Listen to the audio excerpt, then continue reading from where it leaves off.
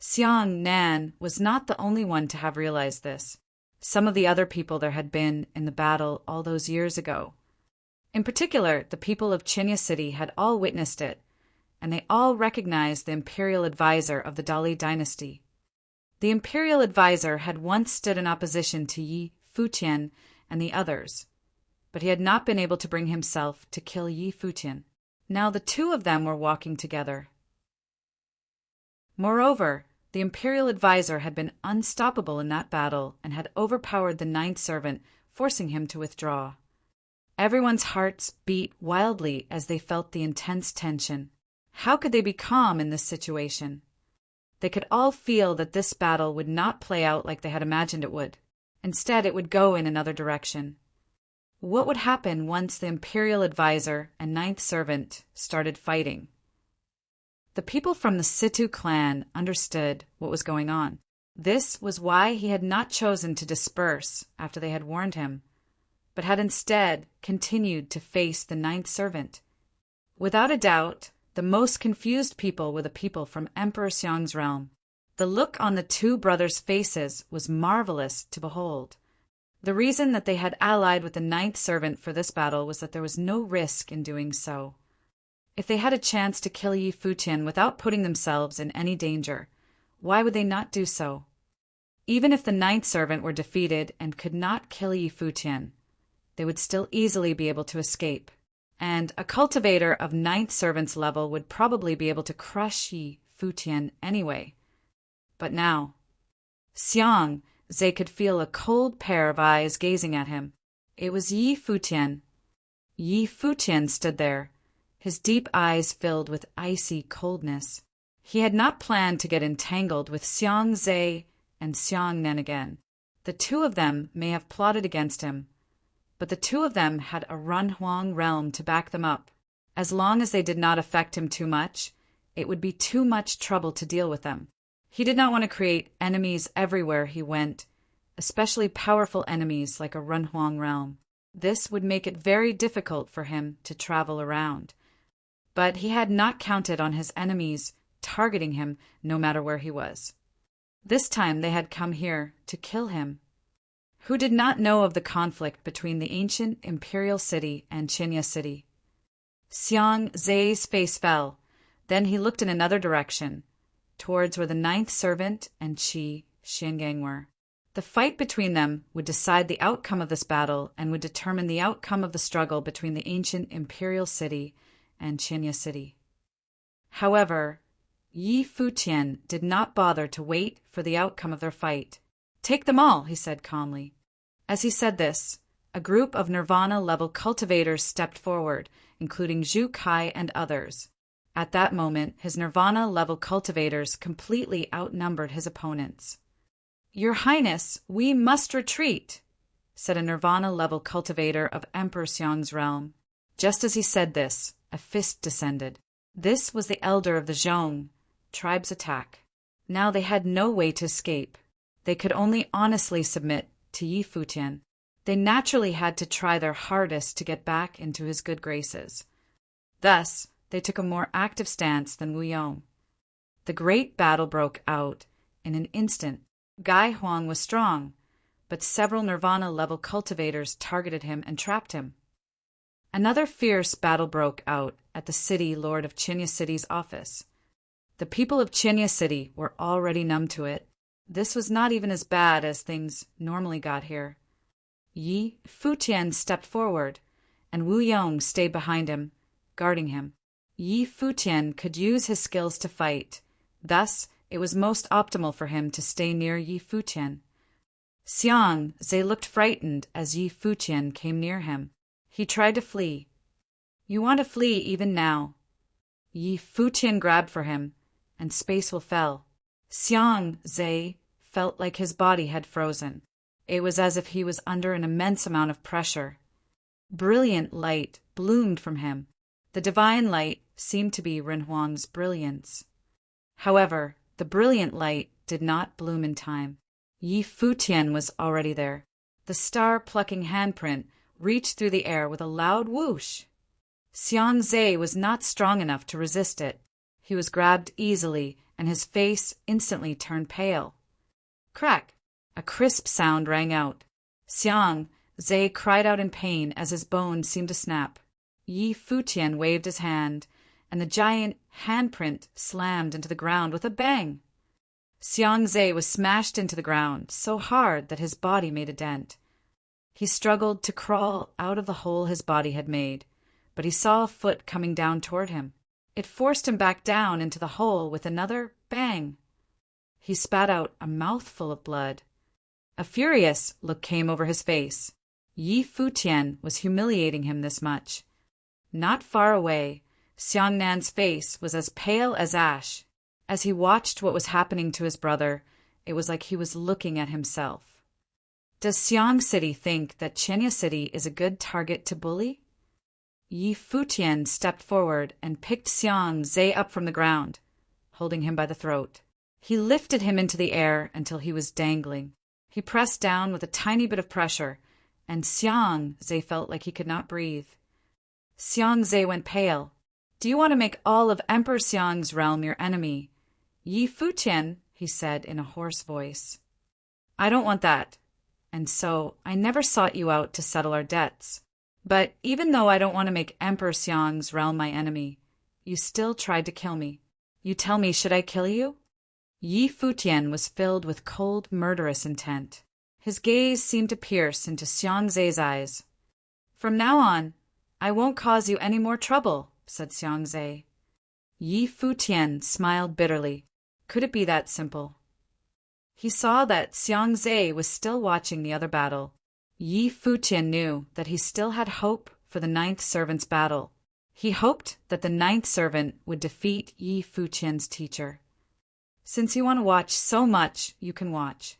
Afterward, we will settle our debts. Yi Futian rotated Xiang Zhe as he held him by the throat, holding him up in the air where he could watch the battle. This kind of humiliation was practically a fate worse than death for Xiang Zhe. Over at the other battle, Qi Xiangang was moving forward, forcing the ninth servant to retreat up into the air. The light of the ancient characters of the Great Path flashed as they wrapped around everything in the area.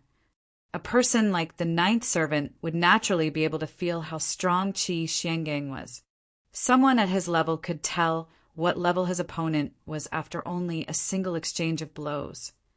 Ninth servant knew that Qi Xiangang was, without a doubt, not at a lower level than him. He had already touched the door to the Renhuang level. He stepped forward, ignoring the distance between them. Billowing will swept out from him, shaking and shattering the very air. He smashed out with his fist, and the sky trembled and shrieked. His fist seemed like it could cross any distance to kill him. An incomparably bright light flashed, and a character that read strong was created in front of the ninth servant, like a stone of the Great Path. The character was filled with wild fist will. All the ancient characters trembled violently, causing a terrible roar. However, the characters seemed to be one with the worldly Great Path, so they could never break. Whoosh! Another ancient character flashed to life on the ninth servant's other side. It read earth. Whoosh! Whoosh! Whoosh! These sounds rang out continuously as characters that were filled with the will of the worldly Great Path descended, falling all around ninth servant. They seemed to have sealed off the whole area. Everyone was trembling as they watched the scene unfolding in the air. The ancient characters of the Great Path wrapped around ninth servant and spun, giving off incomparably brilliant radiance. The whole area seemed to be bound up within them, and the ninth servant was trapped within. Someone as strong as the ninth servant, who was on the regional king's ranking, had been trapped in but an instant. No one would have thought that the battle would come to this conclusion. There was someone who could dominate the ninth servant. The ninth servant took a deep breath. He had a solemn look on his face. He knew that he had encountered the greatest opponent he would ever face in his life. After all, as a saint-level figure, he could not fight with Renhuang-level cultivators, and the man before him was the strongest man he had ever faced. He formed seals with both his hands, and his body became misty and hard to see. He turned in place as a bright light shone from him. Soon, everyone saw many figures that looked like the ninth servant appear, seeming to have superhuman powers. The air all around him trembled violently as if it would shatter under the weight of the will that filled it. Terrible fighting will burst out from his body. A beam of light shot straight up into the clouds, trying to cut through the very heavens. But up in the sky, it was smothered by the rotating characters. Rumble. A terrible aura burst forth, and countless ninth servant figures appeared at the same time, heading out in all different directions. These were not exterior incarnations. Each image seemed to have been formed out of his will. Thousands of figures appeared in every direction, lashing out with their fists at the same time. Bang, bang, bang. Incredibly loud noises rang out, and the ancient characters trembled. In every direction, the countless images seemed to overlap in an instant, and their thousands of fist wills merged, forming a single fist. Overwhelming power exploded from it. The sound of cracking rang out continuously from the wall of ancient characters. It seemed like it would shatter. And that was not all. More images appeared. They seemed to be endless. Before them, the wall of characters was about to be destroyed.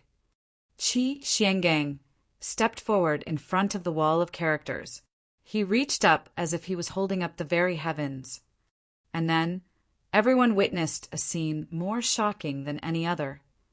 Endless ancient characters were born into the world and fell continuously into the wall that was about to shatter.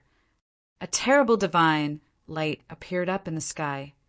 "Leave," said a voice, and the brilliant divine light descended in a straight beam right to where the ninth servant was standing. It seemed like it would pierce right through him. And then all of the rotating characters shattered and seemed to turn into endless beams of light that pierced through every one of the countless images of the ninth servant. The whole area was about to be destroyed. Ninth servant stood at the center of the area. Countless beams of light shot toward him. His body swelled, destroying much of the oncoming burst of energy, but the images around him were continuously pierced through and shattered. As the endless divine light fell, yet another beam of light shot towards him. In the next instant, all of the other countless beams of light pierced through his body. The ninth servant was frozen there. He looked up into the sky. At that moment, his life seemed to be flashing before his eyes. "Your Highness, I have failed you. I have not lived up to your trust in me." The ninth servant sighed inwardly. There were tears in the corners of his eyes. He thought of how he had been bullied when he was young. It was only when he received the care and support of His Majesty that he had been able to have a future. At that moment, he was not sad about the fact that he was about to die. His heart only ached because he was about to let down His Majesty when he had placed so much trust in him. He had tried to help the young master become the emperor with all his heart, but he had never thought that he would meet his end like this. If he had done anything wrong, it was only because the young master had come up against the wrong opponent. Everyone's gaze was fixed on the battle up in the sky. Was this the end? Divine light fell, piercing everyone's eyes. Although the battle was taking place high up in the air, everyone in a vast area could feel the strength of the divisive and destructive will. When they opened their eyes, the ninth servant's figures were no longer in the air. Qi Xiangang was the only one standing there, his plain robes flapping in the wind. However, the radiance of the great path that was around him was beautiful and dazzling. The ninth servant was the city lord of the ancient imperial city and a cultivator of the regional kings' ranking. He was called the most powerful city lord outside of Crimson Dragon City. He had died in battle at Chinya City. He had been slain. Everyone still felt like they were in a dream, like this was not really happening. After all, that was the ninth servant. His name had resonated throughout the Crimson Dragon realm for so many years. He had stood at the peak of the Nirvana level. He would have thought that he would have died. The former imperial advisor of the Dali dynasty was much more powerful than he had been at the Battle of Chinya City all those years ago. He had decisively crushed the ninth servant. He must truly be as powerful as was possible while still on the Nirvana level. Who below the Renhuang level could be a match for him? There were several other Nirvana-level cultivators on the regional kings, ranking in Crimson Dragon City. But would they be able to resist him? Yi Futian looked up at his teacher. Although he was more powerful than he had been, in reality he was no more dazzling. On the contrary, his aura was more restrained now, as if he had dropped all affectations to return to his original simplicity. He stood there in his plain robes, and if he did not release his aura, he would seem just like a common person. His magnificence was all on the inside. This was what it meant to truly change one's state of mind. But his combat ability had increased by leaps and bounds. He naturally understood the ninth servant's power. He had learned of it at the Battle of Chinya City when he had wounded him with the sword Matrix of the Void, and yet he had still been able to force his way out and escape. The fact that his teacher was able to trap him and then slay him in combat showed just how powerful he had become. The death of Ninth Servant meant the end of an era for the people who lived outside of Crimson Dragon City. The ancient imperial city, which had once been the most powerful, had fallen. A new king had risen. Chinya City replaced the ancient imperial city as the foremost city besides Crimson Dragon City. But was Yi Futian worthy of being called the most powerful city lord? After all, he may have been the city lord, but he was only a saint of true self. There was a considerable gap between his combat ability and that of many other top figures. But many people thought very highly of him, even the former imperial advisor of the Dali dynasty. He had left the dynasty to stand by his side and fight for him. Such was his charm. This man had created a legend for himself and was considered by many to be the top talent in all the Crimson Dragon realm. It seemed that his legend had been kicked off by stepping on the back of the ancient imperial city. Would the next era be his? He had slain Xing Kai despite their difference in level. It was said that after he entered the regional king's ranking, no one of the same generation was willing to fight with him anymore. Which of them would be able to withstand him? Perhaps Yu Sheng would, but Yu Sheng would not fight him. Ninth servant! Gai Huang, who was still fighting, turned pale as ash. It was over. Everything was over. Even someone as powerful as Ninth Servant had died here in Chinya City. He had some regrets. If he had not been so arrogant in the past and intervened when all those cultivators had besieged Chinya City to seize Emperor Qua's ruins to give as a gift to Xing Kai, there would not have been such hostility between the two sides. At that time, he had not considered Chinya City to be worthy of his notice. How could they have ever imagined that the city would one day destroy them? Xiang Zhe and Xiang Nin felt the same way. Their faces were also as pale as ash. It could even be said that they were utterly without hope. Yi Futian was still holding Xiang Zhe up in the air to watch. He witnessed the ninth servant's death with his own eyes. His death destroyed his hopes. The battle was already lost. The victory was Yi Futian's. Who could save him? How could Yi Futian humiliate him this much? It was indeed over. The outcome was decided at the moment of the ninth servant's death. The ancient imperial city no longer could resist at all. They had wanted to launch a single, decisive attack. They had tried to eliminate Yi Futian and the others at the moment that they landed and had not yet had a chance to settle, relying on the ninth servant's power. But now ninth servant was dead, and their opponents still had Qi Xiangang, who was strong enough to kill the ninth servant. Even if Qi Xiangang did not do anything else, and just watched, they still would have no way to withstand the Nirvana-level cultivators of the 9 major tribes. Moreover, they still had Yan Yuan, Yaya, and Shintianzhan. Their formation was so much stronger than theirs. The battle was completely one-sided. Gai Huang tried to flee, but several Nirvana-level cultivators surrounded him. blocking off his avenue of escape. Everyone knew that he was doomed. In the last battle at Qinya City, he had not shown the least bit of grace. How could Yi Futian let him go? Does that put an end to your hopes? Yi Futian asked Xiang Zhe, who he was still holding out, "What are your terms?" With Yi Futian holding his throat, it was hard for Xiang Zhe to speak, and so his voice was very hoarse. Yi Futian looked at him coldly, though he felt a bit sad. Even now, he was still talking about terms. He relaxed his grip, freeing Xiang Zhe. Then he slammed out with his fist, hitting Xiang Zhe in the torso. The sound of snapping bones rang out. He groaned as blood flowed from his mouth. "Take him away and imprison him in the city. Lock him up with Xiang Nan," said Yi Futian. Wu Yong walked forward and took Xiang Zhe.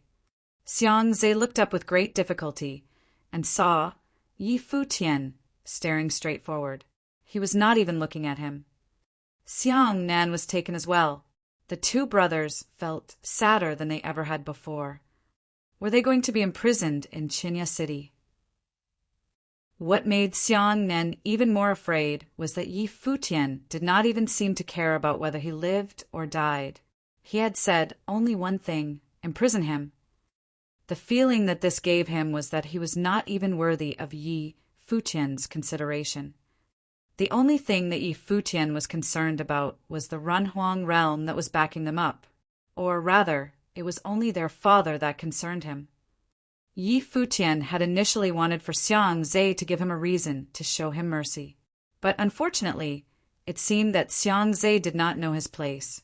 He still sought to make a deal and to talk about terms. What terms could Xiang Zhe possibly offer him? And even if they were going to talk about terms, it would be Emperor Xiang who sent people to do the negotiations. It was just like the ancient imperial city had been in the past. Now, Qinya City was the foremost city besides Crimson Dragon City. They did not have to worry about other Renhuang level figures. Here they were nearly without enemies. The reason he did not kill Xiang Zhe and Xiang Nan was not that he valued them. On the contrary, it was because he did not think they were worth killing. What would be the point of killing two useless people and, in doing so, earning Emperor Xiang's enmity? While they were in the Crimson Dragon Realm, Emperor Xiang could not do anything to them. And what if they were able to leave one day? This was bound to happen. It was not a good thing to be remembered by a Renhuang level figure. Of course, just letting them go was not something he could do. So he had chosen to imprison them and let Emperor Xiang send people to negotiate. Before long, the battle had quieted down. The cultivators of the ancient imperial city had been destroyed. Yi Futian swept his gaze over the crowd. He discovered that Xing Kai's brother Xing Chou was not there. At the start, it had been because of Gai Huang and Xing Chou that their enmity had grown so deep. Now, the ninth servant had not brought Xing Chou along with him. Had he feared that this great battle would affect him? After all, Xing Kai was dead, and so the ninth servant would probably not want to put his last young master, Xing Chou, in any danger. Spatial teleportation. Yi Futian smiled mockingly. The ninth servant had ordered people to set up a two-way teleportation matrix between the ancient imperial city and Qinya City. That was really Yi Futian was almost speechless, but he said, "Let's go to the ancient imperial city." On saying so, he stepped forward, and many cultivators followed him. They headed towards the teleportation matrix. The ancient imperial city is finished, everyone thought as they saw what was going on. It was completely finished. In the ancient imperial city, Xing Chou was standing there calmly. He had been waiting all along for news from the other side. It had been so long, and they had still not come back. The battle must have already broken out. As long as the fighting had started, then Yi Futian must be dead without a doubt. He was staring farther. At that moment, beams of brilliant spatial light flashed, seeming to form an ancient road of space. Xing Chou felt his heart surge with pride, and an excited look came over his face. "Have you returned in triumph?" He stepped forward with a smile, preparing to welcome teacher, ninth servant. The light of the great path of space shone, and a group of figures appeared in Xing Chao's field of vision. As soon as he saw clearly who these figures were, he froze. His face went deathly pale as the blood drained from it. His heart pounded in his chest. In a flash, all of his thoughts ceased. How is this possible? How could this be? How could Yi Futian be the one who had come? What had happened to the ninth servant? Yi Futian swept his gaze over him. He stepped out, straight towards him, moving extremely quickly. Only then did Xing Chou react. A powerful, saint-level aura burst out from him. Crack! A bolt of lightning flashed through the air, and Yi Futian descended right in front of Xing Chou. He pointed at him. The finger that he pointed with seemed to be made of the great path itself. Xing Chou's face was filled with fear. Powerful fighting will surged out from him, but it was pierced through and destroyed by Yi Futian's finger. Snap! Yi Futian placed his finger on Xing Chou's brow, and destructive will surged into his mind, destroying everything. Xing Chou's eyes widened, and he stared fixedly at the figure before him. Was this really how he was going to die? Yi Futian did not say a word. He was simply going to kill him. At that moment, Xing Chou felt incredibly sad, as if he had just realized that he had never been an important figure. Instead, he was someone that Yi Futian could kill with a single finger. Bang! A beam of light shot out of his finger and into Xing Chou's brow. A terrible killing will shot into his mind, destroying everything there. In a flash, Xing Chou's body fell lifeless to the floor. From start to finish, Yi Futian had not said a word, as if Xing Chou had not even been worth talking to. Young master! The other people in the city, Lord's office, trembled in their hearts. Yi Futian had been able to slay Xing Chou like that. Destroy the powers of the Xing Chou and the ninth servant's trusted aides. Let everyone else go. If they cause any problems in the future, kill them, said Yi Futian coldly. The rest of the people he had brought with him shot through the air, preparing to sweep through the ancient imperial city. In an incredibly short period, the most powerful city besides Crimson Dragon City had fallen to this level. After years of hegemony, they finally had to withdraw from the stage of history. Yi Futian swept his gaze over the once might ancient imperial city. If they had not acted aggressively towards him, he would not have acted against them. He left everything in the city to be coordinated by the people who had previously done so, and he returned to Qinya City. The matter had finally come to an end. Now there were no more forces that could threaten Qinya City. The war between Qinya City and the ancient imperial city was over, and Qinya City was completely victorious. The ninth servant, the city lord of the ancient imperial city, was dead. It was said that Xing Kai and Xing Chou, the descendants of Emperor Zhan, had been slain by Yi Futian. Emperor Zhan's bloodline had been completely cut off, leading many people to weep ceaselessly. Afterward, Yi Futian named the chief of the Bailey tribe as the city lord, giving him command of the city. Other than Wu Yong's Wu tribe, all the other tribes moved into the city as well, so they were in complete control of the city. However, everyone knew that the ancient imperial city was still a vassal of Qinya City, and the status of the Bailey tribe seemed to have changed entirely. As for Wu Yong, Yi Futian had originally thought to make him the city lord, but he wanted to stay by Yi Futian's side to cultivate, and so he gave up the prized position of city lord. After some time, Emperor Xiang's realm sent envoys. Emperor Xiang had sent them. They brought many cultivation resources as gifts, and they were willing to cede Xiang City and promised that from now on, Emperor Xiang's realm would leave the Crimson Dragon Realm. As long as Yi Futian was there, they would not set a foot there. They also promised that they would never seek revenge for this in the future. They were willing to write off this grudge with a single stroke of the pen.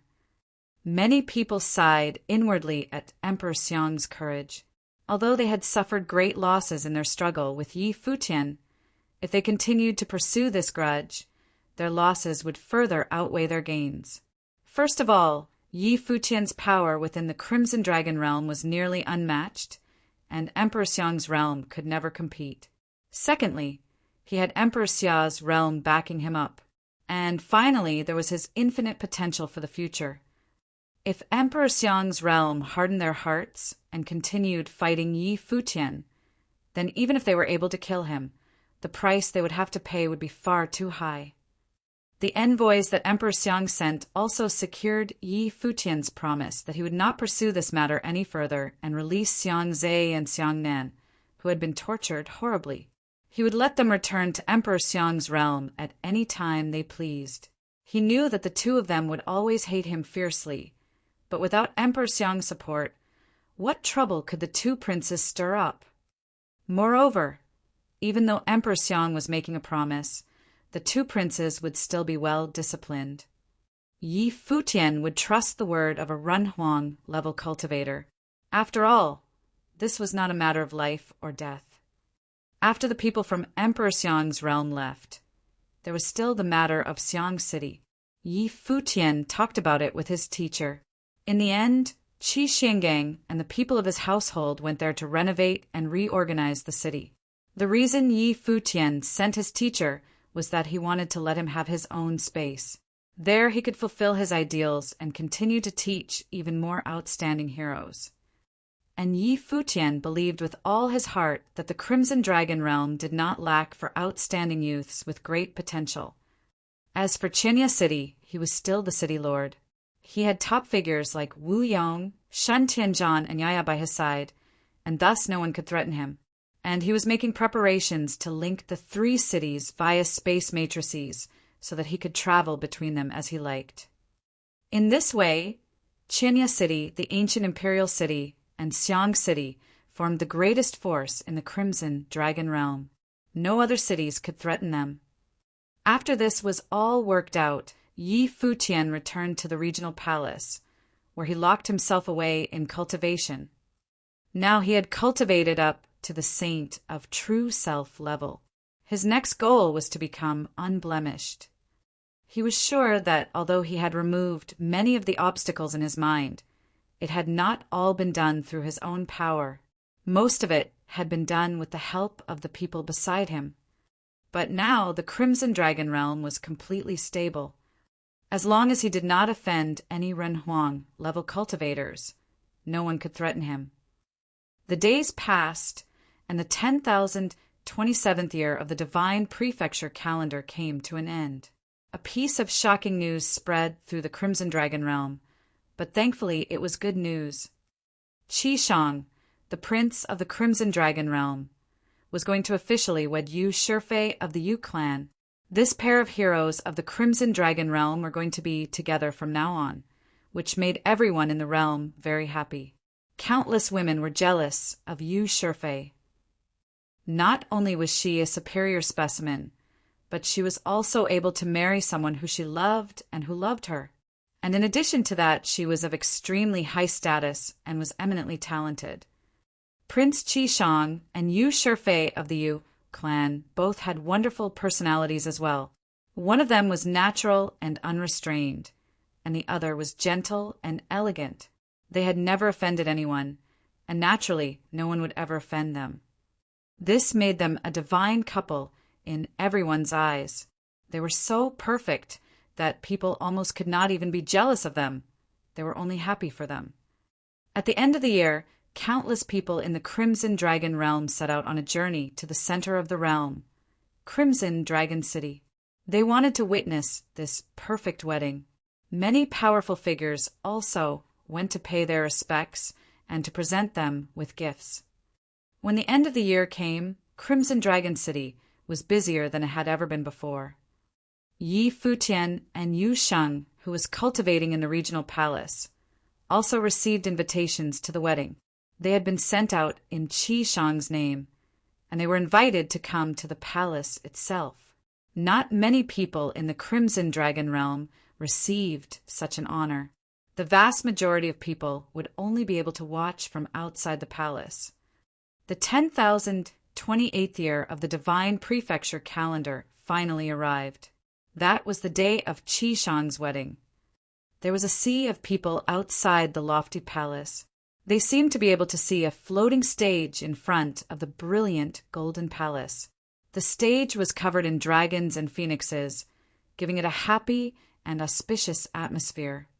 There were all kinds of people from the Crimson Dragon realm within the observation area in the palace. As they walked up the stairs, they looked up at the high-hanging stage. Faint smiles came over their faces. Yi Futian had brought the others as well. Yu Sheng, who had been cultivating in the regional palace, Xia Qingyuan, Pei Min, and Yin Tianjiao all came together to pay their respects. And they were giving respects on behalf of the Runhuang realms that they represented. Yi Futian, came a voice. He turned and saw a man coming towards him. He smiled when he saw him. The man who was walking towards him was Duan Wuji, who had come from the Eastern Palace to pay his respects. An extraordinarily imposing and elegant woman was beside him. It was his sister, the princess of the Eastern Palace. "Long time no see," called Yi Futian with a smile. "It has indeed been a long time. But with all the great deeds you've been doing, I hear your name all the time," said Duan Wuji with a wide smile. This guy had actually managed to destroy the forces of the ancient imperial city. Xing Kai had been unlucky the day he made an enemy of Yi Futian. "Let me introduce you. This is my sister Liu. She is always asking about what kind of man you are. Now that you can see him, what do you think?" said Duan Wuji. Yi Futian looked at Duan Wuji.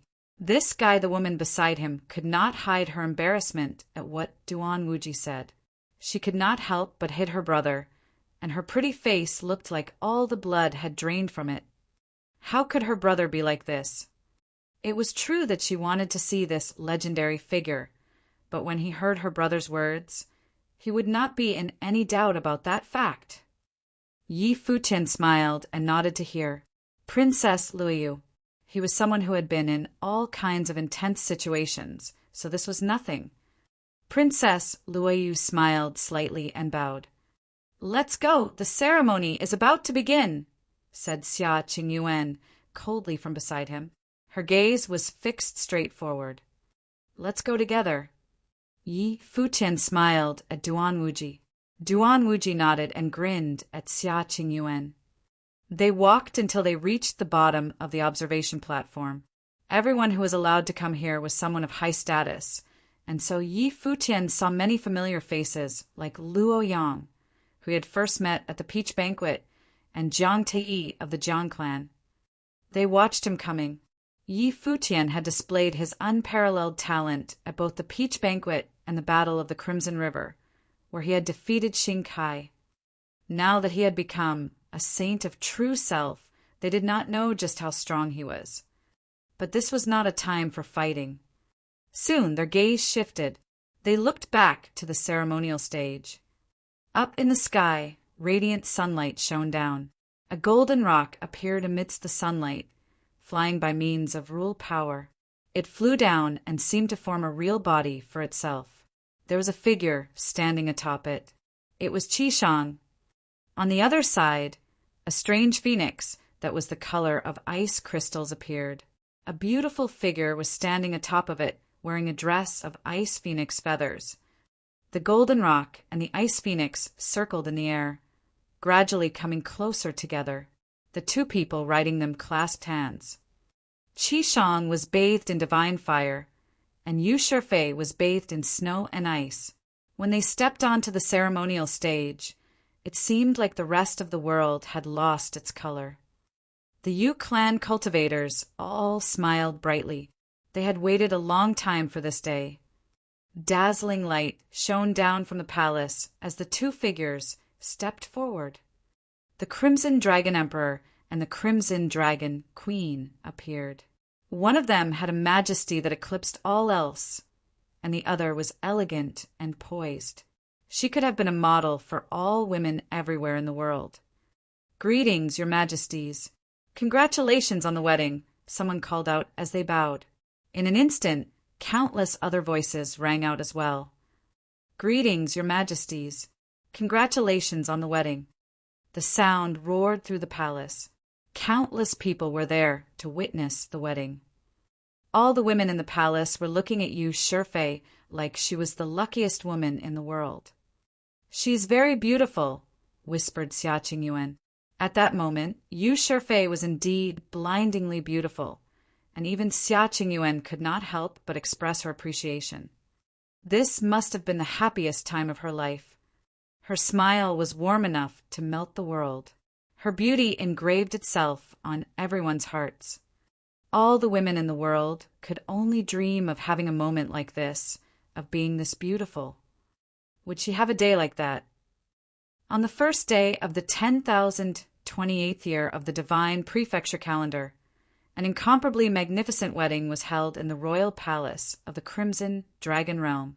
All kinds of famous figures had come, including the Crimson Dragon Emperor and Empress, who had come to personally witness the wedding. Everyone there was a witness. Yi Futian and the others had been watching quietly from below the stage, up until the point where Qi Shang and Yu Shifei bowed to each other, then smiled and took each other's hands. Hand in hand, they would live together to a ripe old age. But it would not be easy for the two of them to reach old age. Today, the whole world shares in Qi Shang and Shifei's happiness. We welcome everyone who has come here to pay their respects to enjoy the feast, said the Crimson Dragon Emperor. His voice resonated throughout the palace. A beam of brilliant light shone, and a divine tree seemed to appear up in the air. The tree swayed, and fire-red fruit fell from it. This fruit comes from the Ganyuan Fusang tree and contains the essence of flames of the way that have been gathered over 1,000 years. It belongs to whoever it falls upon, and no one is allowed to fight them for it, said the Empress from beside the Emperor. The tree covered the sky, and many pieces of fruit fell from it towards those waiting below. Everyone looked up with a look of longing. Eating this fruit would be equivalent to absorbing a powerful burst of flames of the way. But the Empress had said they could not fight for it, and so naturally no one would dare to do so. This was the Empress's way of livening things up. Yi Futian and the others were also watching the fruit fall. When he saw the fruit falling towards him, he could not help but reach out for it. But then the piece of fruit fell into a pale white hand. Yi Futian smiled at Xia Qingyuan beside him and said, "It seems like you are very lucky." She looked at him and smiled, which made Yi Futian think she looked beautiful. She smiled so rarely. He did not know what happy thing she was thinking about. All of the people who received one of the pieces of fruit smiled as they were overcome with joy. Then the banquet started. Many pretty serving maids weaved their way through the crowd, and soon a feast that was both delicious and pleasing to the eyes had been laid out. In addition, all of the food and drink at the banquet was rare and precious. Many people from powerful forces began to present their wedding presents. Yi Futian and the others also gave their present in the name of Qinya City. Although it meant little to Qi Shang, it was still a heartfelt expression of their good intentions. The gift was not important, it was only a tradition. Obviously, those who were able to come to the palace today were all people of high status, and so none of them would give a shabby gift. "Wait, there is one more thing," Qi Shang said suddenly. Everyone looked up at him on the ceremonial platform with a look of surprise. Qi Shang took off his ceremonial robes, and his bright smile was unrestrained. A gasp of surprise came up from the crowd. They all seemed incredibly excited. There was a custom in the Crimson Dragon Realm that if the groom was willing to give his ceremonial robes to someone else after the wedding feast, it would bring them sacred blessings. Usually, the groom would only do this for his siblings or good friends. Obviously, Qi Shang meant to do this now. But who was he planning on bestowing this blessing upon? Even the Crimson Dragon Emperor and Empress looked surprised. They clearly had not known that he was going to do this. This was Qi Shang following his own will. On this day, The groom could decide these things for himself. Qi Shang and Yu Shifei walked down from the ceremonial platform towards the crowd. Everyone's eyes were on them. It seemed that Qi Shang was not going to give it to any of his brothers. Then, would he give it to one of the top figures of the Crimson Dragon Realm? Who would it be? They all watched as he stopped before a young man. The silver-haired youth still looked dazzling as he stood there among the crowd. His handsome features were no less magnificent than those of Prince Qi Shang. This hero of the Crimson Dragon Realm was known as the greatest talent in the realm. Was Qi Shang planning on giving his blessing to him? And indeed, everyone watched as Qi Shang placed his ceremonial robe upon Yi Futian's body. He smiled and said, "I hope that one day I will be able to witness the rise of Qinya City." Yu Shifei smiled at him as well, and took off her ceremonial robe as well. She put it on Xia Qingyuan. Xia Qingyuan did not respond. She just stared at her blankly. Qi Shang and Yu Shifei turned and left, walking naturally and unrestrained. "Good luck." Yu Shifei's voice rang through her mind. Xia Qingyuan watched her retreating figure. She did not know what she had meant by that. At the peach banquet, both Qi Shang and Yu Shifei had known that Xia Qingyuan was experiencing unrequited love. Later, they had found out how things stood between her and Yi Futian, and thus they knew everything. The silver-haired young man and the princess of Emperor Xiao's realm would have their own magnificent story. Some of the people of the regional palace were stunned by this, like Pei Min and Duan Wuji, but then they smiled. That was just the way Qi Shang was. He always acted in a carefree manner. Maybe he had not had any particular reason for doing this. It was just his casual nature. However, for the two of them to have received Qi Shang and Yu Shifei's blessing above so many others was truly special and was making everyone stare at them. "Thank you, Your Highness," said Yi Futian with a smile. That was all he said. Xia Qingyuan looked at Yi Futian beside her, then was silent for a while. The cultivators of the Luo clan, the Jiang clan, and many others were all looking at Yi Futian. This palace lord of Qinya City had swept away all of his opponents, and then not long after had stolen all the glory from the other cultivators of the Crimson Dragon Realm. His fame had truly been set when he had fought with Xing Kai and defeated him. Now, Qi Shang was clearly watching him.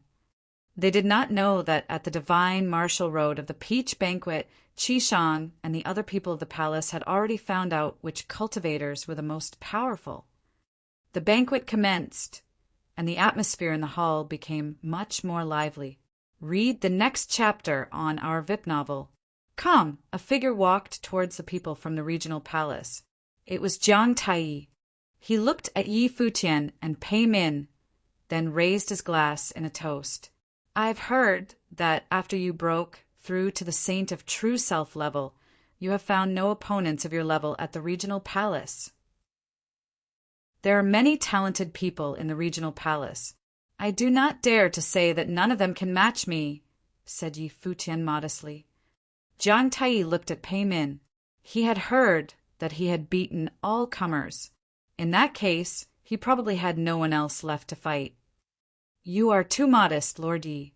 If we have a chance, I'd like to come to Qinya City and spar with you, said Jiang Tai politely. Yi Futian nodded his agreement. Of course. Jiang Tai turned and left. Luo Yang was also looking at Yi Futian. He wanted to spar with him as well. It was not that he was jealous of him. It was that he truly wanted to test himself against someone as tough as him. Ever since his defeat at the peach banquet, he had wondered what would happen if the two of them fought a battle in which they held back nothing. After toasting his elders, Qi Shang walked over to them. It seems that everyone is itching to test their skills. This group of people had all participated in the peach banquet. It seemed that they had all come together, whether by chance or on purpose, no one knew. Please do not blame us, Your Majesty, said Jiang Tai. Of course, I understand. As members of the regional king's ranking, you must not have many opponents within the Crimson Dragon Realm. "There are so few that you can actually have a good fight with," said Qi Shang with a smile. In reality, after he had become a saint, he had found the Crimson Dragon realm to be a little bit boring. Given his status, people who were stronger than him did not dare to fight him. "What are you saying, Your Majesty?" Luo Yang seemed to realize that Qi Shang was hinting at something. "After the ceremony, we will go and settle this.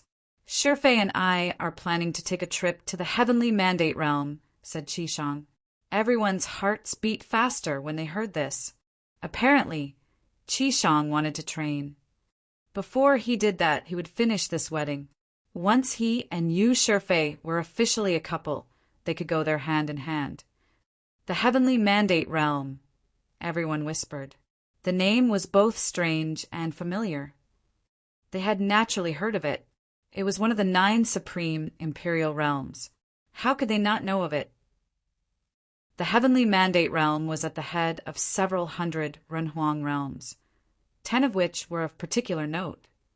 The Crimson Dragon Realm was one of them. That was a place where the greatest figures of the 3,000 realms of the Great Path could gather. Heavenly Mandate Realm. When Yi Futian heard what Qi Shang had said, his heart beat faster. He looked up into the sky. That peerless empress that Emperor Xia and Xia Qingyuan had told him about was there. He had waited for this day for so long. He had asked Yu Sheng to enter the regional palace to come to this point. Now his name was famed throughout the Crimson Dragon Realm. Now he was able to come to the palace itself and get close to Qi Shang. He had finally heard the words, Heavenly Mandate Realm. "Lord Yi, do you want to continue to be a city lord, take up a post in the Crimson Dragon Army, or go with us?" asked Qi Shang. If Yi Futian wanted to join the Crimson Dragon Army, he could give him an important position. In the future, he could become a powerful figure in the Crimson Dragon Army and guard one of the borders of the realm. But Qi Shang hoped that would not be Yi Futian's future. Given the talent that he had displayed, his life would be even more significant than that. That had been his dream all along, to reach higher and higher levels. "I want to go with you," said Yi Futian without the slightest bit of hesitation. Beside him, Xia Qingyuan nodded as well. She seemed to be a little bit sad. But she quickly raised her head and smiled indifferently. This day had finally come. Sooner or later, he would know everything. He would know whether or not Huaji was still alive. She would help him find the truth as soon as possible. She knew that this matter had been pressing upon Yi Futian's heart for so many years. These days he had been spending all his energy to move in this direction. Excellent. Qi Shang smiled and nodded. He looked at the others and said, "How about you all?" The people on the regional kings' ranking do not need to say anything.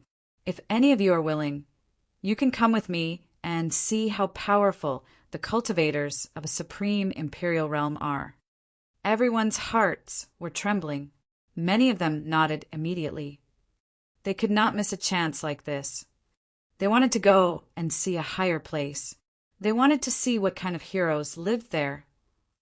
Everyone returned to their homes after that grand wedding was over. Many were still steeped in the mood, but some top-notch geniuses were only feeling very restless deep down. It was not due to the wedding itself, but what Qi Shang said. The Grand Matrix in the royal palace of Crimson Dragon Realm would be activated 7 days later, opening up the vast great path of space and paving the way to a supreme imperial realm. Such matrices came with a hefty cost with every activation, and the numbers would have been astronomical, so much so that even the top-notch forces found all over Crimson Dragon Realm would have been unable to afford such an expenditure. It was quite a huge to Crimson Dragon Emperor, who was the overlord of the entire region of realms. As such a matrix was only found within the royal palace, and only important figures would have been allowed passage. No one knew when would the next opportunity to head to a supreme imperial realm have been, if they were missed the upcoming one. Qi Shang had also taken the opportunity to extend his invitation. No one would have wanted to miss such an opportunity, which was why all those top-notch figures were feeling restless, getting ready for that trip happening days later. That place was a supreme imperial realm, which was a main realm of the 3,000 realms of the Great Path, the very type of realm which all of the 3,000 realms revolve around. It was said that the number of top-notch mighty ones found in the 9 supreme imperial realms would have eclipsed the total amount of all mighty ones found in the other 3,000 realms. No one found that notion unbelievable. That was because all the most powerful cultivators found throughout the 3,000 realms were found there. There was a reason why the likes of Crimson Dragon Emperor, who was the lord of the main realm in an entire realm region, were few and far between. When one reached Renhuang Plain, they would have ruled over a realm, like the emperors of Emperor Xiao's realm and Emperor Li's realm. Renhuangs who were unable to rule a realm themselves would have submitted to the rule of Crimson Dragon Emperor, all the same. There was simply no reason for them to not head to that supreme imperial realm. There would have been more of their peers in that realm, and what they sought after would have been found there as well. As such, those who were at the very pinnacle in all of the 3,000 realms of the Great Path would have either ruled over a realm themselves or trained in the most powerful of realms, a supreme imperial realm. It could have even been said that those top-notch forces found at Crimson Dragon Realm, forces who had holiness of nirvanas serving as anchors, would have been hardly worth mentioning once reaching Heavenly Mandate Realm. Their background would have been rendered meaningless. As such, despite being top-notch geniuses found in their respective turf, they would have been moved one way or another. But then again, other than being somewhat anxious, what they would have actually felt was more in the area of excitement and anticipation. That was how cultivation was after all. Yi Futian returned to Chinya City, and his state of mind was not all that shaken, behaving as his usual self. That was because, to him, that was something that would have happened sooner or later, and he long had the psychological readiness for it. It had always been his goal, after all.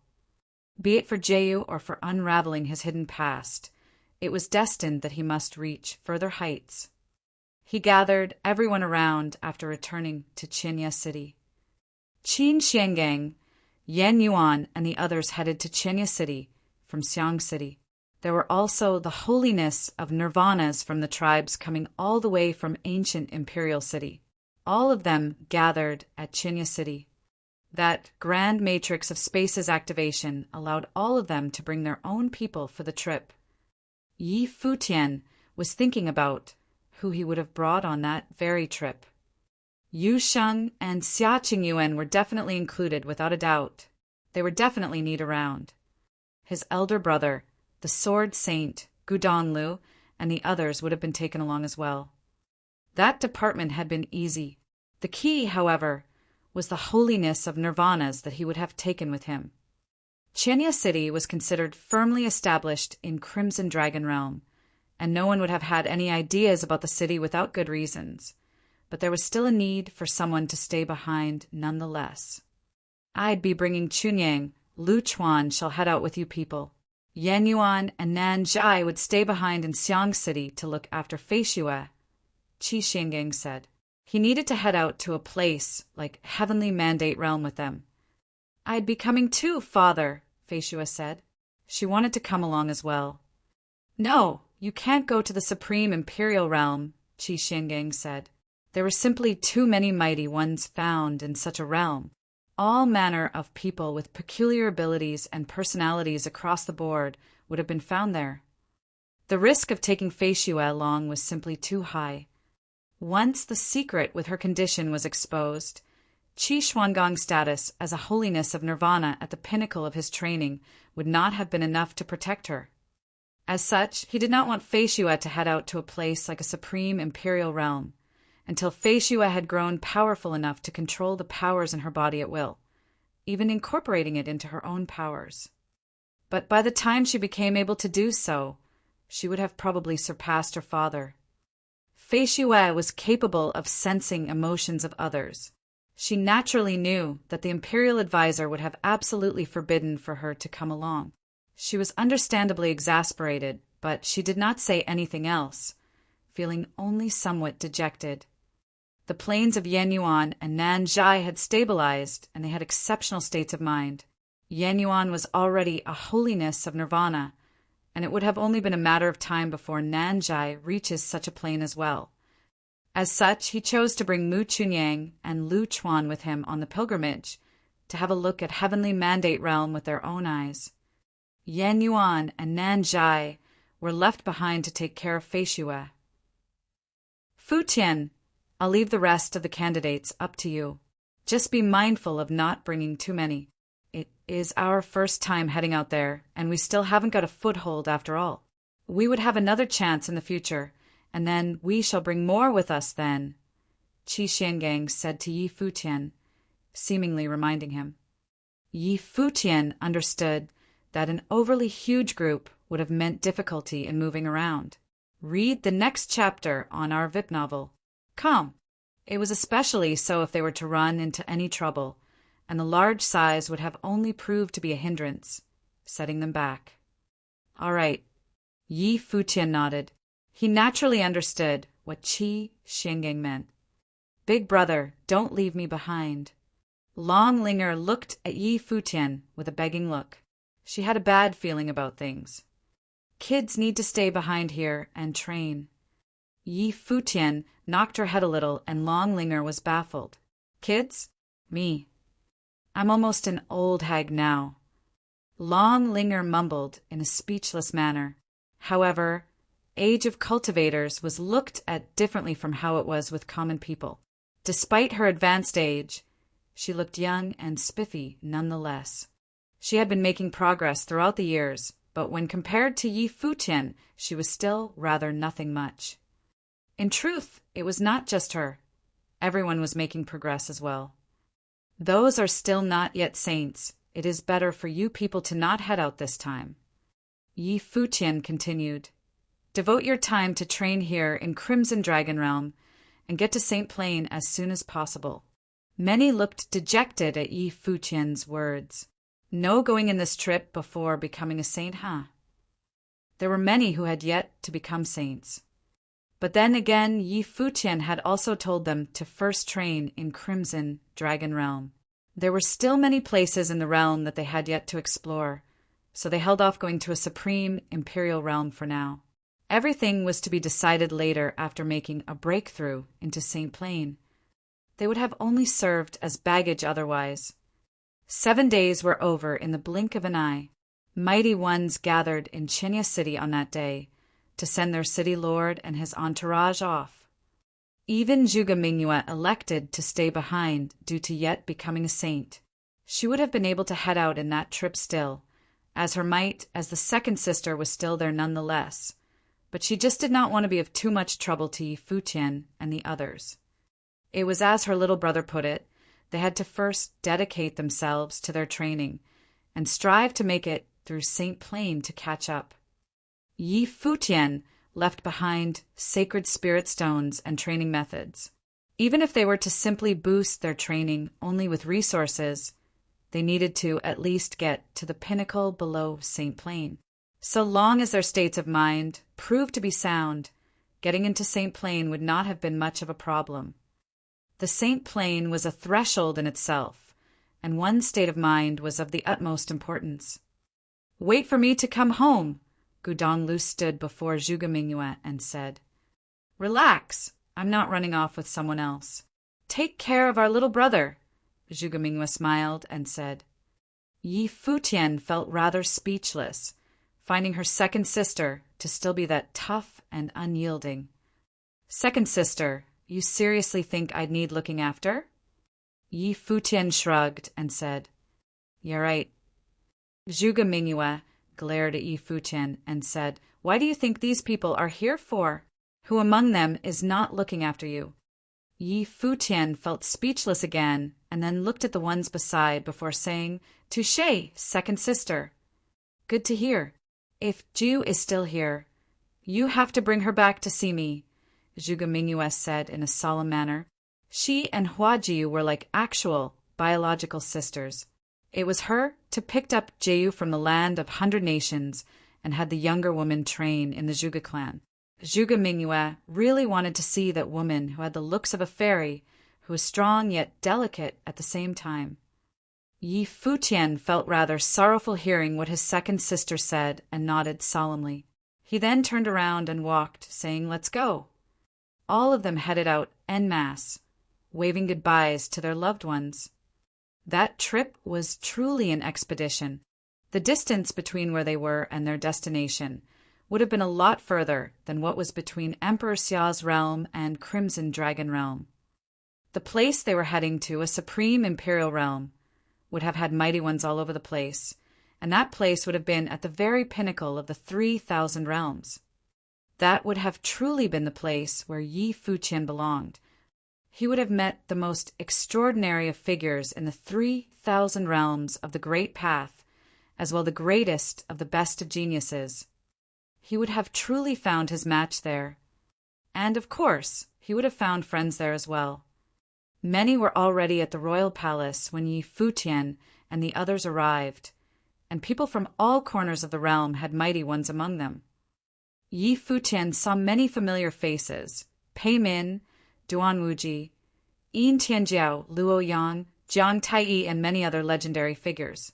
All of them would have headed out, and all of them brought many mighty ones with them as well. Qi Shang and Yu Shifei were naturally there as well. They looked like a match made in heaven just by standing together, and that probably had to do with both of them being very much in love with each other. Crimson Dragon Emperor had also sent his people as well, but there were but a handful of them, and they have all definitely been top-notch figures as well. "Greetings, Senior, I'm Qi Shang." He nodded after seeing Qi Xiangang, who was by Yi Futian's side. People like Qi Xiangang, who had been able to cut down the 9th servant, was hardly found even in the royal palace. "You're too kind, Your Highness," Qi Xiangang answered. "The regional palace is getting ready to list you on the regional king rankings, and maybe we might see another Renhuang rise in Crimson Dragon Realm." Qi Shang smiled and said. Many people around them were busy getting ready while they talked. An extremely huge grand matrix of space gradually lit up. Countless images brightened and shot to the skies. That grand matrix had many stone pillars around, which increasingly brightened as they were entwined with the images below. A beam of light shooting to the sky appeared at the center of the grand matrix, as if it was cleaving a great path of space. "Let's go, everyone," Qi Shang said, and everyone headed to the grand matrix.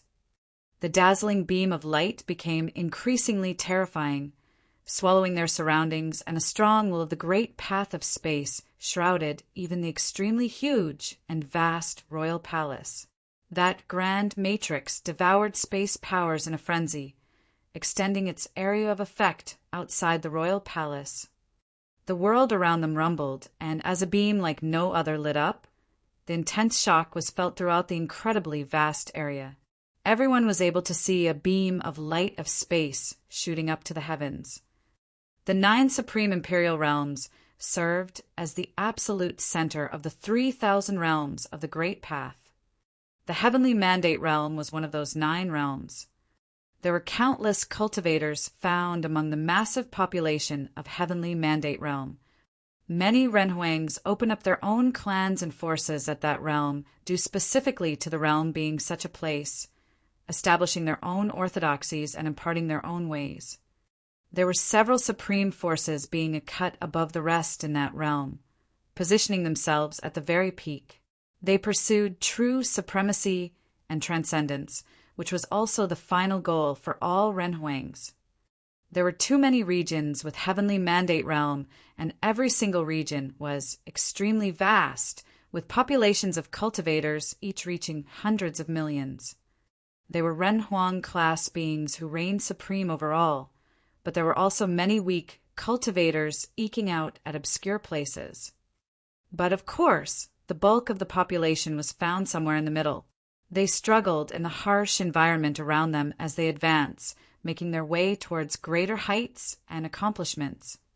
The Celestial Sword Li clan, the Demon Slayer clan, the Yun clan of Luo City were all such forces. They were all at the very pinnacle in their respective regions, but they still struggled to move to higher heights nonetheless. However, that proved to be an arduous challenge.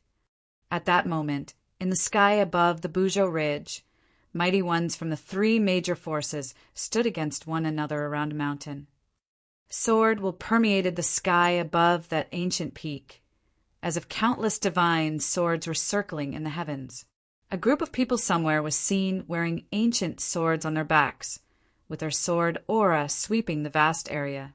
Their might, which originated from the Great Path, was incredibly fearsome. In another corner, there was a group of people wearing golden attire. Their might of the Great Path shrouded the entire area as their auras burst, as if golden rings were fired, clashing with the sword auras in an invisible manner in the air. In yet another corner, a group of people of extraordinary aura had their brimming while shrouded their surroundings, bursting with their own power just like the other two. The three forces almost seemed that they were at even odds with one another. All of them wanted that peak for themselves, or, precisely put, a piece of the cut cliff. That cliff seemed to contain a huge mural, which somehow also looked like a statue. The brimming will of the Great Path on it seemed to suggest that it was left behind by a Renhuang. It was apparent that all three forces were fighting for that piece of item. We of the Celestial Sword shall have the mural. The leading woman of the Li clan stepped forward at that moment. Her voice was cold, and the will of her sword swept all over the sky as she declared, striking out at the other two persons standing across her. "We'll see if you'd be able to take it in the first place." A mighty one from the Demon Slayer clan responded. A loud clang was heard, and her sword will seem to have clashed with the aura bursting from that mighty one.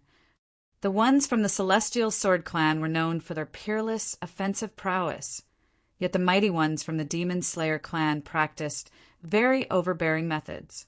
They were not about to just yield a piece left by a Renhuang to others. There were many inklings or ruins left behind by Renhuangs throughout Heavenly Mandate Realm, and those places were always targets of all manner of forces, and why they fought each other. Those sites or items were used for cultivation purposes, as well as some other uses at times. The mighty ones from the Yun clan did not say anything, yet the auras bursting from them remained just as overbearing, shrouding the place and getting ready for war. However, at that moment, a beam of dazzling light shot from the air, and it fell before any of them were able to react. The beam of light burst through the will of Great Path surrounding the area and blasted onto that peak. The expression of the crowd changed slightly after they reacted to what was happening. Their eyes were all on that beam of light before hearing a rumble indicating the crumbling of the ridge. When they looked at where that beam of light landed, everyone's faces were ashen and they looked extremely grim. That wall which all of them was after had ended up crushed. That wall had writings left behind personally by a Renhuang, containing complete will of Great Path of a Renhuang. However, that piece was not actually some kind of ritual implement or treasure, and as such was not all that sturdy to begin with. The writings were no more as soon as the wall broke, and that will of Great Path within dissipated as well. "It's gone." The eyes of the ones in the crowd looked fascinating and their hearts raced. It seemed that everyone was baffled over what happened. All of them were wondering what that beam of light that blasted the wall had been. Someone emerged from the rubble of the crushed wall at that moment. His clothes were ragged and looked rather unkempt. It was only one person. That person seemed to still look dazed. He shook his head for a bit and his silver hair billowed. He then looked up around him and found angry, cold eyes glaring at him. That silver-haired figure was none other than Futian, who came from Crimson Dragon Realm. "Where are the others?" Futian looked around him. None of the others were around.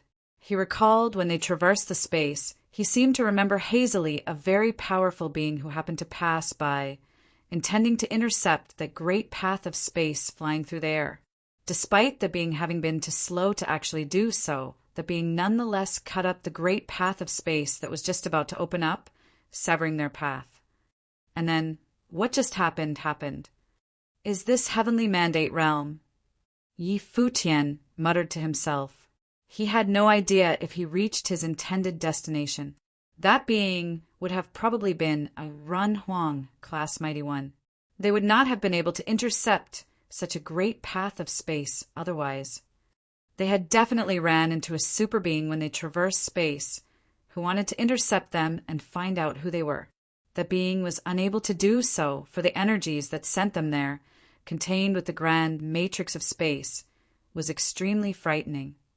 But then again, Yi Futian realized that he did not seem to have the time to figure out where he was. His top priority at that moment was to stay alive. Those eyes that were glaring at him seemed to be saying that they wanted to kill him where he stood. After he steadied himself, he cupped his hands and said to the crowd of the three forces, "Some issues happened with the teleportation. I'm very sorry to cause all of you trouble." He was about to leave after saying so. Yet he sensed towering sword will zipping past his body as soon as he moved his legs. That sword was extremely sharp and terrifying killing intent of the sword shrouded him. The howling current of the sword above seemed to be able to kill him right where he stood, forcing him to stay where he was. Those people all sported very powerful auras. There were some who were actually unblemished saints, and it was apparent that there were many of them. "You think you could just leave like that?" A Mighty One from the Demon Slayer clan asked with a cold expression. The leader looked imposing as his eyes glared at Yi Futian below. He then turned to the other two forces and continued, "Seems like we've gotten all riled up for nothing. How do you suppose we deal with this?" The one who talked turned his attention at the leader of the Celestial Swordly clan, who was a beautiful woman, wore simple attire. Her form-fitting garb was clean and without frills, making her look dashing as sword were coiled around her. Her eyes were cold as she glared at Yi Futian. "You have any Run Huang treasures with you?" the woman asked coldly. Yi Futian frowned and answered, "No, I don't." He naturally denied right away at that moment. If he were to hesitate, those people would have had second thoughts about him. "Hand over all valuables you have on you. If any one of them was worth a Run Huang's item, you get to live." Li Rushuang's voice was cold as she continued, "Otherwise, kill yourself right here, right now." She had been very fixated on that thing left over by a Run Huang.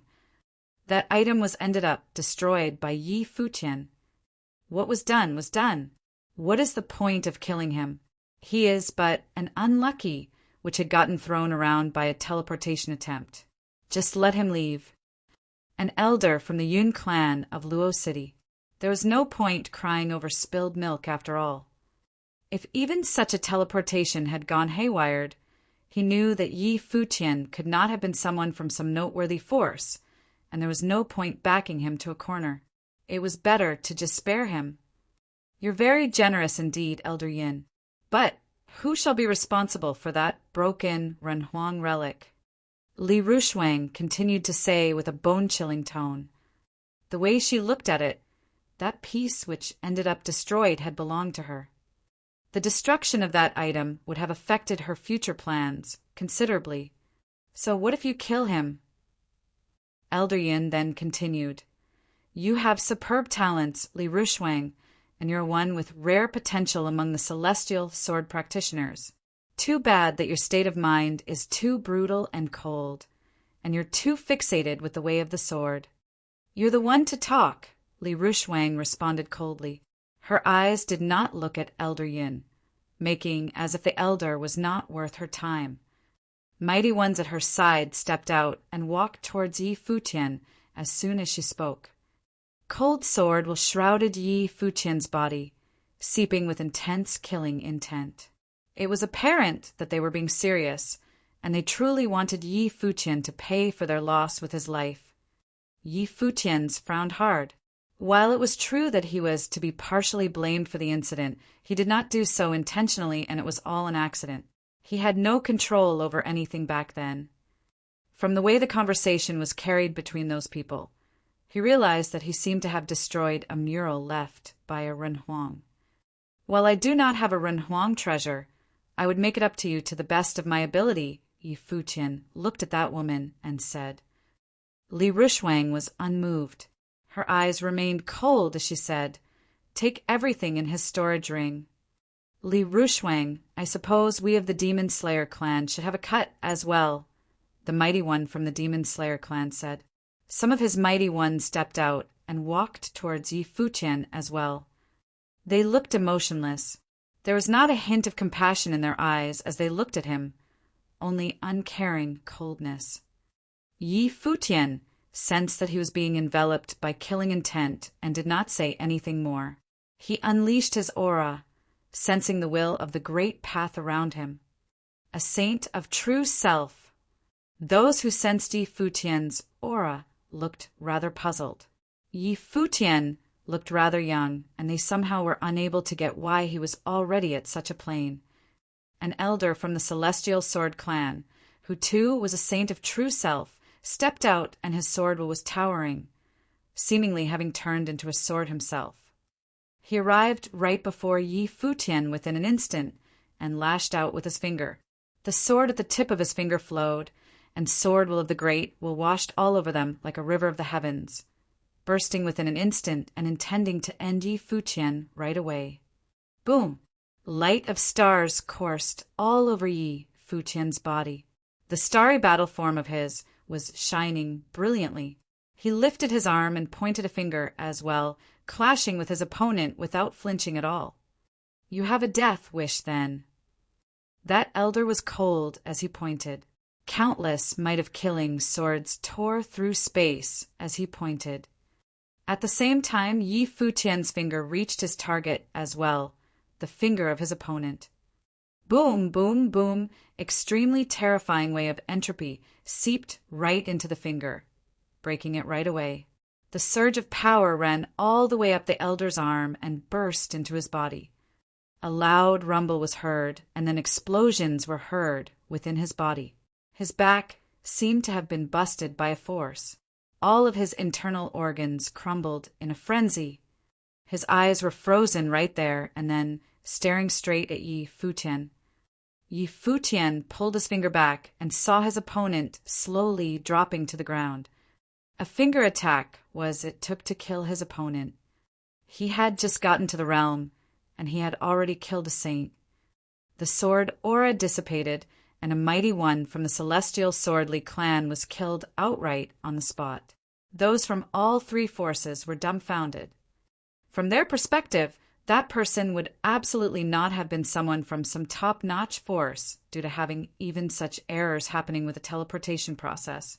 Only lone cultivators would have made such mistakes, as grand matrices of space of greater forces would have been stable, and there was no way such errors could have happened.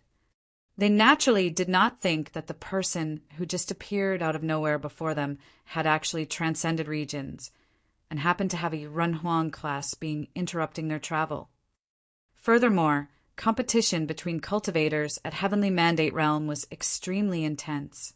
The fighting was far more brutal than even what was back at Crimson Dragon Realm.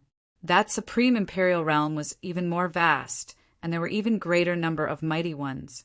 Even cultivators were practically limitless, and there were few rules binding anyone. They needed to fight over any cultivation resources they were able to find, and more so when it came to items left behind by Renhuangs. Yi Futian broke one such item, and that disrupted all of their plans, which was why the ones from the Celestial Swordly clan and the Demon Slayer clan both wanted to kill Yi Futian and take whatever there was to take from him. However, the attack with that one finger from him clearly indicated that he was anything but weak. He just killed a cultivator from the Celestial Swordly clan who was the same plane with him, and that meant that his attack would have been extremely overwhelming. Li Rushwang's expression remained bone-chilling cold, yet she was rather surprised nonetheless. She thought that taking on such might of the sword head-on would have killed him outright. It was apparent that she had underestimated Yi Futian's powers. Several swordsmen took to the sky, and sword wills held above Yi Futian's head, as if they were about to rain down on him at any given moment. There was one unblemished saint elder stepped out, and his might was frightening. Yi Futian frowned hard. If that was an unblemished saint, that meant that the upcoming fight would have been tough. It was a given that the elder intended to wipe him out right there and then, but there was no way he would have just sat around waiting to be dealt with. If he were to be backed to a corner, he would have had to unleash the will of Emperor Kwa. However, he was nonetheless a newcomer to the realm, and he did not want to do so as soon as he had arrived. The recoil would have been bad as well after all. The halberd of time and space appeared in his hand, and will of the great path pulsed on it, containing intense will of space. The eyes of the people around him flashed. That ritual implement seemed to be very powerful, and it looked as if he still had some treasures with him. Boom! Dazzling flash of the sword of the great path rained down from above in a straight line, targeted right at Yi Futian's body. He disappeared from where he stood within an instant. Two swordsmen charged at the same time at him with their swords drawn, moving at blitzing speeds. Sword auras came at Yi Futian like bolts of lightning. Overwhelming will of the great path emerged from Yi Futian's hand, charging into the boundless sword wills in a straight line, heading for a mighty one. The halberd of time and space lashed out, raging currents of sword aura coming from everywhere parted in the middle, as they were being destroyed in a frenzy. That swordsman noticed something was afoot and intended to back away, but felt his will of the great path being blocked. PFFTT. A crisp sound was heard, and Yi Futian, who had been standing far away just moments ago, burst through the current of sword aura right away armed with the halberd, piercing his brow at blinding speed. However, that unblemished saint elder stepped out and charged. Towering flash of the sword rained down as he stepped out, with terrifying hurricanes of the sword whipped up in the sky. Swords rained down one after another. The speeds at which the blades moved were unbelievably fast. Yi Futian lifted his hand and lashed out with a palm print. Rumbling explosions were heard. The palm print continued to shatter as his body kept being pushed down. That river of swords washed at him, threatening to bury him in blades completely. A cold snorting noise was heard at that moment. That leading elder of the Yun clan stepped out and came right above Yi Futian, bursting with a terrifying storm of lightning. He lifted his arm, and there seemed to be a god of thunder appearing behind him, extending its hand. Said god's lightning palm print repelled the attacks and burst with boundless lightning within an instant, blasting on the current of the sword that was raining down. The sky was lit right away, and devastating powers were all destroyed up in the sky. However, countless sword wills in the sky coalesced into one single blade, which was then materialized into a giant sword, pointing at the ground below. Hurricanes of the sword circled around that blade, with boundless sword auras surging into it. That unblemished saint elder stood beside the sword and pointed downward, saying, "Kill." Their surroundings held in rage as he said so. That giant sword wrapped in hurricanes disappeared right away, cleaving a line downwards. The elder from the Yun clan looked up, and towering might of lightning was coalesced into a single beam within an instant, which then streaked through the sky like a blade. That terrifying lightning bolt seemed to be out to tear the sky apart. Devastating light drowned the sky around them. Mighty ones backed away one after another. That terrifying beam raised the ridge all around them. The sword in the sky and the lightning then dissipated altogether. The Yun clan elder and Yi Futian both retreated to the side where the Yun clan cultivators were. "Liku, you're an old man yourself, and I'm afraid bullying someone a lot younger than you isn't the way to do it." That Yun clan elder looked up at that mighty one from the celestial swordly clan and said. Liku's expression was cold, and sword was seen in his eyes. He then moved forward, burning with intense killing intent. Yi Futian killed two of their saints, and was definitely anything but weak. It could have even been said that he was very powerful, which meant that he needed to be dealt with on the spot. He had no intentions of letting Yi Futian leave alive. However, that elder from Yun clan acted in Yi Futian's defense, which put those from the Celestial Swordly clan in a difficult spot. But then again, those three forces had always been competing with each other. They were of antagonistic relationship, so it was entirely normal for that elder to act. So, your people of the Demon Slayer clan is just going to sit and watch. Li Rushwang said coldly as she looked at the mighty ones from the Demon Slayer clan. Come to think about it, Yun Tung was right. That thing was already destroyed and there was no point killing the kid. We'll just let the matter slide and have no intentions to pursue the matter further. Excuse us. The mighty ones from the Demon Slayer clan made up their mind on the spot, leaving immediately as soon as that one mighty one finished talking, without staying around for even a second longer. That silver-haired young man who appeared out of nowhere was very powerful, which caused them to re-evaluate their opponent, as well to weigh the pros and cons of cutting him down. Furthermore, the Yun clan stepped in on his behalf, so they saw fit to just give up right away. By the way, they had no score to settle with Yi Futian to begin with, so it was better to just leave and pretend that nothing happened. Asterisk ards. Li Rushwang's expression remained cold. Sword was circled about her as she cast a glance at the mighty ones of Yun clan. She then said, Yun Tung, he killed 2 of ours. Are you sure you are going to cover for him? Indeed. Yun Tung replied coldly.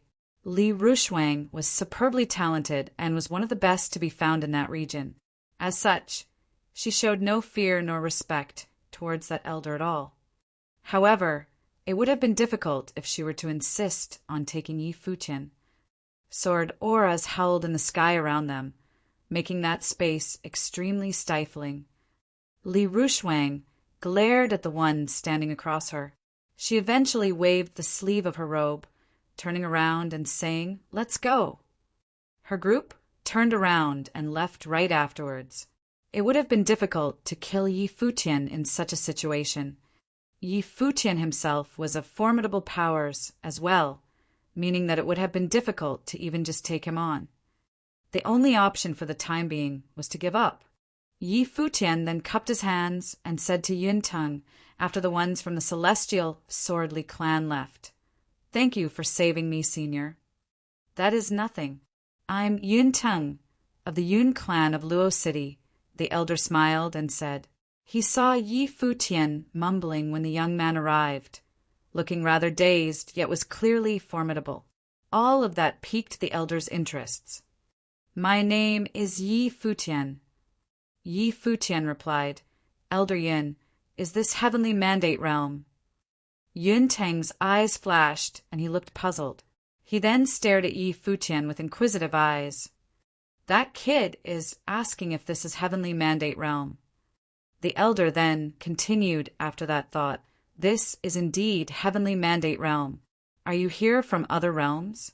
Something wrong with your grand matrix of space? Yi Futian was rather relieved hearing what that elder said. It seemed that he did not end up in the wrong place. He was worried that he was left behind in some other realms. They were probably at the edge of heavenly mandate realm, when some Runhuang class person happened to see them and intended to intercept them, and that person failed and caused what happened then instead. Indeed, I'm from Crimson Dragon realm around these parts. Yi Futian nodded and answered. While the grand matrix of space had indeed been disrupted, the others should have arrived at heavenly mandate realm nonetheless, and they would not have been all that far away. He was only hoping that they had better luck with things than he did. It was fortunate that he only brought saints with him on that trip. While being at Saint Plain did not mean one would have been considered strong at heavenly mandate realm, it would have at least meant that they were able to stand on their own. Nothing would have happened if they were to not run into any messy troubles. According to what I know, it is rather difficult for other realms of other regions to come to heavenly mandate realm, which is a supreme imperial realm. I could see that you are of considerable powers, So that is how it is then. I assume that you're a descendant of a Renhuang at Crimson Dragon Realm? Yunting smiled and said, Yi Futian looked like he was a total mess when he first arrived, with his hair and clothes looking very unkempt. However, after he brushed and straightened himself, it was not difficult to see that he was of extraordinary bearing. I'm not. Yi Futian shook his hand. We're on this pilgrimage to Heavenly Mandate Realm with the Prince of Crimson Dragon Realm. Something happened with teleportation, and we were all thrown all over the place. The elder nodded and said, So that was what happened. You've just arrived and is separated from your friends. How about we head to the Yun clan of Luo City for a bit? I'd get someone to help you find your friends, and see if they're around these parts. What do you say? Yun Tang continued. People who were capable of traversing realm regions with the prince would have definitely been someone extremely talented, even if they were to not be a descendant of Crimson Dragon Emperor. They would not have had the right to be on such a trip otherwise. Heavenly Mandate Realm was a supreme imperial realm and powerful people were everywhere, but that did not mean that all of them would have been aloof, arrogant pricks. The Yun clan of Luo City had always intended to become a Renhuang class force. People who came from Renhuang class forces of other realms would have definitely been very exceptional, even when compared to those from Heavenly Mandate Realm. It was just that they were unable to compare to those at the very pinnacle in the realm. Yi Futian stayed silent for a brief moment before nodding and saying, All right, I'm sorry to have been of trouble to you, Senior. He had just gotten to Heavenly Mandate Realm and he knew next to nothing. He, too, wanted to find out more about the realm, as well as the parts where he actually was. Yun Ting proposed to let him go as soon as he showed, so he assumed that the elder had little to no ulterior motives and would not have done him any harm. He was getting ready to look for Yu Sheng, Xia Qingyuan, his teacher, his elder brother, and the others. Let's head out then. Yun Ting nodded, and everyone made a move. Yi Futian followed by Yun Ting's side and asked, Senior, what is that stone wall that I've just destroyed? Probably something written by a Renhuang when they stopped by these parts to train. There are many Renhuangs here at Heavenly Mandate Realm, but to us which are not of Renhuang force, anything left behind by Renhuang would have been extremely valuable, and so we came to fight for it, which you just happened to have broken. Yun Tang then elaborated further. The region that we are in now is where Luo City is, as well as the Celestial Swordly clan and the Demon Slayer clan you just saw. All of us belong to Emperor Qi's territory. According to what I know, Li Rushuang had intended to take that thing to be brought to Emperor Qi's palace as a gift, so as to earn teachings from the Emperor. Your arrival broke her plans, and that was why she wanted to kill you. Yi Futian nodded, realizing that Renhuangs had their own territories in Heavenly Mandate Realm as well. Luo City was one of the cities in Emperor Qi's territory. The Yun clan of Luo City was the most powerful force to be found in that ancient city. Yi Futian found the city to be an extremely bustling one after entering it, which was comparable to Qinya City in terms of liveliness. That city was considered a medium-class city in Heavenly Mandate Realm. While it was without doubt stronger than the smaller cities, the city itself was considered a small city when compared to top-notch cities. The key lied with the city it was being compared to. Many in the city took notice after Yun Tang and the others entered the city, and everyone seemed very respectful, which showed that they apparently knew who Yun Tang and the others around him were. The group came to a grand, majestic-looking manor. That was the manor of the Yun clan of Luo City. Someone was seen coming out of that grand building to receive them. How did it go, Father? A middle-aged, beautiful woman of Saint Plain looked at Yun Tang and asked. There had been some hiccups.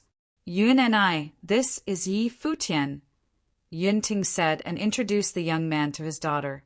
He then said, See to our guest here and send men out to see if there are any who seems to have ran into predicaments similar to Yi Futian in the region. I'd need to be elsewhere. Very well. Yun and I nodded. The clan was a huge one, and her father still needed to report to her grandfather. Yun Ting nodded slightly to Yi Futian before leaving with a group of people. Yun and I gave the order, and then said to Yi Futian, "Sir Yi, we of the Yun clan still has some influence in Luo City. If your friends were to have landed in Luo City or somewhere nearby, it shouldn't be difficult to find them.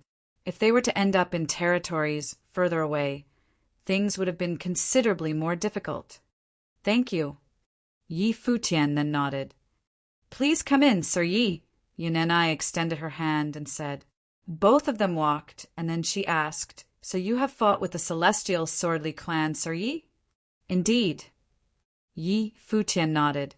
"The people of the Celestial Swordly clan wanted to kill me. I owe my life to Senior back then. Father was not actually doing it all for you, Sir Yi." Yun Ni's eyes turned rather cold and continued, "The way the Celestial Swordly clan carry about their business, and how Li Rushwang is being so aggressive now, it is just normal for Father to butt in." The group came to an elegant compound, and there seemed to be a young woman training before them. Sparks of lightning dazzled all over her, contained auras of rules. She extended her hand and slashed. The resulting lightning shot forward like a serpent. However, that did not seem to be the result she was after. She turned around and saw Yun and I, and Yi Futian. She then called Mother. "This is my daughter, Yun Qianyue. Qianyue, this is Sir Yi," Yun and I introduced. "Sir Yi." Yun Qianyue took a look at Yi Futian and bowed slightly. That silver-haired young man had extraordinary bearing and was probably not common folk, but he looked very young, as if he was her age. However, his aura was very reserved, and his training would have probably been of very high levels. Her mother, who was a saint, would not have addressed him as Sir otherwise. "Is the Yun clan mainly practicing the ways of lightning? I have seen Senior Yun's lightning ways, and the power shown was extraordinarily overwhelming," Yi Futian said. "You're too kind, Sir Yi. The lightning arts of the Yun clan is naturally considered powerful in Luo City, but we're not even at Renhuang class. If we were to take the entire heavenly mandate realm into consideration, we wouldn't even be considered strong at all. Furthermore, there is also an insurmountable mountain in the realm," Yun and I elaborated. "You mean to say," Yi Futian was feeling curious. "Nothing much. It is still all too far away," Yun and I said as she shook her head. She did not want to say more, and that was not part of her world after all. "All lightning arts in the world originates from the heavenly palace." Yun Qianyue's voice sounded rather serious when she said it. That violet palace high up in the clouds was to be known #1 throughout the 3,000 realms in lightning arts. As such, it was said that all lightning arts in the world originated from the heavenly palace. Due to the heavenly palace being a part of heavenly mandate realm, there were many forces training in lightning arts in the realm. "All lightning arts in the world originates from the heavenly palace," Yi Futian mumbled to himself and then continued, "Boisterous indeed." The violet heavenly palace was the most powerful force to be found practicing lightning arts. Countless lightning arts found throughout the 3,000 realms of the Great Path have all been derivatives in one way or another of what is practiced by the violet heavenly palace. "This is not actually boisterous at all," Yun and I smiled and said. "What about Brahma's pure sky then?" Yi Futian asked all of a sudden. Both Yun and I and Yun Qianyue were stunned. They then looked at Yi Futian with peculiar expression. Yun and I then smiled and said, "Well, you're a formidable training, Sir Yi, but it is best to not venture into a place like the Brahma's pure sky." Brahma's pure sky was simply too far away for them, yet it was where all women in the world wanted to go to. An empress was enlightened to the great path at Brahma's pure sky, and that place was lauded as the #1 mountain in the world. The Futian goddess who served the empress was a figure that countless worshipped. There was simply none of them who were not legendary Renhuang. It was not a surprise for Yun and I to tell Yi Futian to not think too much about it. Even the virgins who served the Jyotin goddess had already been a holy figure that countless deemed unreachable, let alone a supreme force like Brahma's pure sky. Is the Lord of Brahma's pure sky that powerful? Yi Futian asked. What you're saying now, Sir Yi, is probably heard by the Lord of Brahma's pure sky. Yun and I continued. That is a being whose will reaches the 3,000 realms. It is said that she is possibly someone capable of breaking through the heavenly path. Yi Futian's expression was a solemn one. That Lord of Brahma's pure sky was indeed too far away from him. However, if he were to be clear of Jiu's situation and wanted to know about whether his wife was dead or alive, he would have had to get to Brahma's pure sky sooner or later. He turned his eyes around and looked at Yun Qianyue, saying, the lightning arts that you intend to practice before. Is it something like this? Yi Futian said and slashed at the sky. Dazzling flashes of lightning shot out, seemingly cutting the sky. Indeed. Yun Qianyue's eyes sparkled. She nodded and said, somehow I just don't seem to get the hang of it. I'd be honored to have your guidance. Forget what you've learned before and forget the rules that you've come to comprehend. Just focus on practicing the technique and spend some time repeating it and see if you have learned something new by then, Yi Futian said. Yun Qianyue was steeped in thought for a bit before nodding and saying, will do. Continue your training then. Yun and I said to Yun Qianyue and then brought Yi Futian to a compound.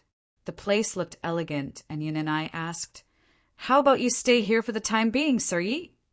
Thank you indeed, Yi Futian said. You could come and look for me if you need anything, Sir Yi, Yun and I said and then left the place. Yi Futian took a look around. The Yun clan of Luo City seemed to be a place like Qianya City back in Crimson Dragon Realm, with holiness of nirvanas ruling over a city. There was definitely a holiness of nirvana among the Yun clan. Yun Tang was out to report, and he would have probably head out to report to the clan leader. Yi Futian felt rather restless when he thought about his people scattered all over the place after the teleportation turned haywired. It would have been fine if they were dropping out somewhere nearby. If they had ended up somewhere too far away, the size of Heavenly Mandate Realm would have made it very difficult to locate them, unless they were to cause a ruckus large enough to shake a region. Let's just see if they have any useful news about, Yi Futian told himself and put it behind him, closing his eyes to train instead. Someone else came not long afterwards, but did not bother Yi Futian seeing that he was training with his eyes closed, electing to stand far away instead. Yi Futian opened his eyes and then saw Yun Qianyue smiling. He then asked, is there anything I could help you with, Ms. Qianyue? Yun Qianyue stepped out and came before Yi Futian. She was dressed in blue attire, facing Yi Futian before bowing to him, saying, please guide me in my training, sir. You've learned something? Yi Futian's expression was peculiar. He had only reminded her of something, and did not expect her to be able to get something out of it in such a short period of time. Indeed. Yun Qianyue nodded. I'd like you to be my teacher. I was simply giving you pointers. That was just a way of training, and I didn't actually teach you anything. You owe being able to get it so quickly to your own intellect. It has little to do with me, and I'm afraid I'm unqualified to teach you, Yi Futian smiled and said. He had many teachers throughout this journey in cultivation, and every single one of them played key roles in various stages in his life. He totally did not expect someone to want to take him as their teacher. However, he had actually fulfilled all the requirements for such a role. The only inadequacy was that he appeared too young. If you are unwilling to take me as your student, would you mind if I come here often to ask for guidance then? Yun Qianyue continued. Yi Futian had really simply given her pointers, and that was something that could not have been applied in everything. However, she was able to get what she sought in an extremely short period of them, picking up the lightning arts that she sought. It simply proved that Yi Futian was extremely learned in such ways. Not at all. Yi Futian nodded and agreed to it. Yun Qianyue smiled and bowed, saying, "Thank you, sir." A group of people arrived from the air at that moment, who then walked up to him. Yun Ting flashed and came to him as well, who then addressed the crowd. "Sir Yi is a guest of mine. You shall not be rude in my place." Those people backed away one after another. Yun Ting frowned and said, "Many mighty ones from the Celestial Sword Clan came." Li Rushuang led those people personally to the Yun clan, demanding that we hand you over. Yun Ni's expression became somewhat colder at the mention of the Celestial Sword Li clan. The same went with Yun Qianyue as well. "Aren't the Celestial Sword Li clan enemies with the Yun clan of Luo City?" Yi Futian asked. "Why is Li Rushuang able to come all the way here to make demands?" Li Rushuang was extraordinarily talented among her generation in the Celestial Sword Li clan, and it was extremely possible for her to train under Emperor Qi. Yun Tung elaborated. "Emperor Qi often picks a bunch of people in his territory, and they stand a chance of being personally taught by the emperor. Li Rushuang's talents are such that the probability of her making it is extremely high.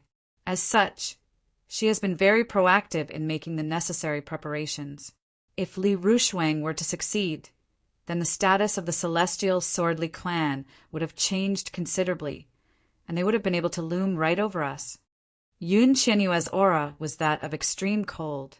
She had been training very diligently in her clan, just so to one day surpass those from the Celestial Sword Li clan. She saw Li Rushuang as her goal, driving herself forward. Yi Futian was even able to sense faint killing intent from her. He looked at Yun Qianyue in a curious manner, and Yun Tung at the side added, "Qianyue's father died by the hands of those from the Celestial Sword Li clan." Yi Futian's pupils constricted slightly. He only understood why Yin and I said that Yun Tung was not only doing what was done for him back then. Sword wills howled outside the Yun clan manor at that moment. A group of mighty ones rode on their swords, and the woman leading them was none other than Li Rushuang. They knew that they were not able to kill Yi Futian back then and gave. They also knew that Yun Ting had considerable enmity for them. At that moment, however, she came directly to the Yun clan and demanded they hand over the man they were looking for, and it was to see if the Yun clan would have complied. Li Rushuang had elders standing on each side of her. One of them was a senior from the Celestial Sword Li clan, who had been the unblemished sent out to cut Yi Futian down back then. The other elder was wearing a tight-fitting long robe and looked to be over 50 years old. His eyes were narrowed and rather eerie and gave the impression that he was unfriendly. He stood with his hands behind his back, and those narrowed eyes of his looked rather cold. He seldom appeared in the region, so there were few who knew of him. A group of mighty ones from the Yun clan were there. The one who took the lead was named Yun Chong, who was Yun Teng's brother. His bearing was calm and steady as he looked at Li Rushuang. Yun Chong actually spent more time eyeing the long-robed elder beside Li Rushuang. He was suspicious of that person's identity. From his perspective, the Celestial Sword Li clan was the enemy, and they had a lot of scores to settle with each other.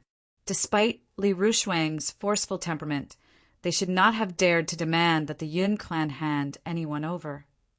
That elder was probably not someone from the Celestial Sword Li clan. "You do not look familiar. May I ask where you train?" Yun Chong asked in a probing manner. The elder with narrowed eyes seemed to have turned his eyes into slits when he looked at Yun Chong. His eyes seemed plain and uncaring, not bothering with unblemished saints from the Yun clan of Luo City. He did not even bother responding. That made Yun Chong feel rather heavy deep down. If that person dared to ignore him like that, he must really be someone formidable. Li Rushuang shot a sarcastic look at Yun Chong. Yi Futian had killed 2 saints from the Celestial Sword Li clan, and the Yun clan was actually still covering for him. Other than for revenge, she was there at the Yun clan to have those on the other side defend the people at her side. So long as the Yun clan refused to yield, it would naturally offend that elder. She wanted to see how the Yun clan would react to it. Yun Chong, do you know that Renhuang mural back then was something that Ms. Rushuang intended to take and present to the Zhuqiu clan of the imperial city? It was fine that you didn't want to do anything about the mural being destroyed, but you people of the Yun clan actually covered for him. How do you suppose we settle this then? Li Ku, who stood beside Li Rushuang, asked. Yun Chong felt rather troubled hearing what he said. He took a serious look at the one at Li Rushuang's side. The Zhuqiu clan of the imperial city. The Zhuqiu clan had come to fame and gained status due to the current clan leader having served as a bodyguard for Emperor Qi once and training with the emperor, going through thick and thin with him.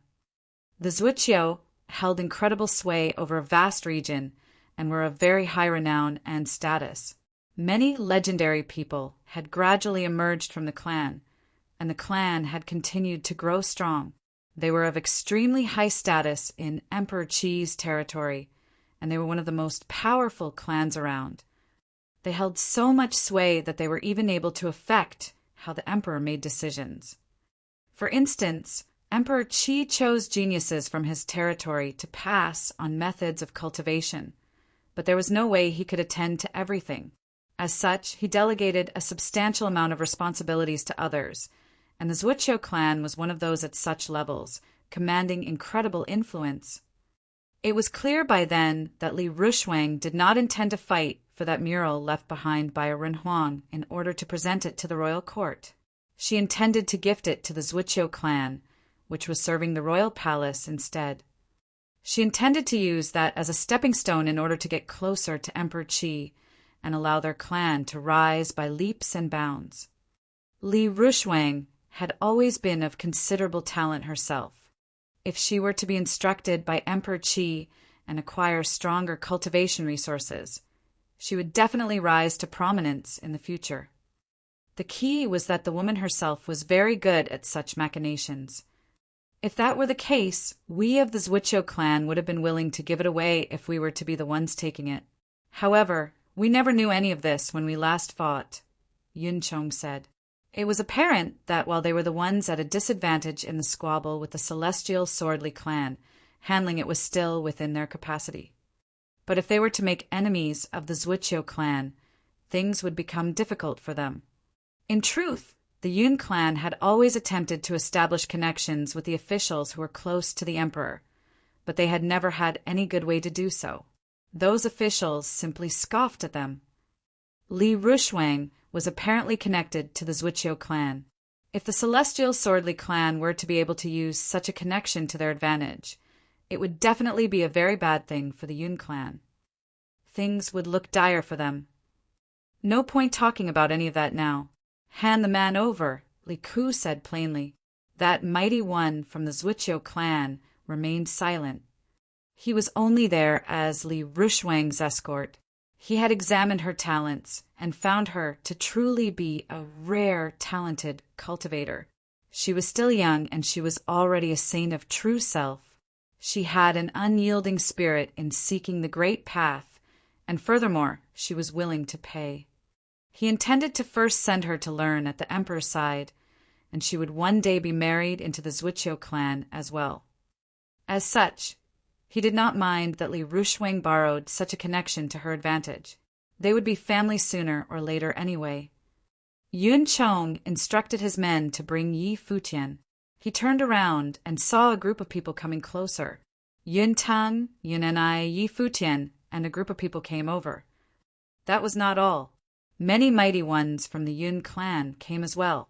They felt heavy deep down after knowing that the elder had come from the Zhuqiu clan.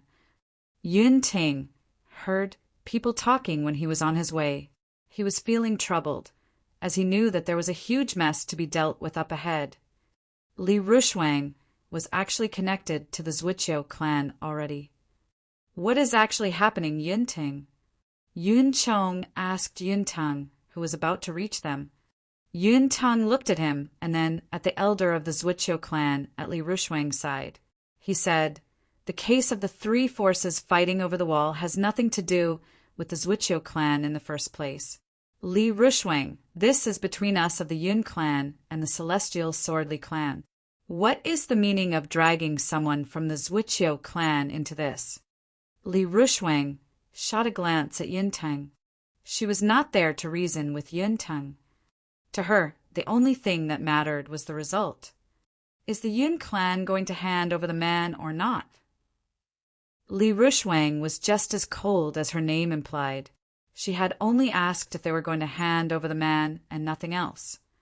There was no need to explain anything. The place was silent. Yun and I and Yun Qianyue, who were standing behind Yuntang, looked coldly at those from the Celestial Swordly clan. Yun Qianyue was strongly fixated on surpassing Li Rushuang in the future, so as to avenge her father. Yuntang were not in a position to offend the Zhuqiu clan at the moment. Yunchong said to Yuntang telepathically. The way he saw it, Yi Futian was but an outsider, and he was not worth the trouble. Read the next chapter on our VIP novel. Come, can't you see that handing the man over would still be pointless? Li Rushuang is doing all this to establish a connection with someone higher up. If they are already in league with the Zhuqiu clan, it will only be a matter of time before they find other excuses to get rid of us. What is the difference between handing our guest over or not handing him over? Yuntang retorted telepathically. At the very least, it would prevent the Zhuqiu clan from having an excuse to take us on for the time being. We need time, Yunchong said. They were also fighting to establish a connection with a force comparable to the Zhuqiu clans as soon as possible. Yunchong's son was also extremely talented in cultivation, and so there was a chance for the Yun clan as well. It was extremely unwise to get on the Zhuqiu clan's bad side at the moment. Though Yunting understood what his brother's thoughts were, he insisted nonetheless and said no way. He had already made that compromise once. That compromise had left lasting psychological trauma on his daughter, Yun and I. You can't understand the gravity of the situation, can you? Yun Chong replied telepathically in a rather severe tone. He did not bother with Yunting further and turned to Yi Futian instead, saying, Sir, this was between you and the Celestial Swordly clan to begin with, and Yunting has already done all he was able to. It is in our best interest not to get involved further. You are not one of the Yun clan, and I hope you understand that. Yi Futian appeared calm and without any hint of resentment. It was entirely sensible for Yun Chong to make such a choice. There was no need for him to take such risks for a stranger. He's not a member of the Yun clan? Says who? Yun Qianyue asked. I've already taken Sir Yi as my teacher. The Celestial Swordly clan is an enemy of us of the Yun clan. Are we really just going to hand someone over just because they tell us to? Furthermore, you're the eldest descendant of the clan, as well as a teacher and example for members of future generations of the clan. I'm afraid what you're doing now will only cause others to feel disgust. Yun Chong frowned and looked at Yun Qianyue, finding her standing in a composed manner, her eyes determined. There were many mighty ones in the Yun clan, and he did not think there was a need for Yun Qianyue to take Yi Futian as her teacher. Furthermore, Yi Futian had not been around for long, and he saw that only as one of Yun Qianyue's excuses. Yi Futian understood that he had not agreed to take Yun Qianyue as his student, but what Yun Qianyue had said made him feel warm inside nonetheless. Qianyue, don't go letting your emotions get the better of you now. Yun Chong told Yun Qianyue off in a low voice. I'm simply telling the truth, Yun Qianyue said. It's almost time to head to the Imperial City. That mighty one from the Zhuqiu clan, who had been silent all that while, finally spoke. He swept his narrowed eyes over the Yun clan and continued, Make up your mind already. Li Rushuang looked over the ones from the Yun clan as well. Yun Chong's expression suggested that he was feeling very pressured. That man from the Zhuqiu clan had finally said something. Hold on, Yun Chong said. He looked at Yun Tung with a severe expression and said, The clan's interests precede all. Hand the man over. Yun Ting stared at him unflinchingly and said, "I've made a compromise for the sake of the clan once. I'm not about to do the same again. I was the one who brought him here. If he wants to take my guest away, then we fight." Yun Chong looked very unwell hearing what Yun Tung had said. That mighty one from the Zwichou clan who was standing across them said plainly, "Will do, then." He then began walking away and left altogether, seemingly tired of the charade. Li Rushuang did not say anything else, and she followed suit. She, however, shot a sarcastic look at those of the Yun clan. "You people want to send someone to train under Emperor Qi. Huh," the look seemed to say. "Well, you can stop dreaming now." The group left en masse and disappeared from sight soon after. Yun Chong looked glum. His plans might have been broken because of what had just happened.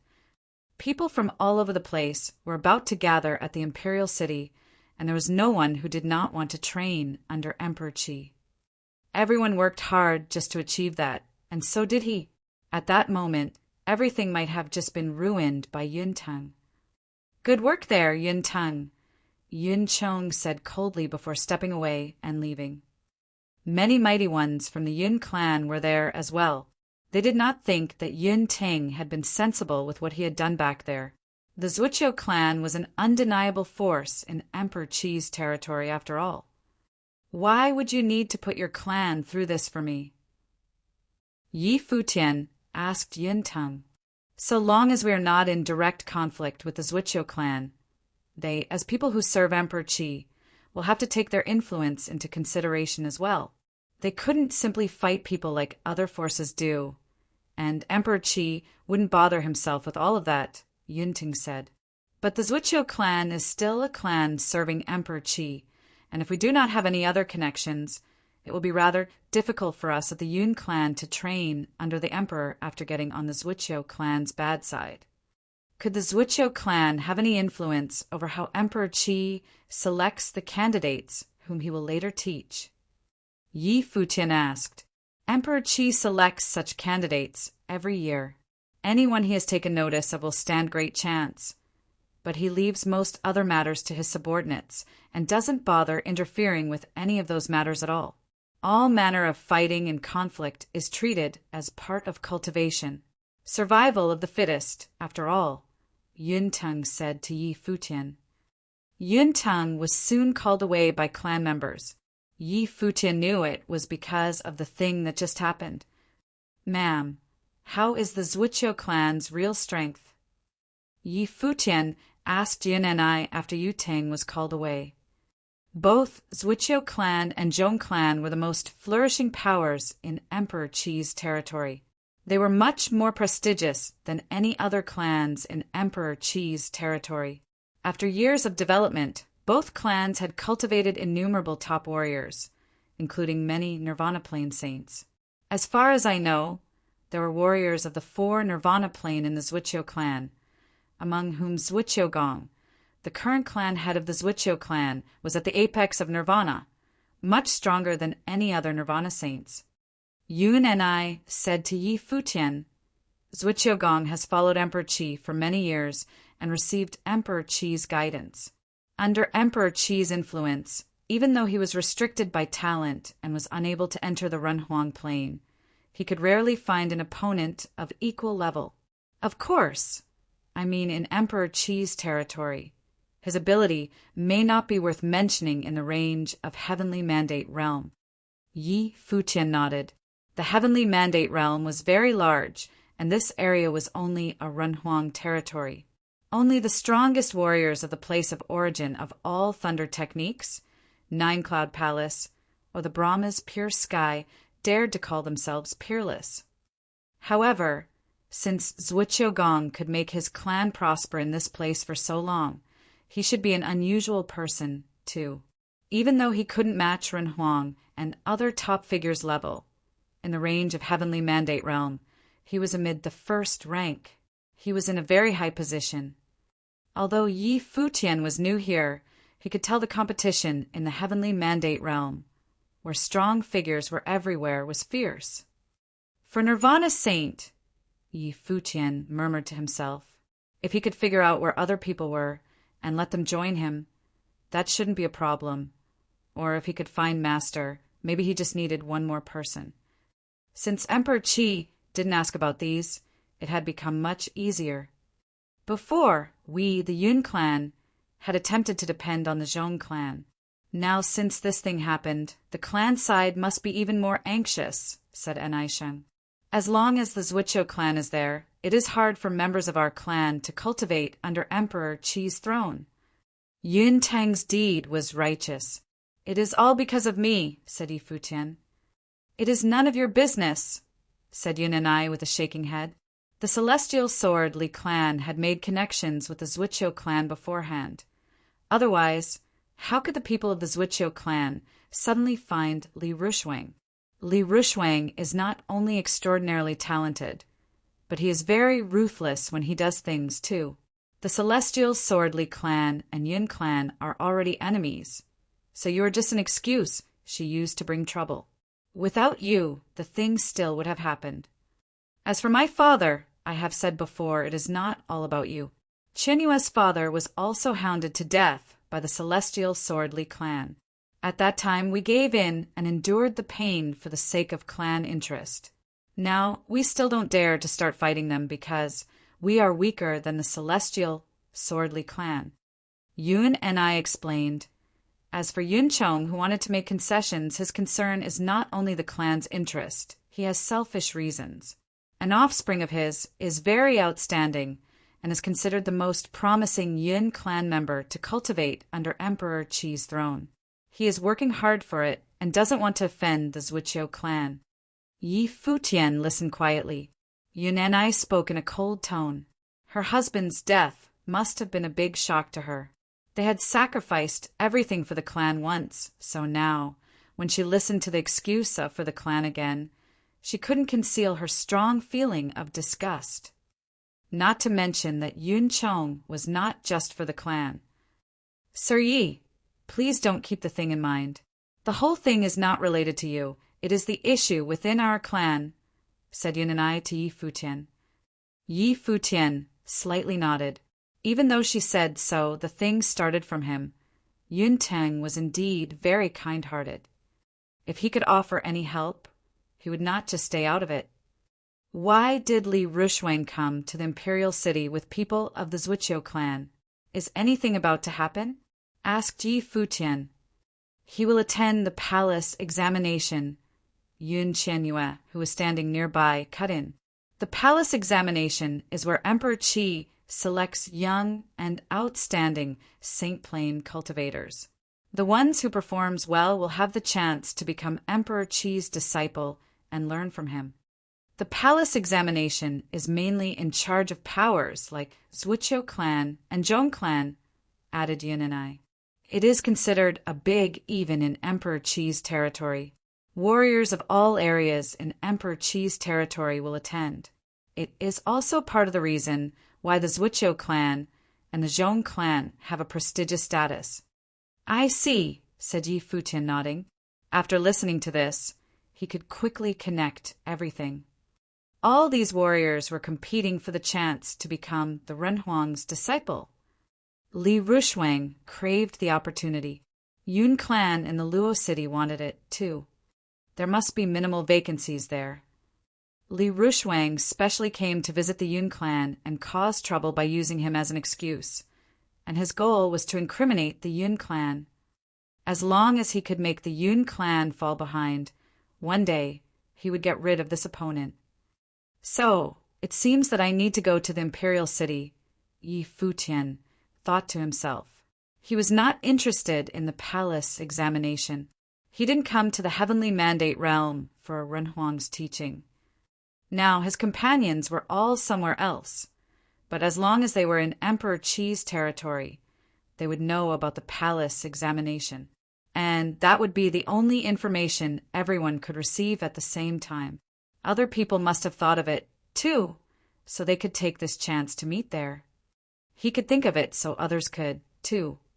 When Yi Futian was absorbed in thought, it seemed that something came to Yun Shang's mind. She knitted her eyebrows as if she was worried. What happened, ma'am? Asked Ji Futian. One thing suddenly occurred to me. If it is true, there will be more disadvantages to our Yun clan, said Yun Sheng in a soft voice. What is the thing? Yi Futian asked. There is a terrifying, talented Saint Plain warrior among this generation of Zhuqiu clan, whom even Emperor Qi thinks highly of. This time he will also attend the palace examination, but he will walk through it. He is a similar age to Li Rushuang, Yun and I softly said. Li Rushuang is determined in cultivation and has ambition. His talent and appearance are also outstanding.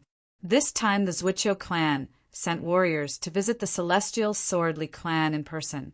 Or maybe... You mean they arranged a political marriage for him? Asked Yi Futian.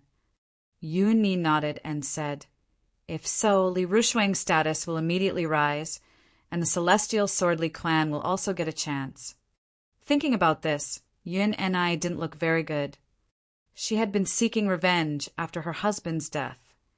But if the Celestial Swordly clan flourished, survival, not to mention revenge, would be hard. Yun Qianyue often came to consult with Yi Futian. Every time, Yi Futian would share his previous comprehension with her since he had experienced the cultivation path Yun Qianyue was working on, and he was good at comprehending things, especially when it came to the integration of the power of rules and creation. And it was what Yun Qianyue was going through. At this moment, Yun Qianyue was sitting and cultivating in Yi Futian's courtyard, her eyes closed. Thunder burst around her, emitting gorgeous light.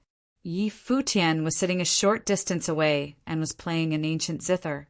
The voice of the zither was full of energy, fierce like thunder. It also affected Yun Qianyue and helped her enter the artistic atmosphere of it. Listening to music that fit one's personality was beneficial to a person's cultivation. Suddenly, as if the forceful sound of zither exploded in the artistic atmosphere, the destructive thunder rose. The light of thunder around Yun Qianyue's body illuminated the sky and erupted at once. She opened her eyes. The spirit around her surged. The destructive thunder and lightning were about to flood the whole space. After a while, the will of Thunder Rules was gradually appeased. She had a look of amazement on her face. She turned her beautiful eyes toward Yi Futian and said, Thank you, sir. These days, Yi Futian had been guiding her cultivation. She had not only made quick progress in thunder techniques, but with the aid of the zither, she had even improved her state of mind, and the thunder techniques suited her better, which was a wonderful feeling. You have talent, Yi Futian said with a smile. He discovered Yun Qianyue's talent was actually very outstanding and that she had potential. That is because the teacher teaches well, said Yun Qianyue, laughing. I never promised to be your teacher, said Yi Futian with a laugh. Fine. You are good at teaching, said Yun Qianyue, smiling. At the same time, in another villa of the Yun clan, Yun Chong was standing in the courtyard. Behind him, a young man stood with his hands behind back in an unusual manner. A group of people came in front of them and slightly bowed. How's it going? Asked Yun Chong.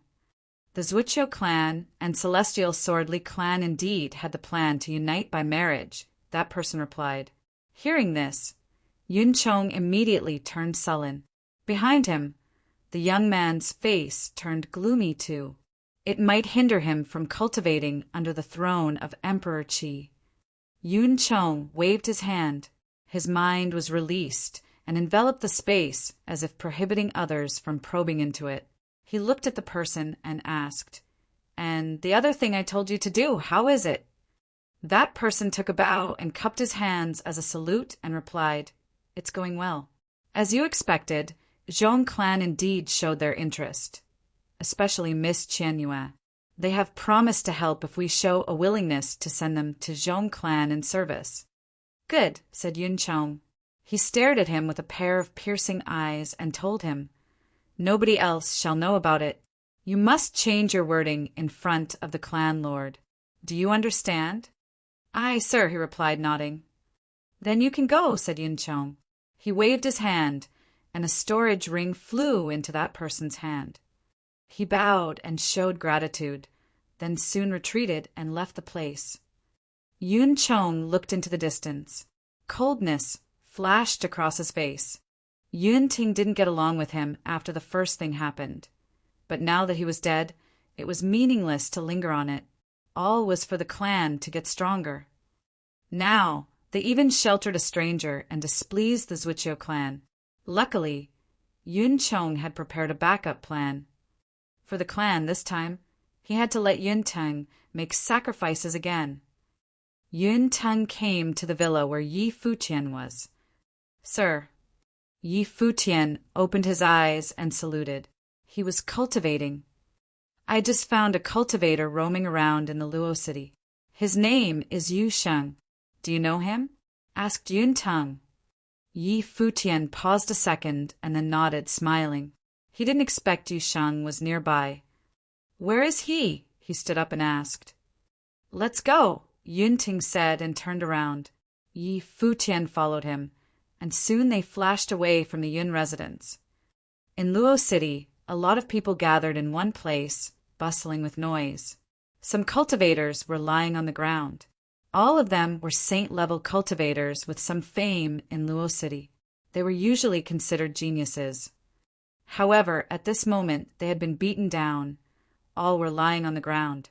Next to them, their seniors were encircling a burly person in anger. "Do you want to intervene in this, too, people from Yun clan?" said a senior angrily. This burly person was too arrogant. Yi Futian was dumbstruck. He immediately recognized that burly figure from a distance. It could only be Yu Sheng. For real, this guy liked making trouble more than Yi Futian did. "Yu Sheng!" shouted Yi Futian. The burly beast, who was releasing a ferocious life force, paused a second and turned around. When he saw Yi Futian, he grinned. The life force on his body suddenly disappeared. He flashed in front of Yi Futian. Seeing Yi Futian staring at him, Yu Sheng turned his head and pretended as if nothing had happened. "For my sake, would you mind putting an end to the thing today?" Yun Ting looked toward these people and pleaded. These people seemed quite discontented, but they also had scruples about Yun Ting, since the Yun clan was the lord of the city. Yun Ting was of unblemished plain, and none of them dared to challenge him. "Since you have spoken, surely we will not do anything serious. It's just this boy is too arrogant. In his eyes we were like nothing.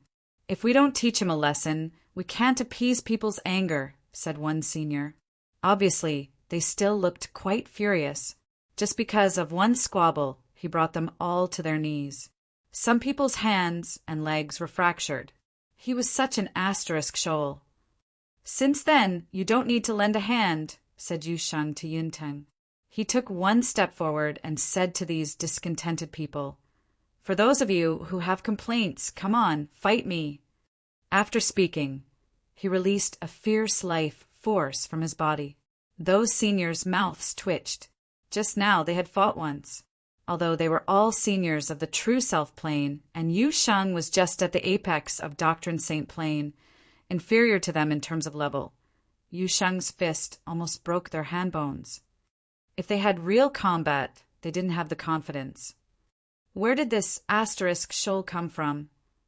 One fist knocked out a warrior of his same plane. Even to the higher plane warriors, he showed no mercy either. Yun Ting looked toward Yi Futian. Yi Futian was quite awkward. Before, when he as a Doctrine Saint fought with Xing Kai the True Self Saint, Yu Sheng was also at the apex of Doctrine Saint plane. He could even beat Xing Kai, the strongest warrior of Crimson Dragon Realm. As for fighting with the True Self Saints of the Luo City, that shouldn't be a big deal. "Sir, my friend was really out of line. Maybe he needs some discipline. Let's not get involved," said Yi Futian to Yun Ting. Yun Ting paused a second and didn't know what Yi Futian meant. Did he really want to treat his friend like this? But since Yi Futian said so, he nodded and said, "If so, I will let you handle it. But please show some mercy." After Xing Kai finished talking, Yu Xing took a step forward. Suddenly the ferocious demonic will rumbled around his body. He was dressed in a demonic deity's armor. Even the strongest true self-plane senior shook his arms and twitched his mouth, staring at those demonic eyes. He thought to himself that if he were defeated by this young person here, perhaps his long-established fame would be buried here today. Thinking about this, he said, "Let's call it a day. I don't want to face any controversy related to bullying young people." He waved his hand, indicating he didn't want to fight. "Nah, I don't mind at all," said Yusheng. He continued, stepping forward. A gust of violent force pushed ahead and added pressure on the senior, whose face turned pale. What did this asterisk shoal mean? The senior tossed his sleeves back and said, "I don't want to cause controversy. For Mr. Yun's sake, I will put it to an end." After saying that, he directly turned around and left with those young warriors who had been pounded to the ground. He just left like that. It was to the crowd around them blinked in disbelief. What was this situation? Just now they couldn't wait to fight and had to stop because that person from the Yun clan intervened, but now they had just let it go. Yun Ting didn't understand it either. Yusheng looked toward others and said, "How about you come over to fight me?" "Nah, we don't bully young people either. Since Mr. Yun has spoken, we shouldn't quibble over it." They all said and left with their people. Seeing others leave, of course, they knew what had happened. They had no confidence in winning over him. Soon, they all went away, crestfallen. No one claimed they wanted revenge. Yusheng was standing at the center. No one could fight. He looked quite unhappy and let out a sigh, murmuring, "They were all very boastful." Then he retrieved his force and walked to Yi Futian's side. Yun Tang was like, "They dare not fight." He also saw through something and showed little surprise. This friend of Yi Futian's was just a young man of doctrine plane, and he scared away old people of true self plane. They all ran away like that. Thinking about how Yi Futian killed people of the Celestial Swordly clan with one strike, he was somehow speechless. It seemed that these people from the Crimson Dragon realm all had excessively strong combat power. If so, when Yi Futian told him not to intervene, Yi Futian was not teaching Yusheng a lesson. He was obviously bullying them. What happened? Yi Futian looked at Yusheng and said, he didn't know what to say. Was it fun to bully them like that? Their tone was too arrogant while they were too weak, said Yusheng. Yi Futian was speechless and didn't need to ask anything.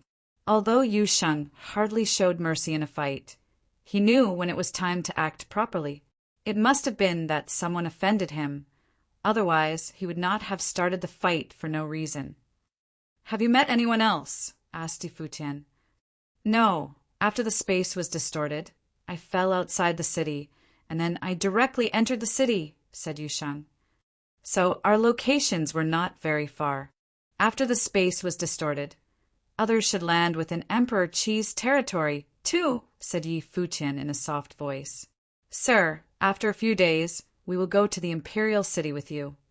If all of them were in Emperor Qi's territory, as he had speculated, he should be able to find some people in the Imperial City. "All right," said Yun Tung, nodding. "After a few days, they will depart for the Imperial City.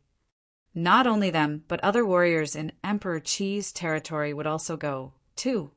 For many cultivators, the palace examination in Imperial City was a great opportunity. It was an opportunity that could even change their destiny. Soon, they returned to the Yun residence. Knowing that Yusheng had come, Yun Qianyue came to visit. She stared him up and down curiously. From Yusheng, she could perceive a gust of invisible pressure. It was as if he had a peerless, imposing attribute in his body. He was able to intimidate so many true self-saints as a doctrine saint, which meant he must be a very unusual figure. But Yu Qianyue learned from her grandpa that Yusheng listened to Mr. Yi. Sir Yi was very mysterious to her. She had been cultivating under Yi Futian's instruction for a few days and had made great improvements. He was always so gentle and well-mannered, but so far She had never seen through Sir Yu once. He was like the sea, like stars in the sky. "Sir Yu, I am glad to meet you," saluted Yun Qianyue, slightly bowing. Yu Sheng felt the form of address kind of weird, but he nodded a little bit. Yun Qianyue felt Yu Sheng was not very easygoing, so she just gave up and said to Yi Futian, "Sir, I have mentioned to my mother that I want to become your disciple and cultivate with you. My mother doesn't mind. Can you take me as a disciple?" Seeing Yun Qianyue mention it again, Yi Futian forced a dry smile. Yun Qianyue's talent was outstanding, and she was a good person, too. Yi Futian liked her amiable personality. He didn't mind receiving a disciple if he were in Emperor Xiao's realm, but due to the thing he was ready to do in the Heavenly Mandate realm, he was not able to let Yun Qianyue travel with him. There were so many people of Sage Plain in Thousand Leaf City that he didn't take. He shook his head and said, "Qianyue, it's not like I don't want to take you on as a disciple. It's just I have my own thing to do in Heavenly Mandate Realm, and I don't want to take care of you." Yun Qianyue nodded. There was a disappointment in her eyes. She said, "The thing you want to do must be very difficult." Yi Futian nodded. He wanted to go to the Brahma's pure sky to find his own roots. It couldn't be easy. "If so, I will say yes to the Lord," Yun Qianyue said with a smile. "The Lord said he wanted to specially raise me and take me to the palace examination in the future. One day, maybe I will have the change to cultivate under Emperor Qi's throne." Yi Futian nodded and said, "Your talent is very outstanding. That shouldn't be a problem. In the future, you will definitely be able to cultivate with the Renhuang and learn teachings from him. Maybe you will become Renhuang too," said Yun Qianyue, laughing. "I should go back. After a few days, I will go to the imperial city with you." "Yes," Yi Futian said and nodded. After Yun Qianyue left, Yu Sheng looked toward Yi Futian and said, "She sincerely wanted you to become her master. Why don't you take her on as your disciple? I must be responsible for her if I take her as my disciple. We will leave after a few days. Why do I let her miss me?" said Yi Futian. Yu Sheng didn't say anything. During these days, everything looked quietly in the Yun residence. The departure day was approaching. On this day, Yi Futian practiced a set of fist skills and just finished cultivation. Suddenly, he heard noises from outside. "What happens?" Yi Futian frowned. He looked into the distance and saw in the Yun residence. There was light of thunder falling from the sky. It was as if a fight was about to break out. "Father, is this the way you treat me?" Someone let out a furious roar, echoing in the Yun residence. Yi Futian's heart suddenly sank. It was Yun Teng's voice. "Let's go and see," said Yi Futian to Yu Sheng. They directly flashed there, where many people had gathered. Yun Teng and Yun and I were standing in the crowd. Yun Nin looked grief-stricken. There was absolute despair and even hatred in that pair of eyes, which were staring at people of the Yun clan. "Anything happen?" said Yi Futian to himself. He had a bad feeling about it.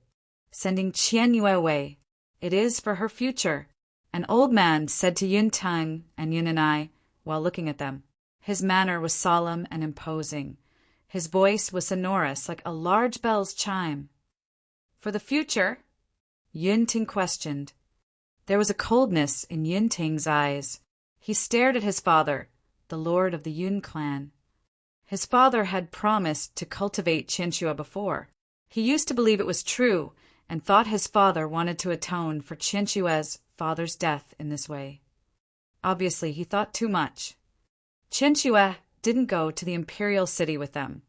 She was sent away beforehand with many other outstanding ladies of the clan. But the person who picked them up was from the Zhong clan of the imperial city. How could Yun Ting not understand that the Yun clan, his family, had sold Qianyue in exchange for the family interest? "So, you sent her to the Zhong clan for the future?" The light of lightning exuded from Yun Teng's body. He tried to control his fury and snarled in a low voice. "Qianyue is still young, but she has shown very unusual talent. The clan has already been indebted to her because of her father's death. Why do you still want to do this? He was even reluctant to believe that it was a thing the Yun clan of Luo City could do. They couldn't be more cold-blooded. It was Chenyue's extraordinary talent that made the Zhong clan pay attention to her. You are very clear about the Zhong clan's status. She will have a better future with them, continued Lord Yin. Father, I can't believe such brazen speech came out of your mouth, said Yun Tung, the light of thunder flowing around his body. In Emperor Qi's territory, everyone knows the cultivation method of the Zhong clan. Zhong Qiu, the current successor of Zhong clan, is notorious for his cultivation of ultimate will of ice. He cultivated in the pure yin power of the will of yin yang, even via women's bodies. People all tried to stay away from them. Only those shameless families send good women to the Zhong clan as maids in order to seek connection with them. I didn't expect that you, my father, also became one of them. It is so ridiculous. Being a maid was a subordinate job in the world of cultivation. Zhong Qiu of the Zhong clan hadn't married yet, but had already had many maids to help him cultivate and gain fame. Such a way of cultivation should have been looked down upon, but the Zhong clan had a lofty status in heavenly mandate realm and never forced others, so powerful clans still often sent their women to the Zhong clan. Yun Tang thought such a thing would be far away from them. Although he knew Yun clan had been trying to establish a connection with the Zhong clan, he didn't expect they used such a despicable way. Watch your mouth. Lord Yin rebuked him. The Zhong clan cares for Chenyue's talent. Zhong Qiu is the strongest warrior in Emperor Qi's territory. If Chenyue stays with him, in the future, she might have the chance to marry Zhong Qiu. I have also asked them to treat Chenyue nicely. In the future, even if she can't become his wife, as long as Chenyue performs well, it is not hard to become a mistress. I don't know what's wrong with it. You want her to please others to become a mistress, said Yun Nin, tearing up, utterly broken-hearted. Just because her last name is not Yin. You are despicable, Yun Chong. It was your idea, right? Using my daughter to trade for your son's future. She glanced at the people in the crowd, and finally her crimson eyes fell upon Yun Chong and his son, Yun Mo. Yun Mo was the most talented Saint Plain man of this generation in the Yun clan. All the Yun people had been resting their hopes on him, and since Lord Yin used her daughter to trade, the only possible reason was to help Yun Mo. You shut up. Yun Mo took an emotionless glance at Yun and I and said coldly, all people of the Yun clan work for the benefit of the clan.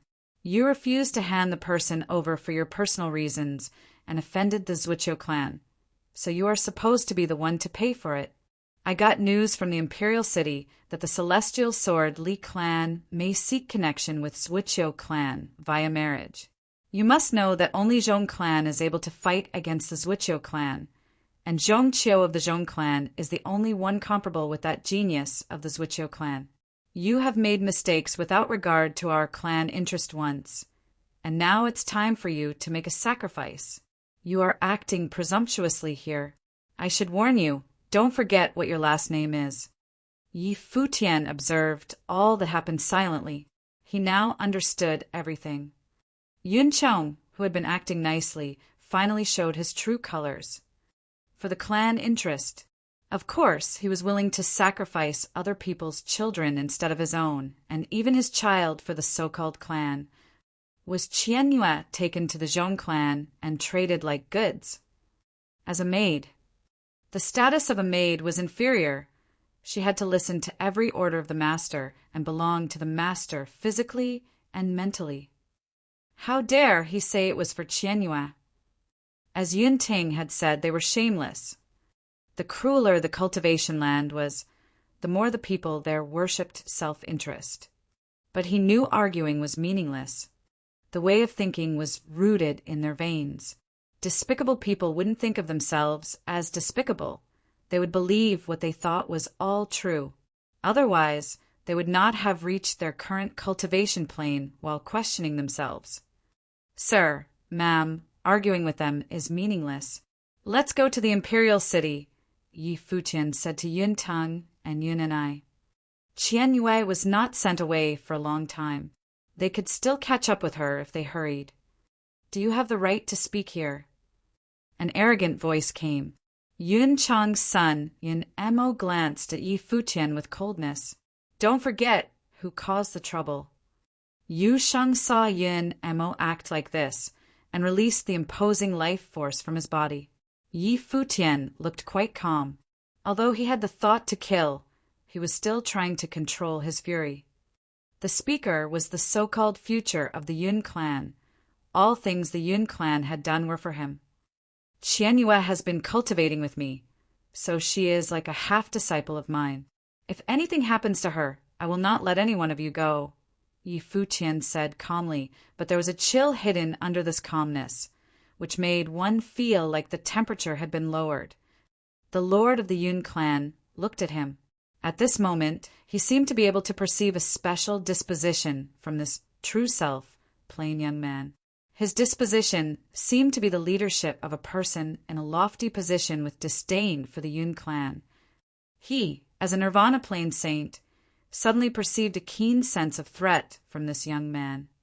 Yun Chong and Yun Mo took a glance at Yi Futian with surprise. There seemed to be some contempt in his glance. He would not let anyone go. Who did he think he was? Yi Futian took one step forward and said to Yun Ting and Yun and I, we'd better hurry up. Don't waste time here. Okay, Yun Ting nodded and said, trying to restrain his anger. He wanted to leave with Yun and I. Someone blocked their way, but Lord Yun said, just let them go. He knew it was unfair to Yun Tang and Yun and I, but as Yun Chong had said, once the Celestial Swordly clan had a connection with the Zwicho clan through marriage, they who had a grudge with the Celestial Swordly clan would be in danger. They must get rid of this situation, and the only way they could find was to get close to the Zhong clan. There must be a sacrifice for the clan. We should depart, too, continued Lord Yun. Yun Tang was just an unblemished saint, and he was of Nirvana plane. They would reach the imperial city prior to Yun Tang, and they would inform the Zhong clan beforehand. Yun Ting wouldn't do anything bad, and he didn't want anything happen to Yun Ting, either, since he was his heir. He could judge by Yun Tang's cultivation plane that Yun Tang couldn't do anything big even if he reached the imperial city. The large group of warriors of the Yun clan started their journey. They drove their divine instruments instead of walking, and drew a flash of lightning on the sky dome. They directly surpassed Yun Tang and others and headed into the distance. Yun Tang and others looked quite embarrassed. According to the plan, they were supposed to depart with other clan members and reach the palace examination on time. Sir Yin, the date of the palace examination is approaching, right? Asked Yi Futian. His plan was also to keep up with the Yun clan warriors. Yes, nodded Yun Tang. If so, the Zhong clan will also prepare for the palace examination, and temporarily, Qian Yue should be safe. Sir and ma'am, you don't need to worry too much, said Yi Futian. Even though Yi Futian said so, Yun Tang and Yun Shang didn't look relaxed at all. How could they not worry about them? Even though nothing had happened, the situation was still even Yun clan didn't dare to provoke such a giant like Zhong clan, not to mention them. Would it work even if they reached the imperial city? But now they were not allowed to think that much. They could only go there first. Qian Yue is my half-disciple. I will handle it when we reach the imperial city, continued Yi Futian. Both Yun Tang and Yun Shang looked at him. Yi Futian seemed to be serious, just like when he threatened Lord Yun. He looked very confident. Okay, said Yun Shang, nodding. Qian Yue trusted Mr. Yi. She even wanted to be his disciple and follow him to cultivate. Every time after cultivation, Qian Yue often spoke highly of Mr. Yi in front of her. So, unconsciously, she also felt Yi Futian was a very unusual person. Now, since he said so, the hope was also growing in her heart. Or maybe he had the chance to do it. It, at least, was a wisp of hope no matter how bleak it was. In Emperor Qi's territory in the solemn imperial city, above the sky dome, warriors traveled in the air. Today, all the warriors within Emperor Qi's territory gathered in the imperial city and headed to the core of the city. It was the start date of the palace examination of Emperor Qi's territory. The chosen ones would have the opportunity to cultivate with Emperor Qi and learn his teachings. Heavenly Mandate Realm was the ultimate Renhuang realm. It was also the one among the 3,000 realms of the Great Law who honored the martial spirit most. Here, everyone pursued the law of martial arts. Such zeal spread across the endless realm. People from all directions would not miss this great event. Even then, many powers had already arrived beforehand. When the palace examination was about to start, Futian and the other three had arrived. However, they didn't directly head toward the place where the palace examination was held, but rather they went to visit the Zhong clan with Yun Ting as the lead. Compared with the palace examination, they cared more about Yun Qianyue's safety. As for the palace examination, they did not care for it. Their speed was extremely fast. They were so worried that something would happen to Yun Qianyue that they moved at the fastest pace. Finally, when the palace examination began, they had reached the Zhong clan residence in the imperial city. Futian, they reached the Zhong clan and were blocked by guards of the residence. Futian slightly nodded to Yun Ting and Yun and I, then walked up to the front of the guards and said, "We are from the Yun clan of Luo City. Before long, our lady Yun Qianyue came to your residence. This is her grandfather. This is her mother. Please pass the message that we came to visit her." The Zhong clan and the Zhuqiu clan had similar levels of power and owned 4 warriors of Nirvana Plane. Still, since the palace examination was held in the imperial city, all people of Emperor Qi's territory had headed toward the imperial palace, so the lord of Zhong clan was not at home. If Yun Qianyue had been in the Zhong clan, they would have taken her. The guard acted quite politely after hearing Futian's words. He slightly bowed and said, "Young Master Qiu has been taking Miss Qianyue with him since she reached the residence. They should be in the palace examination at the imperial palace. I can pass the message if you don't mind waiting for them in the residence." "No need. Thanks," Futian replied and turned around. Yun Ting and Yun Nin knew what he meant and followed him in another direction. Yun Nin looked quite pale. Was Qianyue chosen by Zhong Qiu just after she came? "Qianyue hasn't stayed here for a long while, and the palace examination was after it." "Nothing should have happened to her," said Futian in a low voice. Yun and I nodded. She had no choice but to think in this way, even though she was just trying to comfort herself. Although Futian said he would handle this, was he really capable of saving Qianyue? Now, numerous high-level warriors were gathering in the palace examination. Even though 4 of them were all of Saint Plain, the situation was still too unfavorable to them. How could they rescue her? 4 of them flashed toward the direction of the imperial palace. After a while, they came to the outside of the palace and could see the busy crowd seen in front of them from a distance. Cultivators scattered in all directions in this large space. The palace examination of the imperial city was the largest event in Emperor Qi's territory. Futian wedged his way into the crowd. In front of him, there was an ancient golden road paved outside the imperial palace that headed toward a giant matrix plaza. Dazzling patterns were carved on its surface. There were warriors fighting over it. The other 3 sides or grandstands, where many warriors were watching the battle. The most powerful family clans of Emperor Qi's territory were sitting at the forefront. At this moment, the crowd bustled. Many warriors exclaimed. Futian followed the noise and looked toward that side. He saw a figure standing on the grandstand with hands behind his back. His disposition was outstanding. No doubt, Zhuqiu is one of the most peerless figures in the territory. Among all his peers, only Zhongqiu can compete with him, many people remarked. Yi Futian heard people's praise and looked at the unusual young man on the grandstand. His clothes were blowing in the wind. He is Zhuqiu Yan. When people in the clan talk about the political marriage between the Zhuqiu clan and the celestial sword Li Chan, they're referring to Zhuqiu Yan and Li Rushuang. He is one of the most outstanding warriors of this generation in Emperor Qi's territory, Yun Teng said to Yi Futian while pushing his way forward. He had been anxiously looking toward the seats of honor in front of the grandstand, seeking something. Soon, Yun Teng found where the Zhong clan warriors were. His pupils slightly contracted. That familiar figure was there. Qianhua. Yun Teng directly ignored the peerless person on the grandstand and fixed his eyes on the graceful figure, Yun Qianhua. Qianhua. Yun Shang saw her, too. Yi Futian looked quite calm when seeing Yun Qianhua. She stood there quietly. Beside her, there were countless powerful warriors. A handsome young man with fair skin sat in front of her.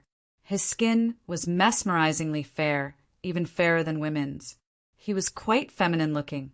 He was watching the battlefield. A slight chill exuded from his cold, calm eyes.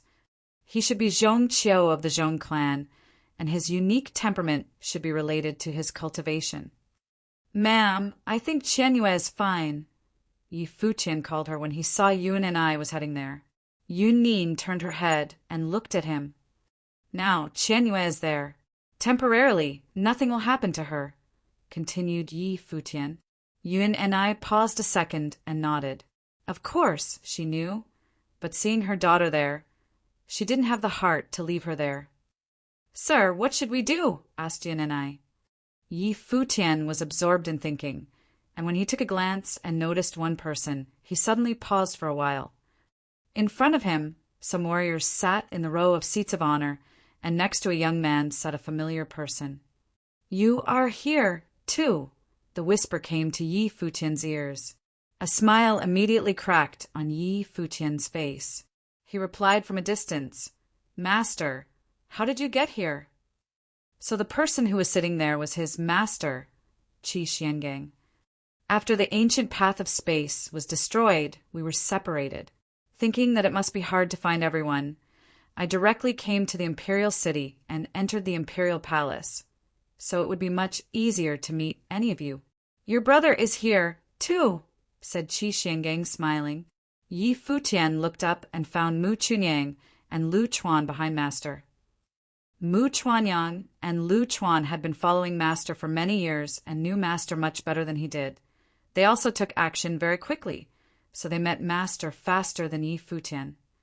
"Wu Yong arrived yesterday. He was on your left," said Qi Xiangang.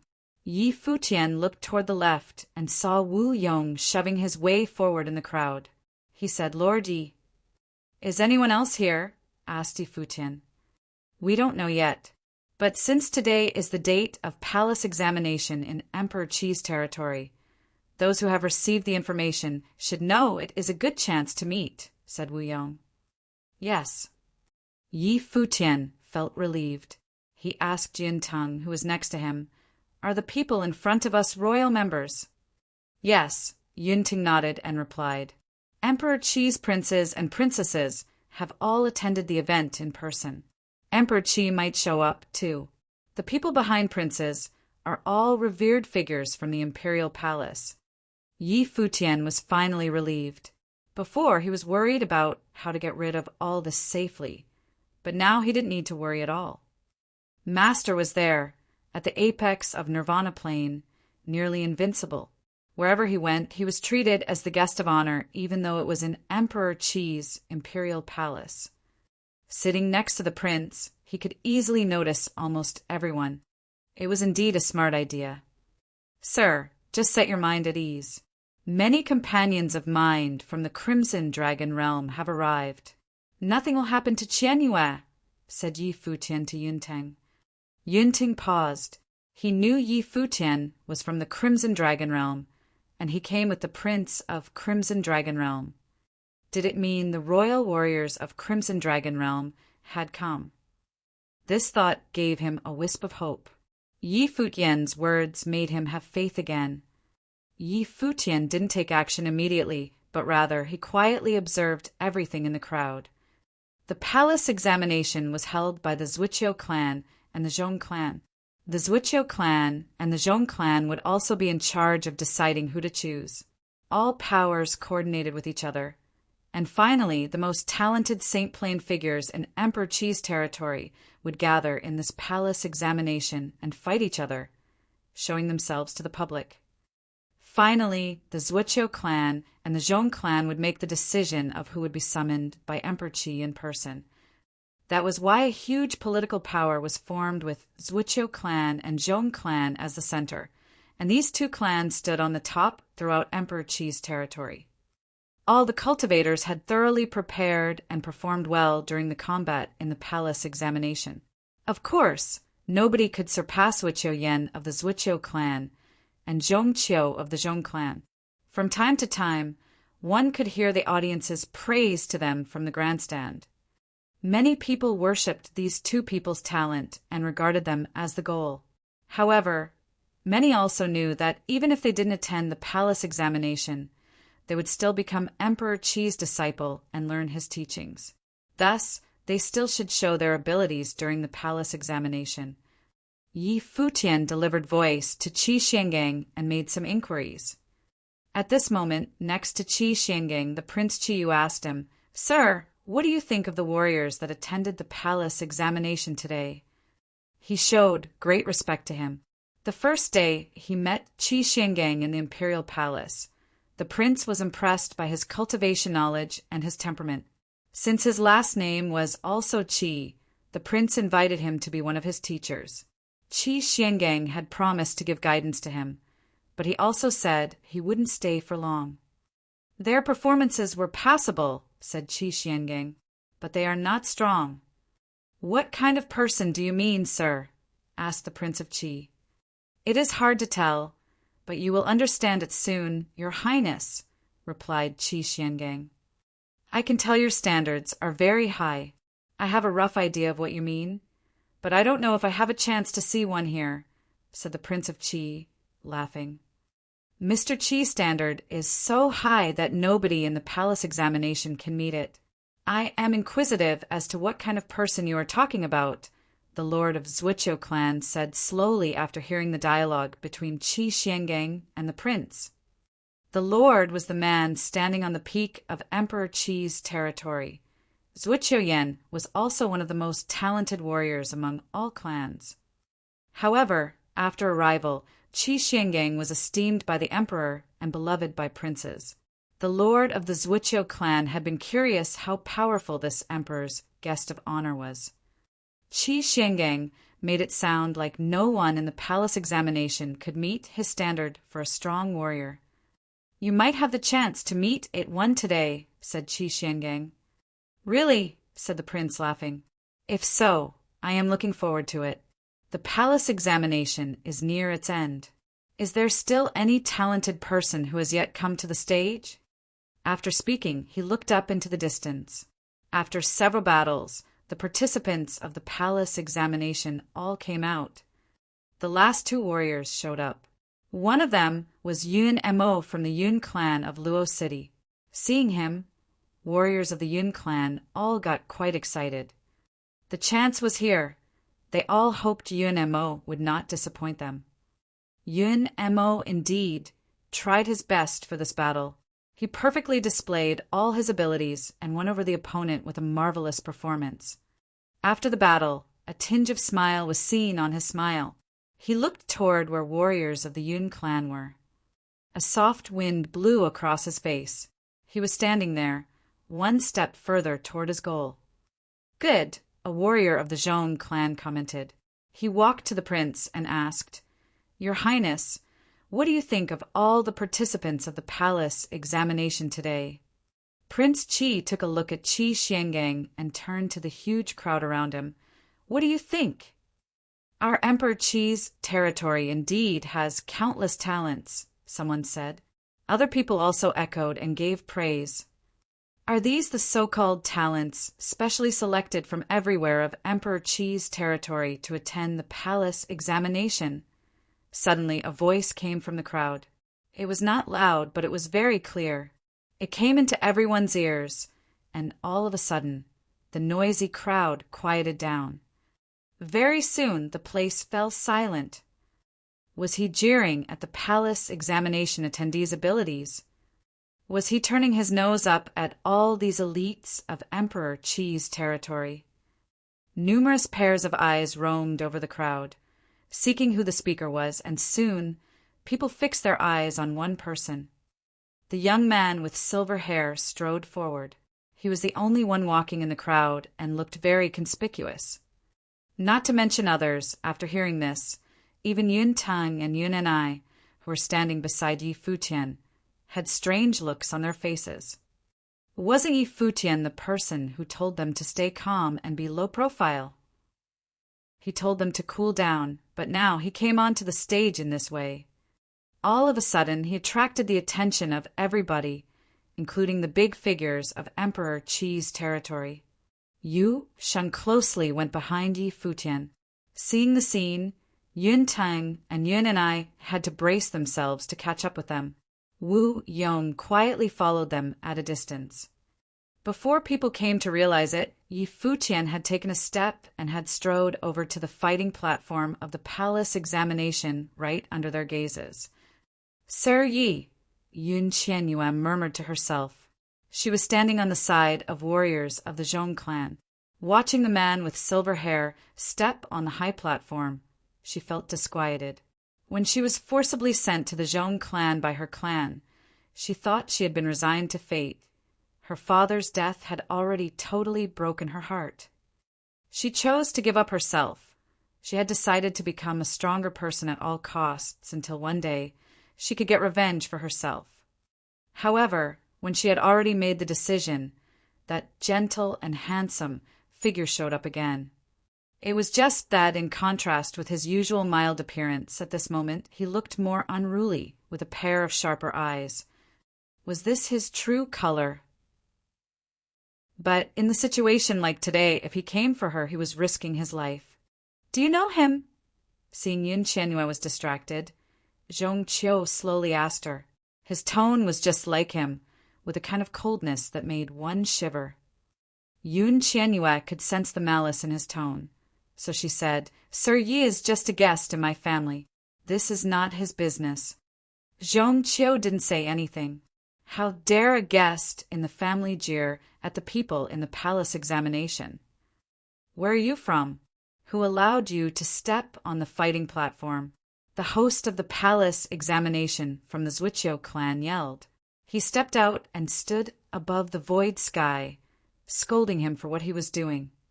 He looked quite imposing. The might was released from his body and fell upon Yi Futian. Yi Futian's white clothes were blowing in the wind, his feet firmly planted on the ground. He took a glance at him coldly, then looked ahead to the crowd and said, "If His Highness asks me what I think about the palace examination, I would say the palace examination this time includes people who sold girls in their clan in exchange for the vacancies, people who endured ill treatment to get a chance to enter the exam, people who cultivated through the flesh of women. How can you tell me these people are the most talented ones in Emperor Qi's territory?" Yi Futian's words immediately raised an uproar. People all started talking, and the vast space was suddenly full of noise. There was someone who dared to point out the shady deals behind the palace examination. Everyone was clear that these things could not be put on the table. Every year, there were indeed a lot of shady deals behind the talent selection process. Many people used all means possible to get the chance to approach Emperor Qi and learn from him. No matter what, even though there were many dirty deals behind the scenes, the final chosen ones were still outstanding. The palace examination was still a big event, and normal people wouldn't care about what happened off stage. Since anyone who spoke the truth would not simply offend one or two powers, it was equal to bringing about their destruction. Not to mention that absolute equality never existed on Earth. There was order in the world, but there was always a shadow behind the sun. All this was covered up nicely. Was Emperor Qi really unaware of it? He would not ask about all these things, and he didn't have the time to do it unless he didn't cultivate and focused on these trivial things every day. For many people, it was a big event that might affect their fortune, but for Emperor Qi, it was just one thing that happened for one day in his life. Warriors of the Yun clan all looked sullen. Yun Mo was just one step away from the goal, but now Yi Futian came out and caused trouble again. In addition to them, Li Rushuang of the Celestial Swordly clan and warriors of the Zhuqiu clan and Zhong clan also put on surly faces and stared at Yi Futian coldly. As everyone had speculated, Yi Futian offended everyone with just a few words. It was basically equal to seeking death. Unscrupulous, the warrior of the Zhuqiu clan stepped down. His intimidating force crushed Yi Futian's body. Yi Futian raised his head and took a glance at him. Prince Qiyu ordered, "Back off." The lord of the Zhuqiu clan took a look at Qiyu. Just now, Qi Xiangang seemed to have said something to him. Qiyu looked at Yi Futian. He somehow roused his interest.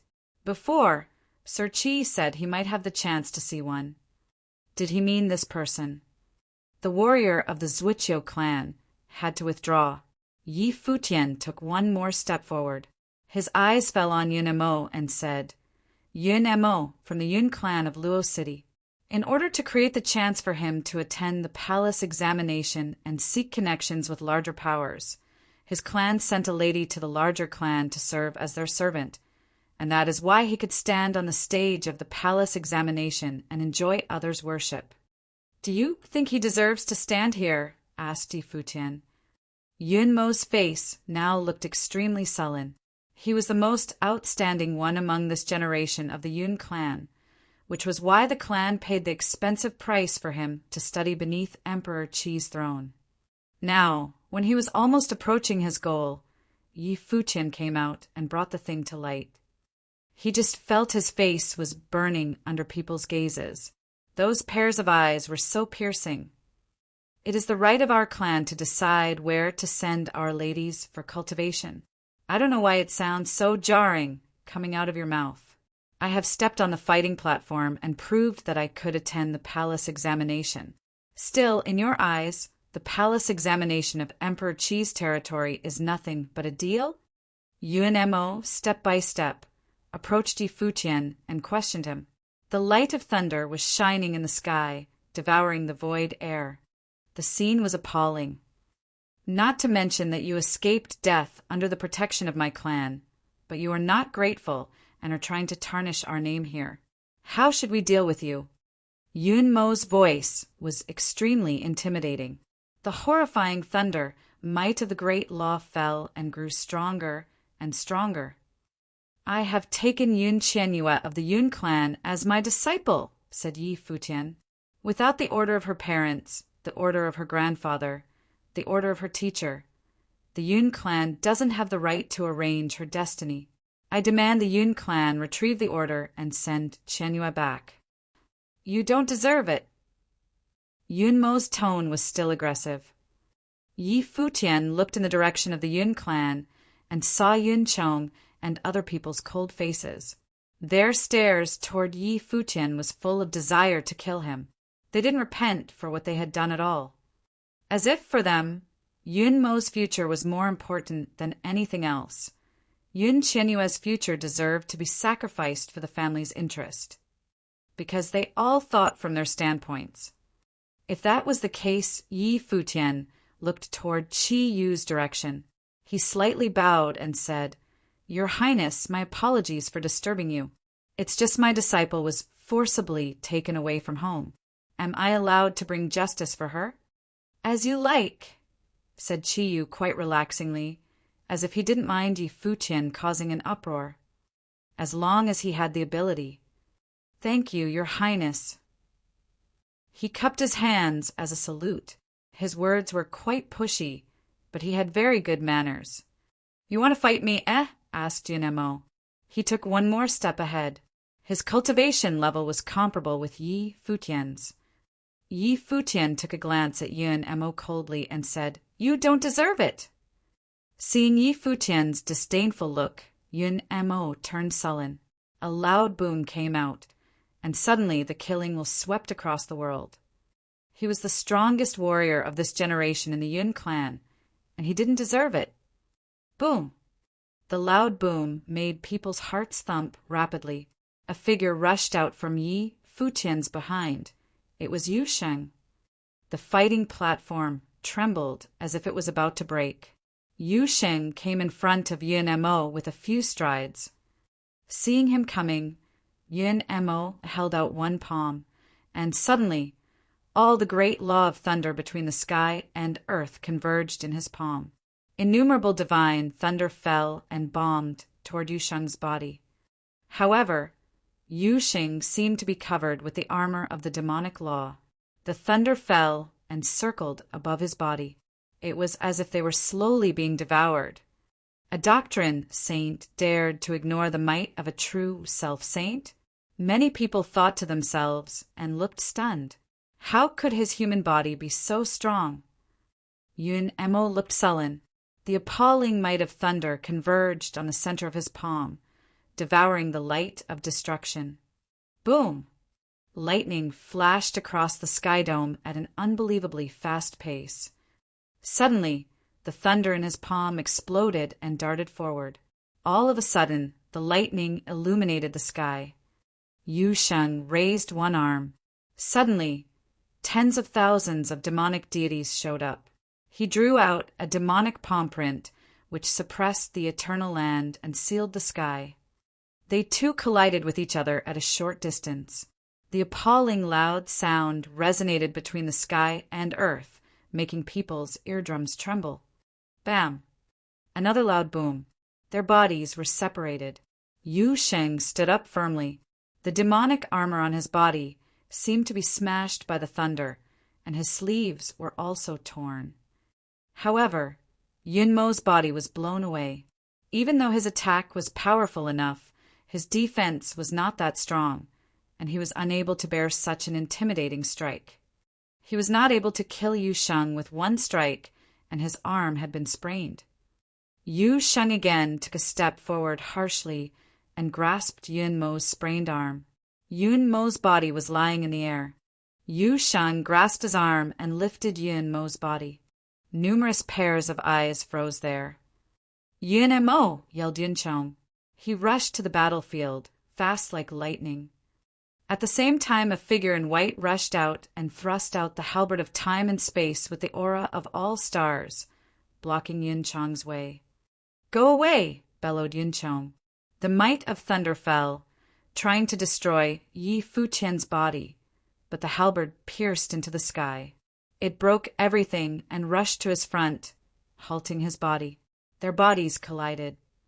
Over the high platform, Yu Sheng's fist smashed down. After a shriek, Yun Mo's body fell down feebly. Boom! After a loud boom, Yun Mo's bones were smashed into pieces. Lying there dead, he was not able to exert strength at all. He couldn't damage Yu Sheng's defense, but just with one strike, Yu Sheng's attack destroyed his defenses and vanquished him most forcefully. This doctrine saint forcibly won over Yun Mo of the true self plane. Did the battle prove the real strength of a person who attended the palace examination? People thought of Yi Futian's jeer before the fight and felt it even more jarring. On the other side, a collision also happened between Yi Futian and Yun Chong under the gazes of numerous pairs of eyes in shock. Yun Chong, as an unblemished saint, was shaken back to the place where warriors of the Yun clan gathered. He was an unblemished saint of the third level in the saint plane. Yi Futian, with silver hair, stood there imposingly with the halberd of time and space in hand, his white clothes blowing in the wind. His temperament was outstanding. As if he could defend the attacks from tens of thousands of men, Yun Mo didn't deserve fighting with him.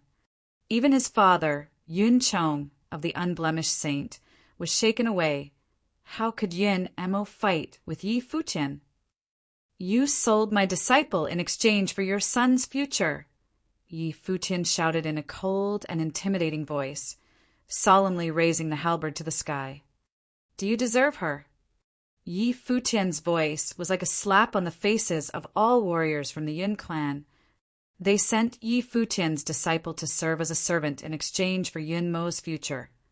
But ironically, Yun Mo couldn't bear even one blow. Besides, Yi Futian's disciple herself was a lady of the Yun clan, which made Yun clan look even more despicable and useless. The scene that just happened indeed put warriors of the Yun clan to shame. They couldn't be more embarrassed. They claimed Yun Mo was the genius, the strongest warrior of this generation of Yun clan, and even traded a clan lady in exchange for a chance to better cultivate Yun Mo. But at this moment, Yi Futian slapped on their faces in front of the whole world. Besides, nobody had expected Yi Futian and Yu Sheng to be this powerful. A person like him doesn't deserve cultivating. If he studied under Emperor Qi, that would be a disgrace to His Majesty, said Yi Futian. He should be deprived of his cultivation. You are too presumptuous. The lord of the Yun clan yelled and took one step out. The terrifying Nirvana plane life force enveloped toward Yi Futian and Yu Sheng. Yi Futian could perceive the Nirvana life force.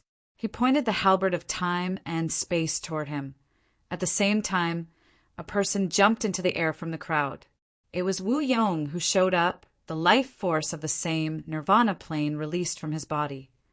Do you want me to exterminate your whole clan? Yi Futian spat out these cold words, the halberd of time and space swallowing and emitting horrifying light. His voice made all warriors of the Yun clan shiver. It was not only aiming at Yun Mo, just one sentence. Do you want to exterminate your whole clan? How aggressive. As if he could use one sentence to decide the life and death of Yun clan of Luo City, exterminating the whole clan, while a Nirvana saint was just standing next to him.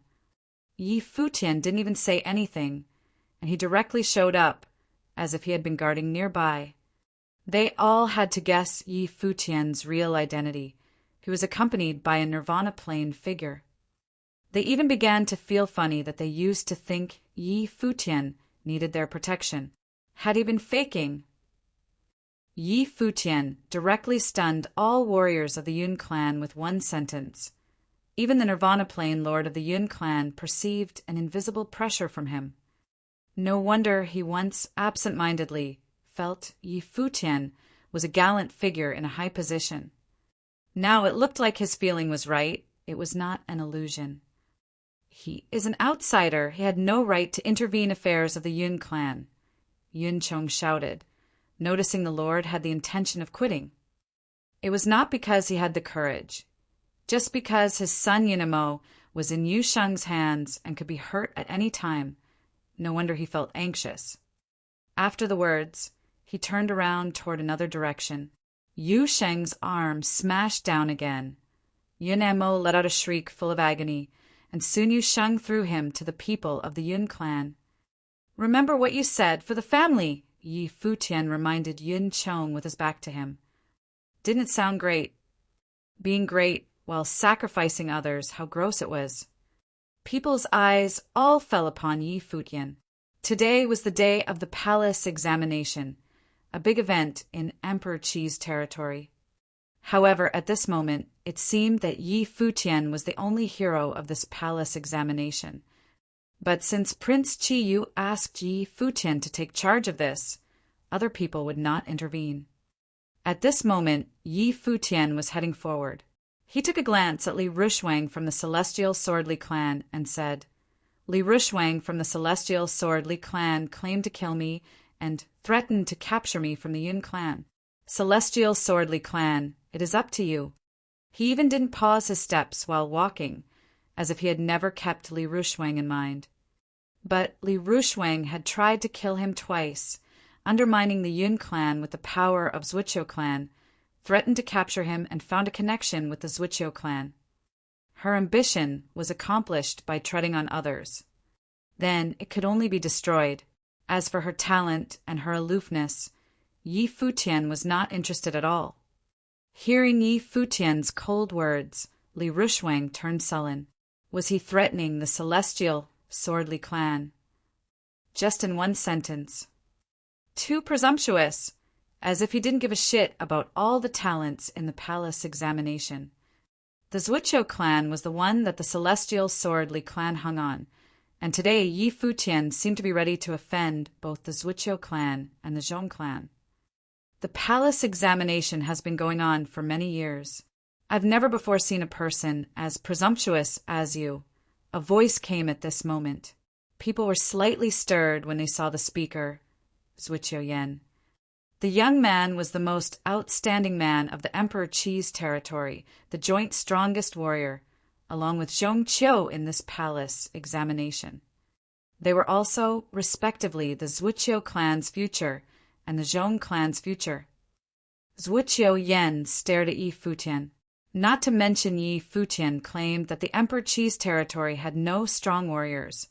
Li Rushwang was the woman chosen by the Zhuqiu clan, and if nothing wrong happened, she would become his wife. How dare Yi Futian threaten the celestial swordly clan to treat Li Rushwang just with a few words? Yi Futian took an emotionless glance at him and ignored him, kept walking toward another direction, the direction where warriors of the Zhong clan were. The Zhuqiu clan and the Zhong clan were the joint highest powers in Emperor Qi's territory. Yi Futian stood in front of warriors of the Zhong clan. He looked at that elegant figure behind Zhong Qiu and said, "Chen Yue, come back." Yun Chen Yue looked at that man in white, her eyes wet. She had already lost hope, but she didn't expect that man would show up today in such an imposing manner in front of the world to seek justice for her. But suddenly, Yun Chen Yue perceived a slight pressure. In front of her, a slight cold was slowly being released from Zhong Qiu's body. The coldness infused into her bones and veins steadily and made her unable to move. She was still young, just of sage plain. Zhong Qiu could easily control her with a wisp of will. Zhong Qiu didn't turn his head to her. He fixed his stare on Yi Futian and said, "She belongs to the Zhong clan now." He doesn't care what Yi Futian was. Here was Emperor Qi's territory. The Zhuqiu clan and the Zhong clan had prospered in Emperor Qi's territory for many years. The Zhuqiu clan and the Zhong clan were at their apex within this territory. Yi Futian just came here and disdained everyone, ignoring all the existing rules. What he said was too demeaning to the Zhong clan. The reputation of the Zhong clan could even be ruined. The Yun clan of the Luo city volunteered to send the girl to the Zhong clan residence, but now he used it as evidence of the Zhong clan's ill repute. Yi Futian heard Zhong Qiu's words and saw him look straight at him, but he didn't pause his steps. Numerous pairs of eyes fell on him.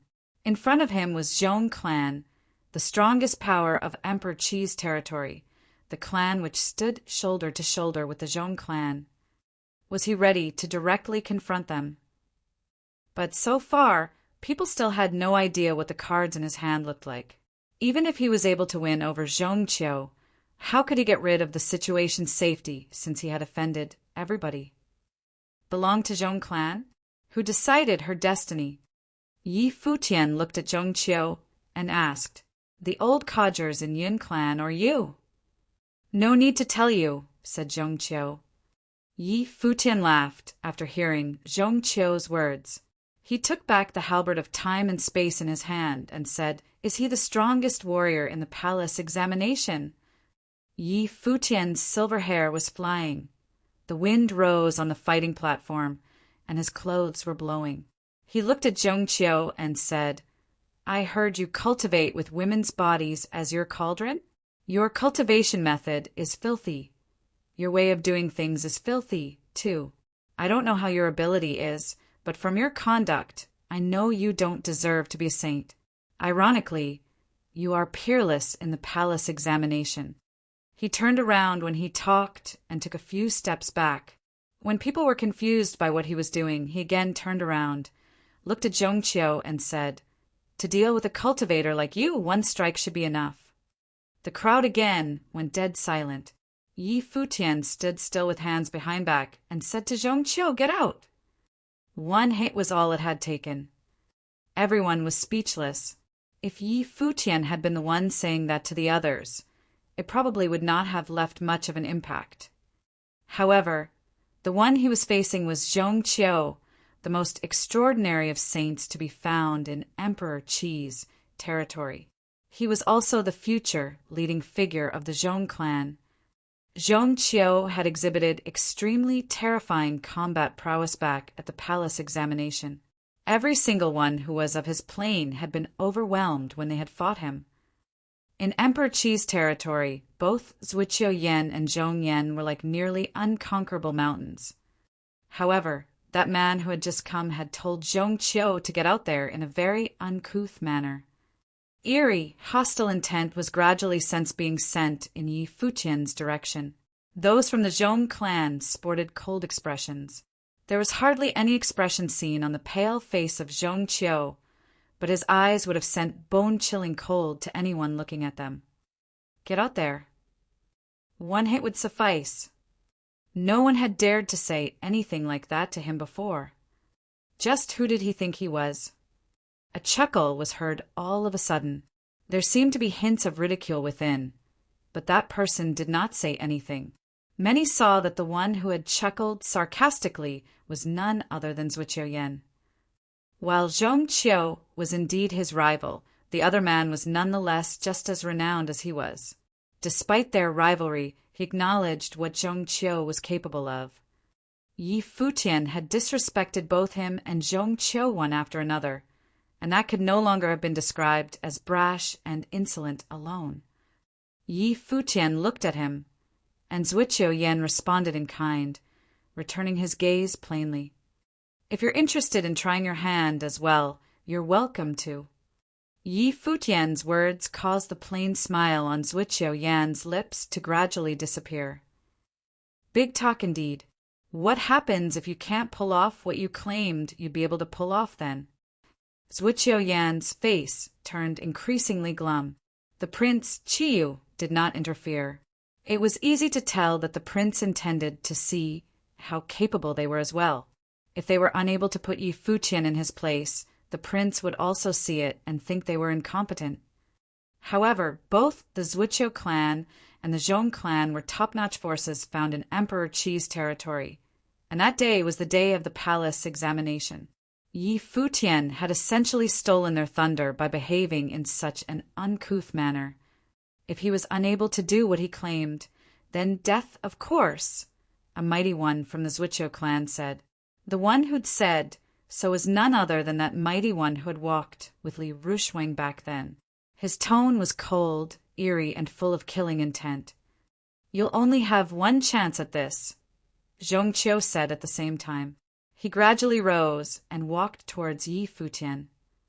He would not have minded fighting Yi Futian just to see what enabled that man to be so insolent. However, Yi Futian had provoked him to do battle in such an insulting manner. If he dared to be that presumptuous, then he would only give that man a single chance. One hit. If you're unable to do so, you die. Zhong Qiu rose and walked towards Yi Futian. Every step he took caused the place around him to turn increasingly cold. The eerie coldness seemed to slow the senses of everyone around him. The will of the great path seeped into Yi Futian's body, affecting his blood flow. It even began to slow his senses, as if the great path in his surroundings had actually begun to slow down. The will of the great path affected the senses of others, making it seem like he was the only one left in that space. Sir Yi. Yun Qinyue's face turned pale. Yi Futian sought justice for her, and she was naturally grateful and touched because of that. However, she knew well just how powerful both Zhuqiu Yan and Zhong Qiu were. She had witnessed Zhong Qiu's battle not long ago. While she indeed believed in Yi Futian's powers, she was unable to fathom whether it was possible to unleash just a single hit and end it all. There were just too many variables at work with that one hit. Unless the difference in powers was overwhelmingly great, ending it all with just a single hit would not be possible. Furthermore, from the way the Zhuqiu clan and the Zhong clan behaved, they did not intend to fight Yi Futian fair and square. If that one hit did not work, they would really move out and kill Yi Futian, showing no mercy whatsoever. If Yi Futian really failed to do what he said he was capable of, and both the Zhuqiu clan and the Zhong clan were out to kill him, the prince would still probably keep his hands to himself.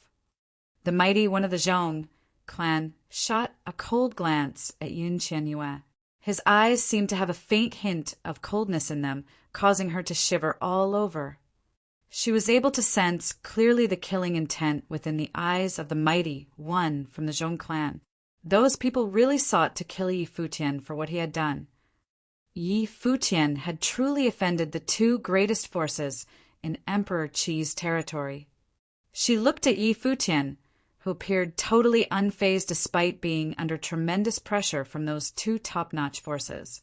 His eyes remained the same, and he, standing proud, seemed to be saying that he was confident to take on whatever changes were to come. The will of the great path of entropy was unleashed. That formless, eerily cold power was shattered right away. The battle between saints was done in the face of the might of the great path. The way of entropy was unbelievably overbearing. Despite that the attacks that Zhongqiu practiced were extremely cold and the coldness was everywhere, they remained incapable of invading his body. Yi Futian extended his hand, and stars were conjured all over the place, making it look like the place had been turned into a world of stars. A great many constellations appeared all of a sudden in the sky above. The light of constellations orbited with Yi Futian at the center, seemingly moving with a mystical tune, and a raging might shrouded the place. A halberd of the great path appeared on Yi Futian's palm.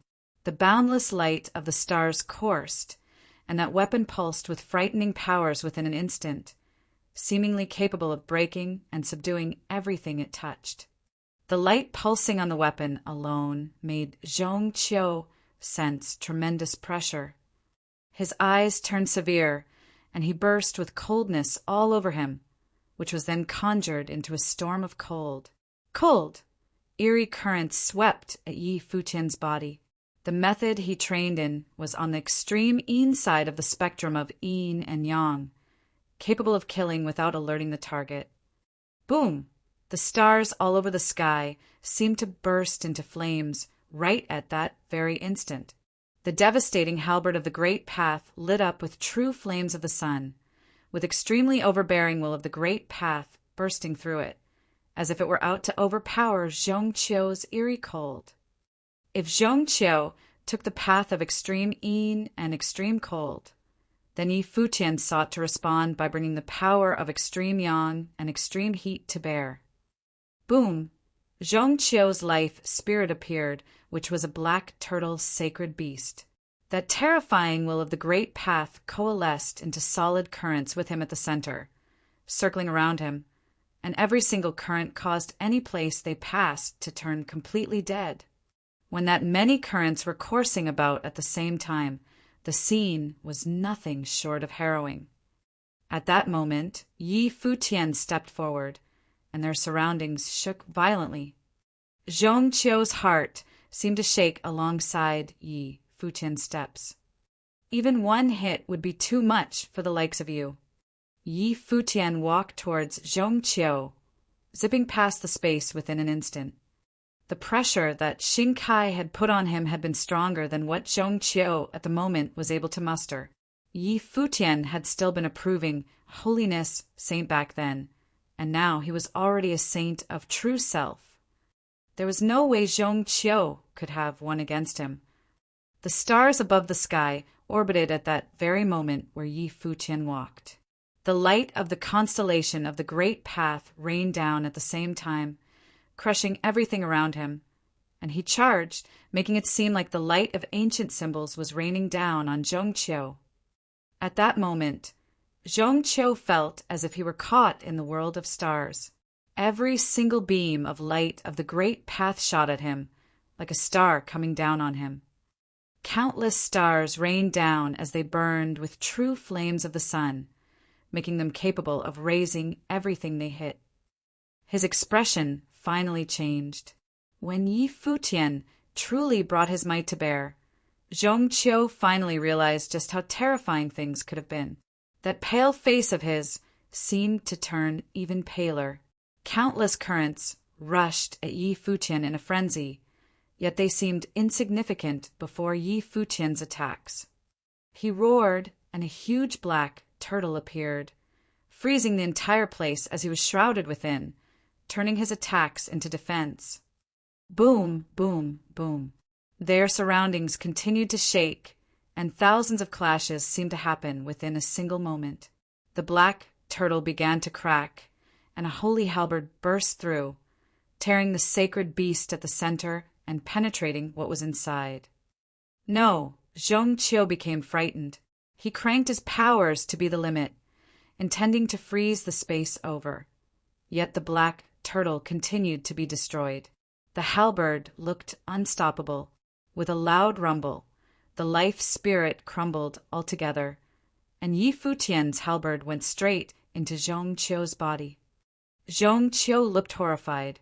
He then looked up at Yi Futian and saw Yi Futian push his hand forward lightly. Devastating power burst and tore through everything in Zhongqiu's body. He would have him dead if he was unable to pull it off, huh? What about if he was actually able to do what he claimed to be able to? Boom! A person was sent flying and fell limply to the ground. Zhongqiu's face was filled with utter terror. He sensed that everything in his body had been destroyed. Even his life spirit had been taken apart by Yi Futian's attack. Yi Futian had thoroughly crippled him. "You're unfit for cultivation," Yi Futian said. Countless people watched that scene with baffled expressions, and their hearts raced. One hit. Yi Futian had truly only used one attack, and that attack had utterly overwhelmed his opponent. Was that really Zhongqiu? Zhongqiu of the Zhong clan had looked so impossibly weak back there. He was unable to take even a single hit. Zhuqiu Yan watched, feeling as if his mind had been rattled. His expression was a very ugly one. He was unable to imagine what would have happened if he had been the one to fight just moments ago. "Sir, Yi!" Yun Qianyue watched the scene with a shocked expression, finding Yi Futian to be impossibly powerful. While she had gone to seek guidance from Yi Futian many times before, she had never seen what Yi Futian was truly capable of, and in that moment, she had finally seen it. Even someone as powerful as Zhongqiu was unable to withstand even a single hit. Mighty ones of the Zhong clan at her side flashed to Zhongqiu's side, looking into the extent of Zhongqiu's injuries. Their expressions turned cold, and killing intent was sensed sweeping out. The killing intent became blatant after they saw that Zhongqiu was utterly crippled. The mighty ones from the Zhong clan headed in Yi Futian's direction and said coldly, "You behaved in such an unbridled manner in the palace examination. Did you even have any respect for the prince or anyone else around you? That man's killing intent was frightening, as if he intended to kill Yi Futian right where he stood." Many sweated on Yi Futian's behalf after sensing the terrifying might of a holiness of nirvana bursting through. They all wondered if the man who had crippled Zhongqiu with one single attack would be able to walk off the stage alive. "Try making a move against my student if you dare." A towering might shrouded the entire place, pressing down on the holiness of nirvana. Everyone sensed the terrifying pressure within an instant. The holiness of nirvana of the Zhong clan turned around to look at the one who had spoken. He was not alone, as everyone looked toward the source of the voice. A figure appeared at the prince's side and slowly walked out. It was none other than Qi Xiangang. When Qi Xiangang walked out, his plain bearing changed all of a sudden. Despite wearing a plain long robe, He felt as if he had merged with the heavenly path as he walked. A terrifying might shrouded the holiness of nirvana of the Zhong clan. At that moment, countless people had their eyes on Qi Xiangang. He stopped and stood still, looking as if he were the only being left in that space. His student. The holiness of nirvana of the Zhong clan naturally knew of Qi Xiangang. He had become renowned in the royal palace as of late and was highly valued by the prince, so much so that the prince often sought his guidance in training. Even those from the Zhuqiu clan and the Zhong clan were able to sense a looming threat from him. That man seemed to be out to fight for status in Emperor Qi's territory with them, and it did seem like he had the power to do so. Both the Zhuqiu clan and the Zhong clan were very wary of Qi Xiangang. However, none of them expected that that powerful being was the teacher of that unbelievable genius who had just stepped onto the stage in such a presumptuous manner and taken care of Zhongqiu with a single hit. Those from the two forces became even more glum at that thought. To them, everything looked like it had been deliberately arranged by Qi Xiangang. He'd had his student rise by stepping on the heads of all the others, making his name known throughout Emperor Qi's territory, while shocking everyone else, allowing those from the royal palace see just how extraordinary his student was. Everything that had happened that day seemed to make sense at that thought, as if that was how things were supposed to be. The Yun clan was but one excuse. The newcomer's true objective had been to pass the palace examination and rise by stepping on their heads. What had just happened made it very easy for people to harbor such thoughts. The truth, however, was that while Qi Xiangang had indeed been waiting for Yi Futian, he had not known his student would show up in such a manner. But then again, from what Yi Futian said, he realized what was actually happening.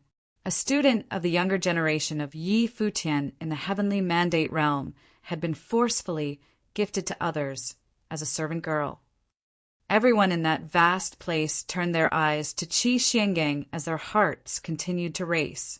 That man who had just walked beside the prince seemed to possess extraordinary powers. The bursting of his might seemed to be that of the heavens, shrouding the entire place and subjecting everyone to that formless pressure. So this was Yi Futian's backing then. No wonder he dared to provoke all major forces with impunity the way he did, going on to insult both the Zhuqiu clan and the Zhong clan. Yun Teng and Yun Anai clenched their fists tight in the crowd and looked very agitated. They seemed to have truly seen the hope. Yi Futian was from the Crimson Dragon realm, so his teacher would have definitely been a top-notch figure back at the Crimson Dragon realm. It seemed that he was just as renowned in the Heavenly Mandate realm. Furthermore, he was at Prince Qi Yu's side. The prince would probably have not sided with anyone, and all who were squabbling would have had to rely on themselves. But then again, they wondered if Yi Futian's teacher alone would have sufficed to take on all those people.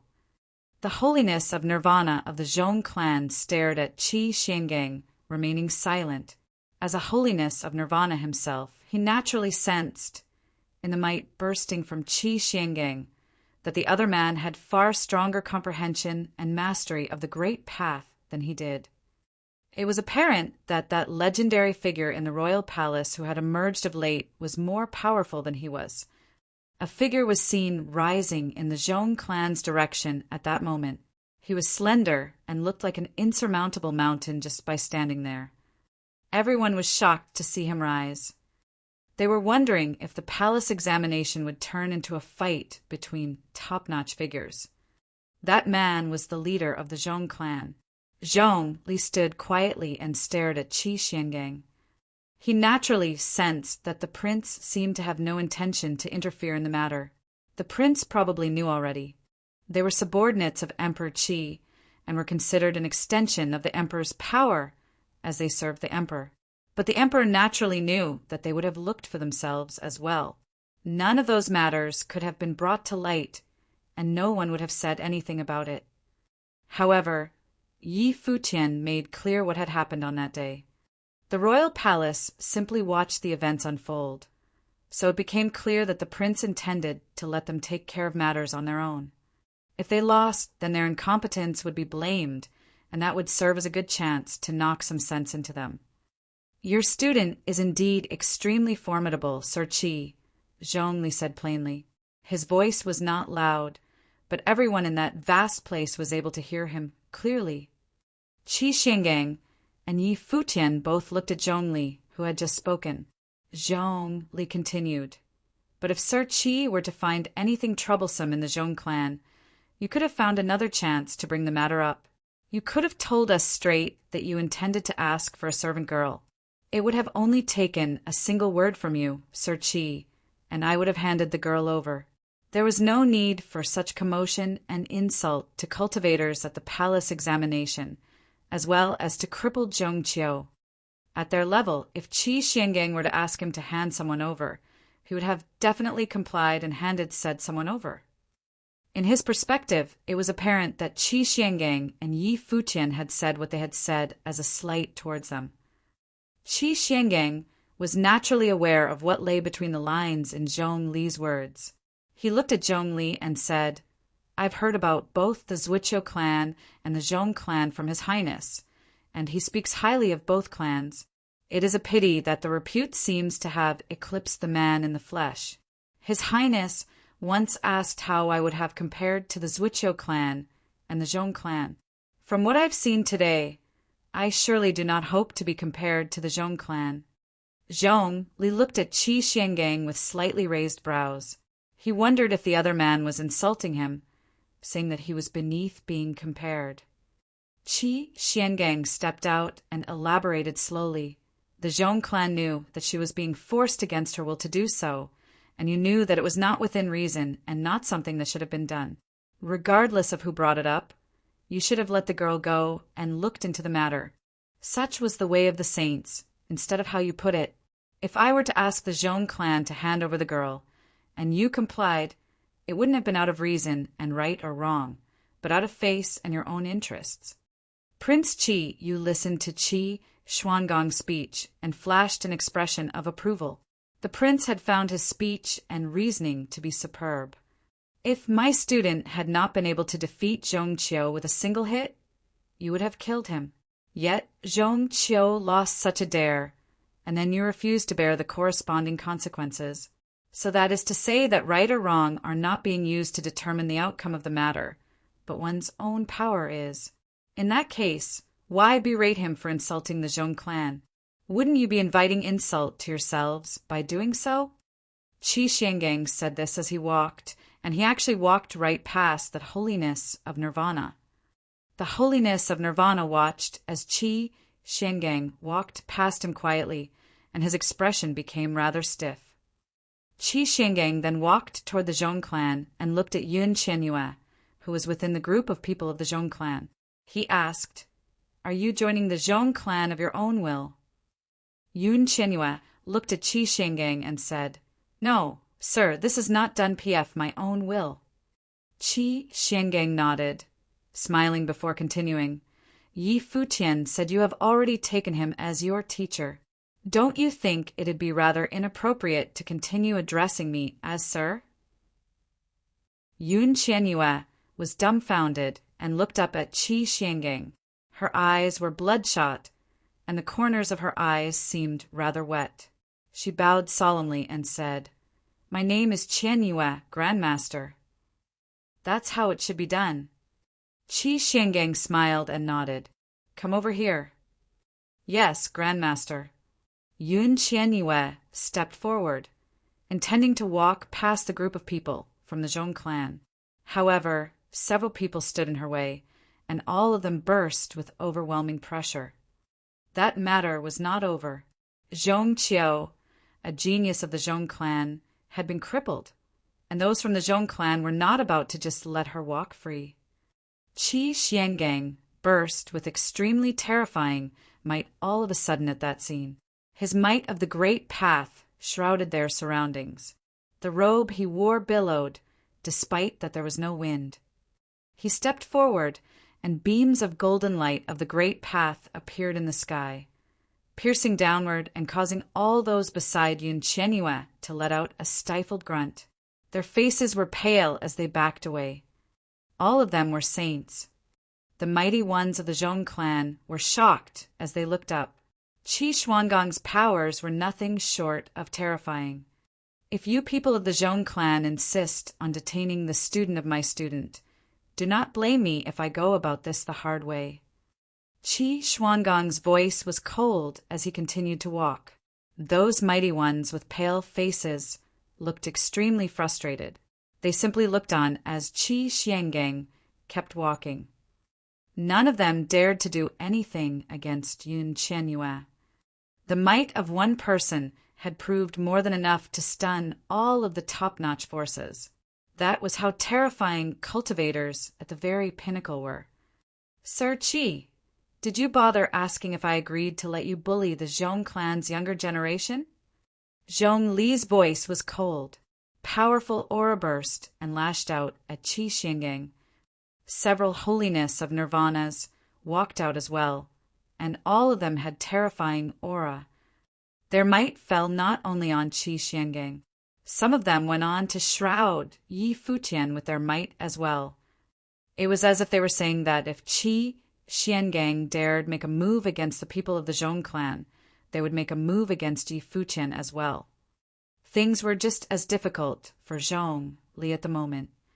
If they were to simply yield in this situation, not only would they no longer be able to achieve greater heights in Emperor Qi's territory, they would lose their current status altogether as well. If they were to give in, they would essentially be falling into a ravine. Qi Xiangang would take their place and become the new symbol of the pinnacle of power in Emperor Qi's territory. A figure flashed and appeared beside Yi Futian. It was Wu Yong. His raging aura burst and was cast onto the people of the Zhong clan. Several auras burst in the crowd at the same time, all of them overbearing. One person after another took to the sky and came onto the stage after that. Boom! One of them burst in the divine flames of the sun. His eyes burned like an inferno. That person was none other than Zhu Kong, the leader of the Zhu clan of the 9 tribes. City Lord. Zhu Kong stood behind Yi Futian and cupped his hands. Zhu Kong was no longer against Yi Futian at the moment. He, too, was able to see just how great Yi Futian's potential would have been. Rather than spending his time scheming against Yi Futian, he found it more sensible to simply wait. By the time Yi Futian became very powerful, he would not bother keeping them on a leash. He might even provide them with opportunities. City Lord. Yet another person emerged. He was the Vermilion Bird tribe leader, who burst with a holiness of nirvana level of pressure as well. I was wondering if you would show up. I really didn't expect to find you here. But then again, challenging someone of your plane here? That's bullying, man. A voice was heard, and sword will was sensed. Sword aura then zipped past in the air, and several swordsmen walked up to the stage. The leader was none other than Pei Min of the Sword Emperor Palace. Several others stepped up as well, walking to the stage. Yin Tianjiao was there as well. Several others followed as she walked up to the stage, staying close by her side, and said, "Princess!" Apparently, after the ones who had come to the Crimson Dragon realm were scattered, they had somehow managed to make that place their meeting point after hearing that there was an event to be held in Emperor Qi's territory. They had then met up with Yi Futian, coincidentally. A group of mighty ones appeared as well, and they came to Yi Futian's side. It seemed as if holiness of nirvanas were appearing one after another every now and then. The people of Emperor Qi's territory found this turn of events to be utterly baffling. Was the Zhong clan really going to fight against such odds? The mighty ones from the Zhong clan stood frozen as they saw more and more mighty ones from the other side showing up. They felt a massive pressure on their chests. They were unable to fathom what was going on. What the hell was this? Why were so many mighty ones showing up all of a sudden? There were even several holiness of nirvanas standing right behind Yi Futian. All of them were addressing him as city lord and acting very respectful toward him, as if he were their leader or something. All who had showed up seemed to know him as well. With such a lineup and Qi Xiangang added to the mix, the few holiness of Nirvanas in the Zhong clan were apparently no match at all. At that moment, another group of people emerged, Prince Qi Shang and Yu Shifei of the Crimson Dragon Realm. When the teleportation had gone wrong and disintegrated, they had held each other's hands, and because of that they had remained together, showing up at the same place. They had met up with the others at the event later, and they had found more of their own. They were trying to see if they were able to find anyone from the Crimson Dragon Realm among the vast crowd that day. It was apparent that everyone had shared the same thoughts and gathered at the event. Yi Futian was even bold enough to cause a scene at the event. I'd heard of the exploits of the Zhuqiu clan and the Zhong clan throughout the days I spent in the Imperial City. I didn't expect to find both clans more forceful than I could have imagined. These two clans really are capable of throwing their weight around in Emperor Qi's territory. Qi Shang smiled and continued, His Majesty Emperor Qi should really keep his people in check. Qi, you felt it rather out of place for so many mighty ones to show up one after another. All of them had exceptional bearing, and many among them felt extraordinary, especially several of the younger ones. While their training had apparently not been the strongest, their bearings were nonetheless superb, so much so that it seemed that the geniuses in Emperor Qi's territory appeared to be beneath their notice. While Emperor Qi's territory was indeed said to be a place ruled by a Renhuang, it was but one of the places ruled by a Renhuang throughout the entire Heavenly Mandate realm. There were many other stronger places, and because of that they were unable to keep the best of the best around. If talents were to be compared, the geniuses who stood at the very pinnacle would not have been inferior to those from Emperor Qi's territory. They would have only been stronger. There were many among those who had emerged who were descendants of Renhuang themselves. That day was the day on which the palace examination of Emperor Qi's territory was held, but it seemed that things had changed altogether. A storm had arisen, all because of Yun Qianyue. To put it precisely, it was that silver-haired young man who'd caused such a scene. Just who the hell was that young man? Zhong Li's expression had turned completely glum. The Zhong clan had intended to forcibly overpower Qi Xiangang and those with him, sweeping the matter under the rug. They would have apologized to Emperor Qi at a later date. It would have been better to be caught in a disadvantage at such a place. However, this turn of events had rendered them utterly helpless. The parties were no longer in the same weight class to begin with. Even if the Zhuqiu clan were to be added the conflict, siding with the Zhong clan, they would still have lost. Now only the Zhong clan was caught in such a predicament.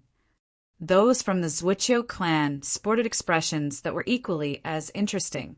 The mighty ones from the Celestial Swordly clan and the Yun clan of Luo City were all stunned by the turn of events before them. Telling me to keep my people in check. You people really are bold indeed. A voice was heard from afar, and everyone saw a holy, dazzling beam of light descending from the royal palace. A figure in royal garb walked in front of them, heading towards the crowd. His appearance caused countless people throughout the vast place to bow solemnly and say, "Greetings, Your Majesty." Many mighty ones from the Zhuqiu clan, the Zhong clan, and the others bowed one after another as well. Emperor Qi came before them with a single step. Qi rose as well and called out to the person right before him, "Father." Emperor Qi nodded slightly to the crowd, waving his hand to tell everyone to be at ease. His eyes then turned towards Yi Futian, Qi Shang, and the others. "Greetings, Your Majesty. I'm Qi Shang from the Crimson Dragon Realm," Qi Shang said and bowed. "Greetings, Your Majesty. I'm Yi Futian." Yi Futian bowed as well. While those people had been there causing a ruckus, they were nonetheless still very polite, seeing a true Renhuang, showing appropriate manners and respect. Emperor Qi smiled and said, "You sure are bold. I assume you're a member of the royal family in the Crimson Dragon clan, then? Would you mind doing the introduction, Sir Qi? Qi Xiangang nodded and looked at Qi Shang, saying, "This is His Highness, Prince Qi Shang of the Royal Palace of Crimson Dragon Realm in the Crimson Dragon region. The one by his side is his wife. The others are all from the Crimson Dragon region. Yi Futian is my student, and he hails from Emperor Xiao's realm in Crimson Dragon region. All of them are here in the Heavenly Mandate realm on a pilgrimage. The ancient road of space that we were on disintegrated. We were scattered all over the place, and we all gathered here today. So that is to say that there are probably several children of Renhuang in the Crimson Dragon realm then." Emperor Qi asked and smiled, turning his eyes to several of them. He was able to feel something special from those few. Indeed. Qi Xiangang nodded and crowd was rattled. Several children of Renhuang. No one had expected the lineup that had showed up out of nowhere to be so terrifying, and it looked rather ridiculous. The Zhuqiu clan and the Zhong clan had no doubt been very much of a big deal in Emperor Qi's territory, but they were rather tiny when compared to the ones on the other side. It was no surprise that Yi Futian showed neither fear nor respect for them, or that he had even gone on to make sarcastic jabs at them. They were curious what kind of a character Yi Futian had been in the Crimson Dragon region. They were curious about his status. "Seems like you have your own motives for coming to the royal palace, then, Sir Yi. You people have taken the venue where the palace examination was to be held to be your meeting place. I see," Emperor Qi continued, looking at them. "I beg your forgiveness, your majesty," Qi Xiangang said and bowed slightly. "You've made it a point not to stay here for long, so what can I fault you for? However, that student of yours really is a cocky one, stirring up all that trouble in the palace examination." Emperor Qi turned his attention to Yi Futian and asked, someone who was able to overpower top-notch geniuses from Emperor Qi's territory, "What is the status of this student of yours, Sir Qi?" "No status worth mentioning. He is but a cultivator from Emperor Xiao's realm who joined the Crimson Dragon realm," Qi Xiangang answered.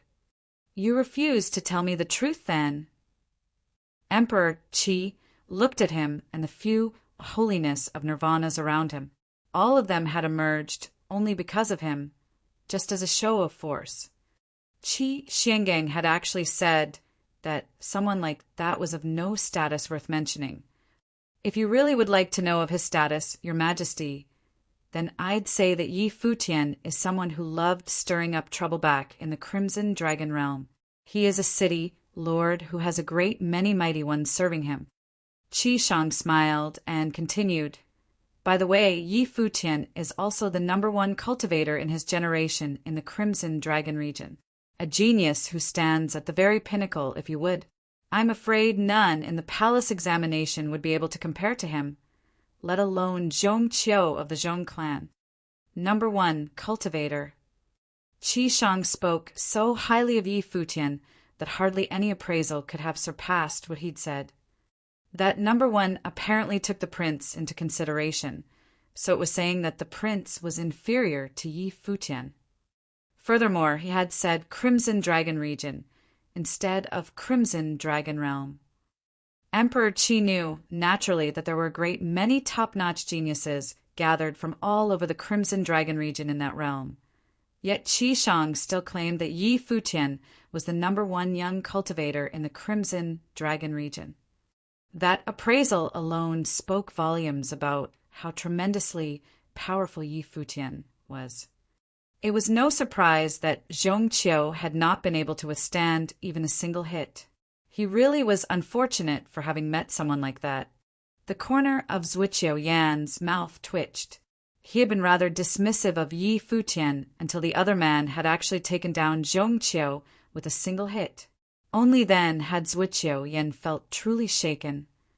"Sir Yi, #1 in Crimson Dragon region." Yun Chenyue's expression turned rather dazed, wondering if this was truly the soft-spoken and polite Sir Yi that she knew. All of the mighty ones from the Crimson Dragon region. even the likes of princes, were proud of him. That being said, Sir Ye's talents would have definitely overpowered many geniuses throughout the Crimson Dragon region then. So that is how it is. Emperor Qi smiled and said, "In that case, the palace examination today has turned out rather meaningful, for we are able to see how different those from this territory are compared to the number one in the Crimson Dragon region. You all should be more diligent in your training from here on out in order to prevent what happened today from happening again. Your emperor is losing face today.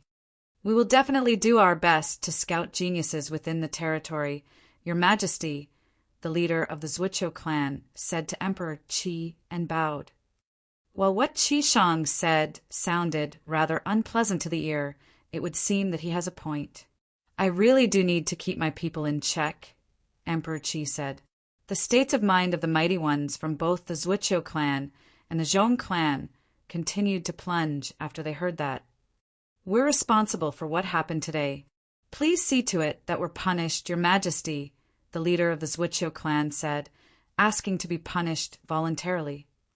"Qi Yu, have someone investigate the Zhuqiu clan's abuse of power by trading candidate slots for the palace examination, and do everything in your power to cooperate.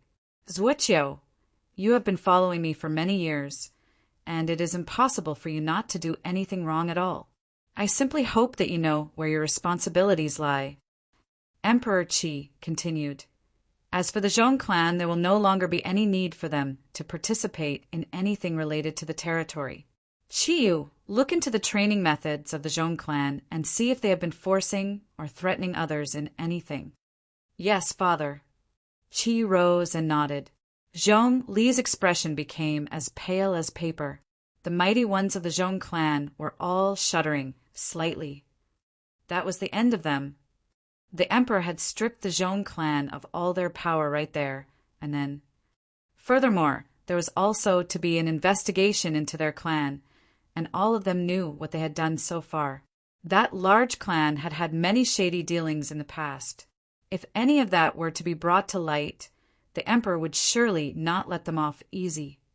The emperor had truly taken advantage of the commotion to straighten his people out. "Finally, I shall see to it that the palace examination is organized again at a later date, and the selection shall be done fairly," Emperor Qi said to the crowd. "All hail our wise emperor." One person after another bowed. Hope lit up in the hearts of many. Yun Tang and Yun and I both smiled. It seemed that Qianyue would turn out all right after all. The Zhong clan would face extremely severe punishments. Yun Qianyue had already walked back to Yi Futian on the platform. She looked at Yi Futian with teary eyes, but there was a smile on her face as well. She asked, "Are you really willing to take me as your student, sir?" "I am indeed." Yi Futian smiled and said, "But while I've agreed to take you as my student, you'll still be relying on yourself to further your training, for I won't be able to take you with me." "Indeed." Yun Qianyue nodded. "I understand." She did not dare ask for more. "Let her stay in the royal palace and train under me then," Emperor Qi said. Yi Futian and Yun Qianyue were both dumbfounded as they looked at Emperor Qi. "The Zhong clan served me, and I was at fault in this as well. Just take it as compensation," Emperor Qi said. "You indeed are generous and fair, Your Majesty." Yi Futian bowed and continued, "Thank you very much, Your Majesty." Yun Qianyue smiled as well. Her eyes seemed to become even wetter as she smiled. Her family had thrown her away and sent her off to become a servant girl in order for Yun Mo to get a chance at the palace examination. Right then, however, she had acquired the right to train by Emperor Qi's side. It all just seemed so ironic. The Yun clan looked upon the scene with ashen faces. No one could have comprehended what they felt. Old Man Yun looked at the platform and saw Emperor Qi declaring that he would allow Yun Qianyue to train under him.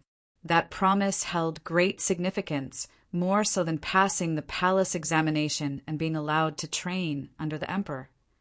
What happened on that day caused Yun Qianyue's status to skyrocket, enabling her to get close to the royal family.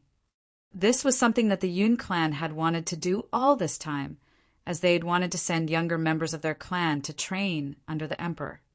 That wish had finally come true, yet it was not something that had happened because of their efforts.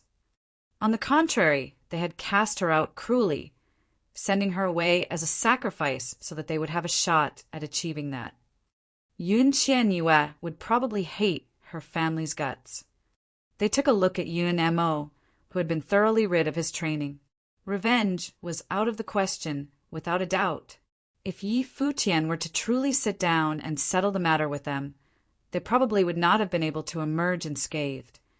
That lineup had overpowered even the Zhuqiu clan and the Zhong clan, making even the emperor himself appear. All of that showed how absolutely terrifying those people were. Their backing was so strong that even Emperor Qi, a lord of a territory in Heavenly Mandate Realm, had to show respect. Yun Chang's face was ashen, and he despaired, wondering how things had turned out this way. Two figures walked in his direction, Yun Tang and Yun Ni. Yun Tang still looked rather angry, judging from how they looked at the rest of the Yun clan. He said coldly, Qianyue's father sacrificed himself for the clan, and now you people have sent Qianyue to the Zhong clan to be a servant girl for the sake of the clan. It occurs to me all of a sudden that we've been getting close to the Zhong clan, wanting to establish a connection between us and them. The clan might have been planning for this for a long time, waiting for the pieces to fall in the palace examination. Yun Ting looked rather sarcastic as he continued. It is indeed ironic. The one who was cast away by the clan and saved by an outsider. If it had not been for Yi Futian, I'm sure you all would have been smiling from ear to ear instead, feeling not the slightest bit of remorse or sorrow, but only joy from seeing your goals accomplished. From this day forth, my family shall sever all ties with the Yun clan of Luo City. I wish the clan great success and prosperity. Both Yun Tang and Yun Ni turned around and left right away, not at all reluctant. Yun Ni would especially hate them for what they had done. Her husband had died for the clan, and her daughter had changed her surname, and all of that had only resulted in her being cast away by the clan as a sacrifice. It was pathetic indeed. It was fortunate that they had Sir Yi on their side. She looked up at the silver-haired man up on the platform. Her eyes were filled only with gratitude.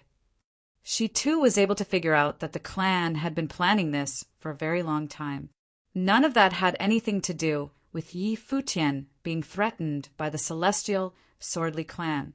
That incident was but a convenient excuse. Even without Li Rushuang in the picture, the clan would have sent Qianyue away all the same, just so that Yun Mo was able to have a bright future.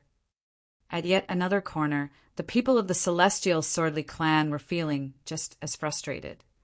Emperor Qi had ordered for the Zhuqiu clan to be subjected to investigations. The alliance was rendered null, without a doubt.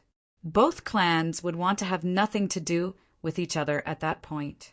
It was clear that they would have intended to sever all connections with each other just to avoid being punished by the emperor for having conspired with one another. Other than that, Yi Futian had once reminded them Li Rushuang of the celestial Swordly clan had wanted to kill him once, going all the way to the Yun clan to take him away and telling the Yun clan to know their place. Li Rushuang was the most extraordinary figure in their clan from that generation, and everyone wondered how the rest of her clan would deal with her. If they were to simply ignore Yi Futian, that lineup of his was more than enough to take them out as easy as pinching an ant to death. Furthermore, no one would have anything to say about it. One wrong step and it would be the end of them. Li Rushuang walked back to her clan and saw that all eyes in her clan were on her. She was perceptive enough to tell that something was out of place. Those eyes did not look like they'd used to. She frowned hard, and her mind cleared in an instant. She knew that those looks they were giving her had something to do with Yi Futian. She had once been the pride of her clan, Yet at that moment her clan was probably afraid of being dragged into her mess, and they were thinking of what to do with her. She felt a bone-chilling cold in her mind, making minor sacrifices to safeguard major interests. She had been reduced to a minor sacrifice to her clan. She stopped and looked at all those faces before her, feeling as if they were those of strangers. What happened with the Run Huang mural at the ridge was my own doing, and I shall shoulder the responsibility all on my own. From this day forth, I, Li Rushuang, will no longer be a member of the Celestial Swordly clan. Everything I have done will have had nothing to do with the Celestial Swordly clan, Li Rushuang said, making a snap decision right then and there. It would have been very dangerous for her to return to her clan, as it was extremely possible for her clan to make her a scapegoat in order to keep their clan out of that mess. As such, she made the decision to sever her connection with her clan instead. She turned around after she finished saying all of that and began walking, intending to leave right away on her own. Thinking of just leaving like that. A cold voice was heard. Yi Futian turned to look at Li Rushuang. He'd heard that Li Rushuang was a decisive person, capable of making decisions quickly and follow through with them. She was also brutal and had shown no mercy when she intended to kill him back then. She'd gone to the Yun clan just to take him away, and then he'd attempted to set the Yun clan up just to offend the Zhuqiu clan. All of her actions showed that she was merciless with her dealings. At present, she had severed ties with her clan, intending to escape in one piece. Li Rushuang stopped and turned around to look at Yi Futian, saying, "It was indeed you who destroyed the Run Huang mural, and it was completely normal that I put the blame on you in my anger. I am willing to cut my hair as a token of apology." She then put her hand behind her head and held her hair. A sword materialized in her other hand, and she cut off her long hair right away. Her jet-black hair billowed in the air.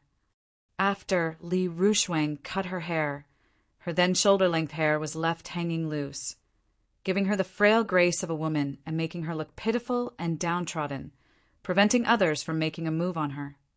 However, Yi Futian's expression remained unchanged. One's state of mind was unusually steely when they had trained all the way to sainthood.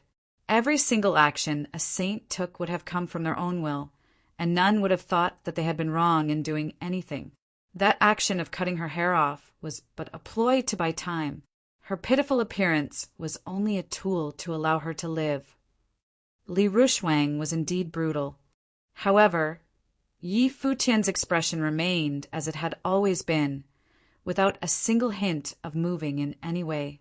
It was as if he were saying, "You think doing this is going to appeal to my kindness?" Li Rushuang had not looked like that at all when she'd ordered him killed. "Is that mural something that belonged to you in the first place, Li Rushuang?" Yi Futian asked. She was startled and speechless. "That thing belonged to no one, and yet you sound so matter-of-fact nonetheless. Completely normal, huh?" Yi Futian jabbed at her sarcastically and continued, "I'm now offering you a chance. If you can take one hit from my sword and live, I'll let you leave." One hit from his sword. Li Rushuang's expression became pointed. As a mighty one from the Celestial Swordly clan, she was trained in the way of the sword, and yet Yi Futian was getting ready to deal with her using swords. "So be it." Li Rushuang nodded. Sword Aura whipped about and gathered behind her as soon as she finished talking. Her life spirit appeared, and the sword wall all around was solidified into a terrifying screen of swords, pulsing with the frightening light of the sword as they zipped about. Those were not swords meant for defense. They were swords meant for killing. As a swordswoman, she knew well that the greatest defense available to wielders of swords was none other than offense. Her swords burst in an instant without waiting for Yi Futian to do anything. She charged straight at Yi Futian in a decisive manner. Yi Futian as only able to use one move with the swords. Many around them praised her deep down, seeing how she moved. Regardless of her character, the fact that she was extremely talented had not changed at all. She was indeed someone born to be a cultivator. Yi Futian remained unfazed as he watched Li Rushwang make her move. He took one step forward, and swords of Cassiopeia were conjured around him, zipping through the air. They burst through Li Rushwang's river of swords one after another, moving forward in a special pattern, taking formations and coming at her like an autumn gale. The swords of Cassiopeia, reflected in Li Rushwang's eyes, continued to grow in size. She was thoroughly frightened and backed away in a hurry. However, the swords of Cassiopeia were unerringly fast, and they arrived before her in an instant, piercing the aura of swords all around her as they burst through her body. Her body shuddered unceasingly within an instant. Her blood stained her clothes, and she looked pathetic. The aura all over her was dispelled, and she grew increasingly weak. Wrinkles began to appear on her face. She lost her youthful appearance altogether, as if she had gotten 10 years older within an instant. The life force within her body had all been destroyed by the sword wills. She looked completely ashen as she reached out to sense the remaining aura in her body. She was not even able to stand still by then. The sword wills were dispelled, and Yi Futian continued to eye Li Rushwang. There was hardly any pity in his eyes. Li Rushwang looked up at him with a vicious look on her face. She stood and hobbled away without saying anything. Despite being severely injured, her training disposed of, she still had hope that she would be able to train again. Yi Futian turned around, not looking at her anymore. "How many abilities are you versed in, sir?" Yun Qianyue, who was by his side, asked. She had only been asking Yi Futian to guide her in the ways of thunder. Yet it was the way of entropy and the halberd of time and space that Yi Futian had defeated Zhong Qiu with. At that moment, he'd showed his abilities with the sword as well. Yi Futian did not correct the way she addressed him, thinking that she had probably gotten used to it. "I'm versed in quite a few powers," Yi Futian said and smiled. He then looked at Emperor Qi, bowing and saying, "I'm truly sorry for getting you involved in what happened today, Your Majesty, and I'd like to beg your forgiveness. You people have indeed caused me, an emperor, to lose a lot of face. But then again, it worked well to stimulate them for a bit." Emperor Qi continued, "Since you have come all the way from the Crimson Dragon realm and something wrong happened with the grand matrix of space, I'm sure that there are others of yours who are still out there. How about you train in the royal palace for a bit? What just happened here will have spread like wildfire soon enough.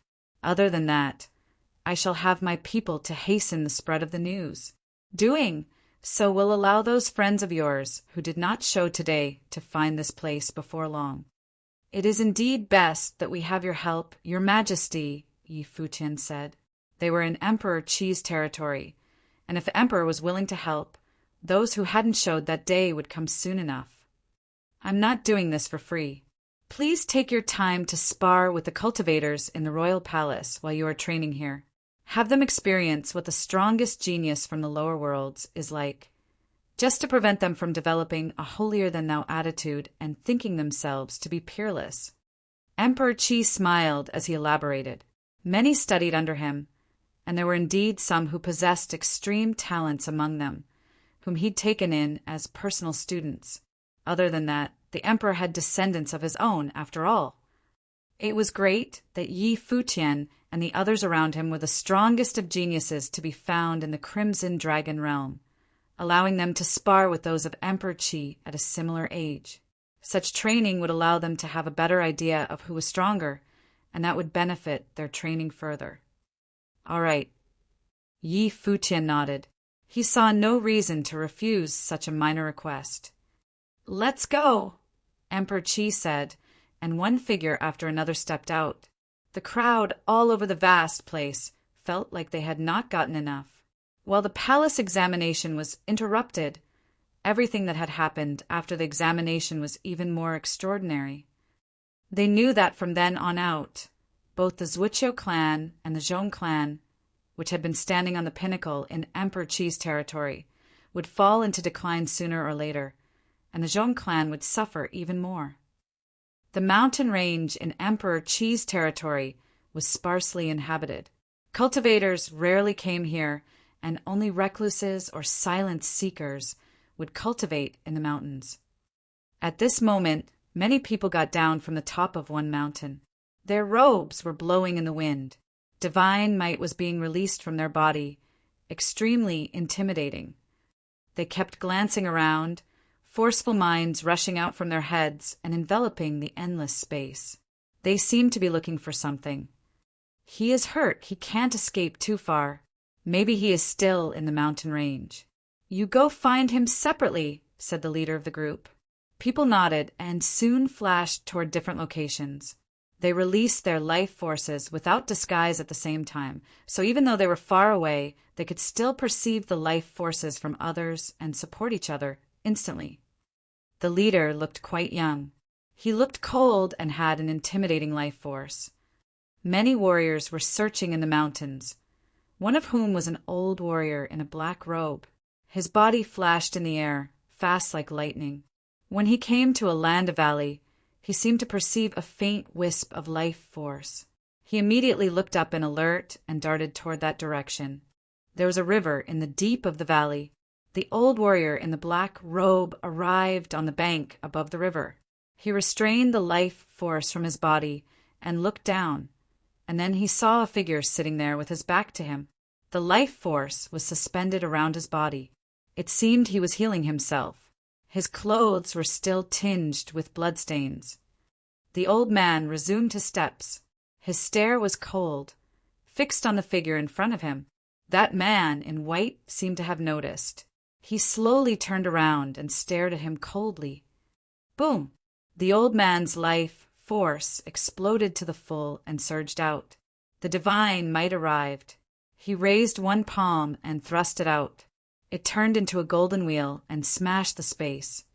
The man in white also raised his hand and thrust forward. Suddenly, 9 palm prints showed up in the sky and turned into one. The great law resonated and trembled the void sky. His palm print collided with the golden wheel print and made a booming sound. "Why don't you surrender now?" the old man shouted. His palm print swept forward and crushed the young man's palm print. The young man let out a low humph, but his palm print was still firm. Cold killing thought flashed across his eyes. Suddenly, the old warrior seemed to perceive something, and his face turned pale. His mind glanced behind, and when he tried to retrieve the palm print, he found that the person's palm was sticking tight on to his palm. He hastily thrust out the left hand, but at that moment a white phantom flashed in front of him and disappeared. PKKKHD, after a clear penetrating sound. Blood oozed from the old warrior's neck. His head fell, and the white phantom merged into the figure in white and became a part of it. He coughed. A dribble of blood fell from his mouth. He took an emotionless glance into the distance and turned around, flashing away. His life force was concealed, and his speed was super fast. Until now, he still had no idea why the person who came to the heavenly mandate realm with him suddenly sent people to capture him. He didn't offend him, and since he just came here, he didn't have enemies. What on earth was it? Even though he didn't know the answer, he could do nothing but escape. First, escape from this mountain range, and then disguise himself, hide in the crowds until they couldn't find him. It was not long after he escaped that a group of warriors came. The leader arrived, too. He saw the old warrior's corpse on the ground, of which the head had fallen to one side. He had been decapitated. The leader's face looked extremely sullen. They had wasted a few Saint Plain warriors, but they had not caught him yet. "Go!" he gave the order and flashed into the air, chasing after the residue of the man's life force left between the sky and earth. To be more exact, the imperial palace of Emperor Qi's territory should be called a city within a city. The imperial palace was a vast district covering hundreds of acres. There were countless lofty palaces in this area and abundant cultivation resources. Besides, the imperial palace was enveloped by one giant matrix, full of the thick nimbus of the universe. Even the will of the law was everywhere, permeating the whole space. It was a perfect land for cultivation, just like the earthly paradise described in legends. But it was not beyond Yi Futian's expectation. A Renhuang's dwelling place was often like this. He used to cultivate in the regional king's palace. In the regional king's palace, wills of flame were also everywhere, extremely thick in the air. It was also one of the reasons warriors of Emperor Qi's territory all wanted to attend the palace examination and cultivate under Emperor Qi's throne. They would not only learn Emperor Qi's teachings and cultivate in this zone, but also get bigger opportunities if they performed well enough and had enough talent. Many eminent figures had come from this imperial palace. And at this moment, in the imperial palace, Yi Futian and other warriors were staying in a provisional palace. During these days, from time to time, some people came here to visit and practice cultivation skills. They were all full of pride when they just came here. But they all looked quite depressed and enervated when they left, their heads lowered. Soon, warriors stopped visiting this provisional palace. The people here were too tough to mess up with. Yi Futian's companions from the Crimson Dragon realm gradually all arrived.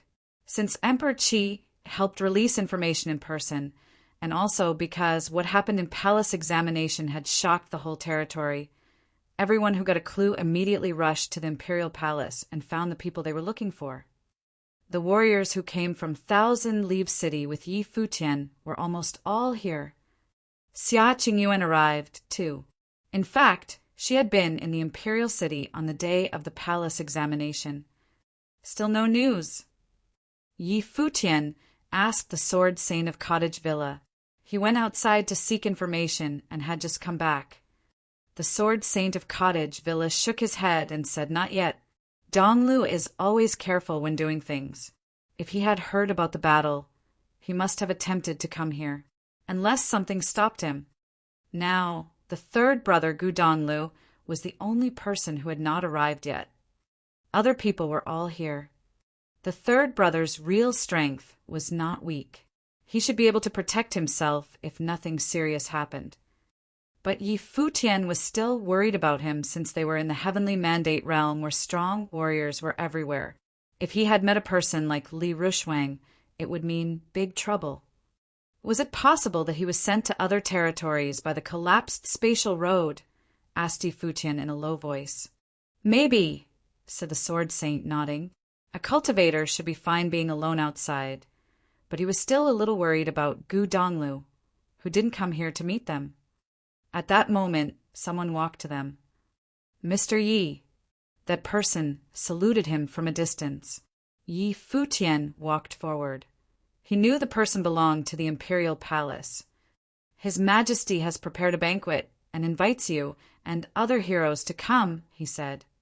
Yi Futian listened and asked, "What time?" "You can depart now if you are free," he continued. "All right," said Yi Futian, nodding. He needed to show respect for Emperor Qi. This time, Emperor Qi penalized the Zhuqiu clan and the Zhong clan.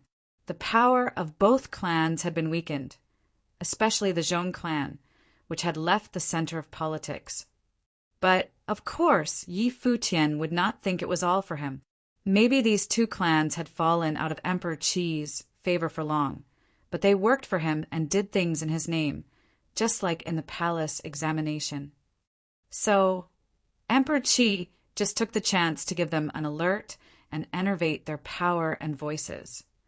Yi Futian and others departed and soon came to the Emperor Qi's dwelling Renhuang Palace. The banquet was ready. Many warriors sat on both sides of the banquet. People of the Crimson Dragon realm had all arrived. They scattered and sat in different seats. Yi Futian, what is your plan? Qi Shang asked Yi Futian. He was sitting with Yu Shifei opposite Yi Futian. I don't have a specific plan, but I want to figure out what powers of the heavenly mandate realm will like first, said Yi Futian in a low voice. said Qishang, nodding. "This time we just came here for cultivation and training, so we don't have a strong intention. We are ready to leave here after today and go to different locations for cultivation." "Okay," said Yi Futian. He knew it was not convenient for so many people to cultivate together. Although many people came from the Crimson Dragon realm, they belonged to different powers, and they didn't have to stay together. "When you come back to Crimson Dragon realm, I hope to see you become the top warrior below Renhuang in Crimson Dragon realm," said Qishang, laughing. Yi Futian didn't say anything. Perhaps he needed a lot more time to reach that level. He didn't know if his master, Qi Shengang, had ability like that. When they headed toward the banquet, in the Imperial City district of Emperor Qi's territory, a figure in white swiftly flashed toward the Imperial Palace. However, he was stopped outside the palace. The man in white was Gudonglu. The life force suspended around his body, and his white clothes were stained by blood. There seemed to be a gust of appalling life force rushing toward him. "This is the Imperial Palace. You are not allowed to enter," a guard outside the Imperial Palace said to Gudonglu with a long spear in hand. "I came from the Crimson Dragon realm. I am here to find people," said Gudonglu. He got the news on his way and ran here. The guards took a look at each other and slightly nodded. They left some space for him. One of them turned around and said, "Follow me." And then Gudonglu followed him to the Imperial Palace territory. Just after they stepped inside, the group of people following him arrived. The ones at the front line paused their steps, frowning. This district belonged to Emperor Qi's territory. It was Emperor Qi's Imperial Palace. Many Renhuang's imperial palaces in the Heavenly Mandate realm were independently established spaces, prohibiting unknown visitors from trespassing. A figure arrived from the void sky. The life force being emitted from the person's body was very appalling. His eyes revealed a horrifying gleam. His stare was fixed on Emperor Qi's territory ahead of him. Other people turned their heads and looked at him. He took a stride forward and kept moving. Not to mention the Imperial Palace of Emperor Qi's territory. They were going to catch him anyway, even if he ran right in front of Emperor Qi. Who knew if the celestial gate of vast heaven knew his existence? The banquet was going on in Emperor Qi's palace. Yi Futian and others had arrived. Emperor Qi came in person, too. Is it true that recently some royal warriors came to visit Yi Futian's provisional palace and were all taken away on a stretcher? Emperor Qi looked at the warriors and asked. Many people lowered their heads and looked quite embarrassed. Those proud, big figures went to challenge Yi Futian and ended up being defeated. Mr. Yi is the strongest warrior of Crimson Dragon Realm in this generation. It is normal that Emperor Qi's territory has no one to contend with him. Qi was standing nearby and said. Emperor Qi nodded and said, "Realizing your own shortcomings is the first step for a more powerful cultivation path. From now on, don't be someone who sits in a well and thinks they know the world. And soon you can depart with Qiyu." "Aye, Your Majesty," people all answered, nodding. They all knew what Emperor Qi meant.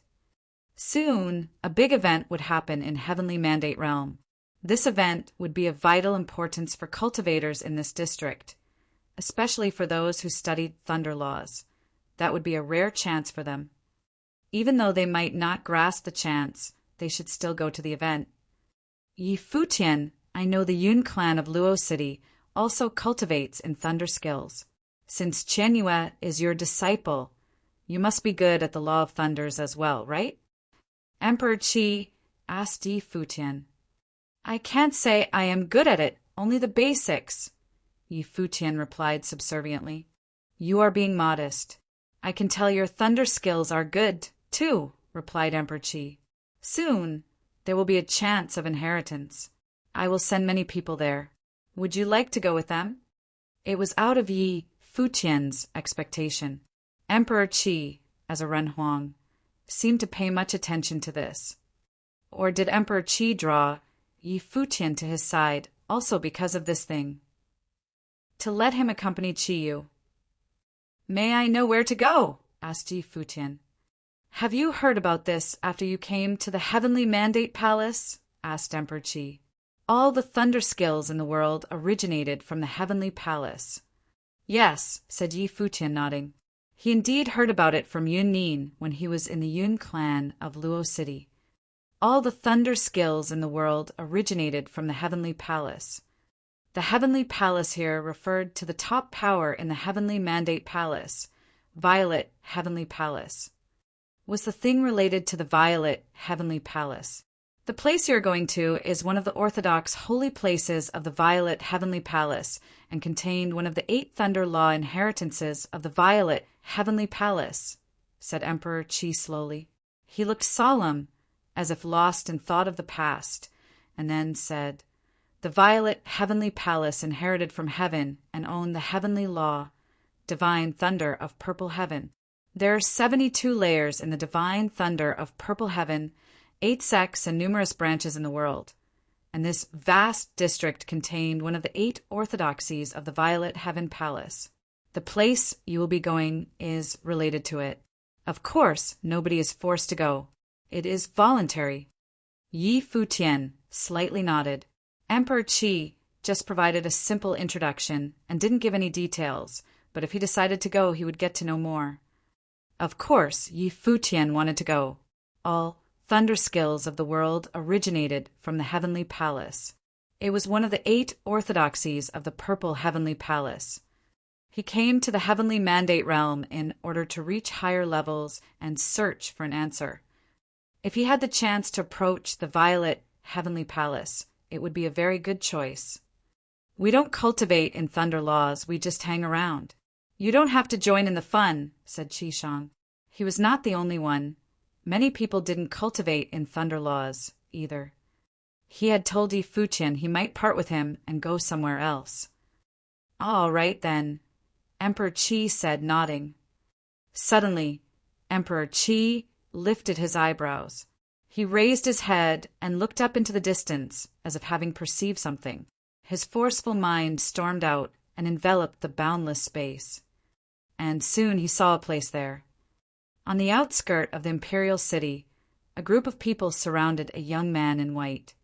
The leader of the group had an unusual temperament. It was as if he was aloof from the world. He stared at the man in white emotionlessly.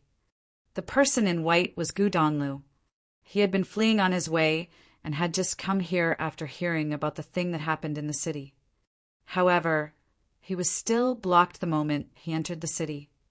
The young leader in the group waved his hand, and immediately these people flashed and encircled Gu Donlu. Keep him alive, the young leader ordered mercilessly. Appalling life force was released from his body. From Gu Dongliu's body, his life force also burst out violently. The 9 characters of spiritual power appeared and rotated around his body. A celestial phantom appeared, and a huge amount of wills gushed out. Seeing the scene, the young leader turned more concerned and yelled out, "Take him right away!" But at this moment, a suffocating pressure came down from the sky dome and enveloped the boundless space. It was the might of a Renhuang.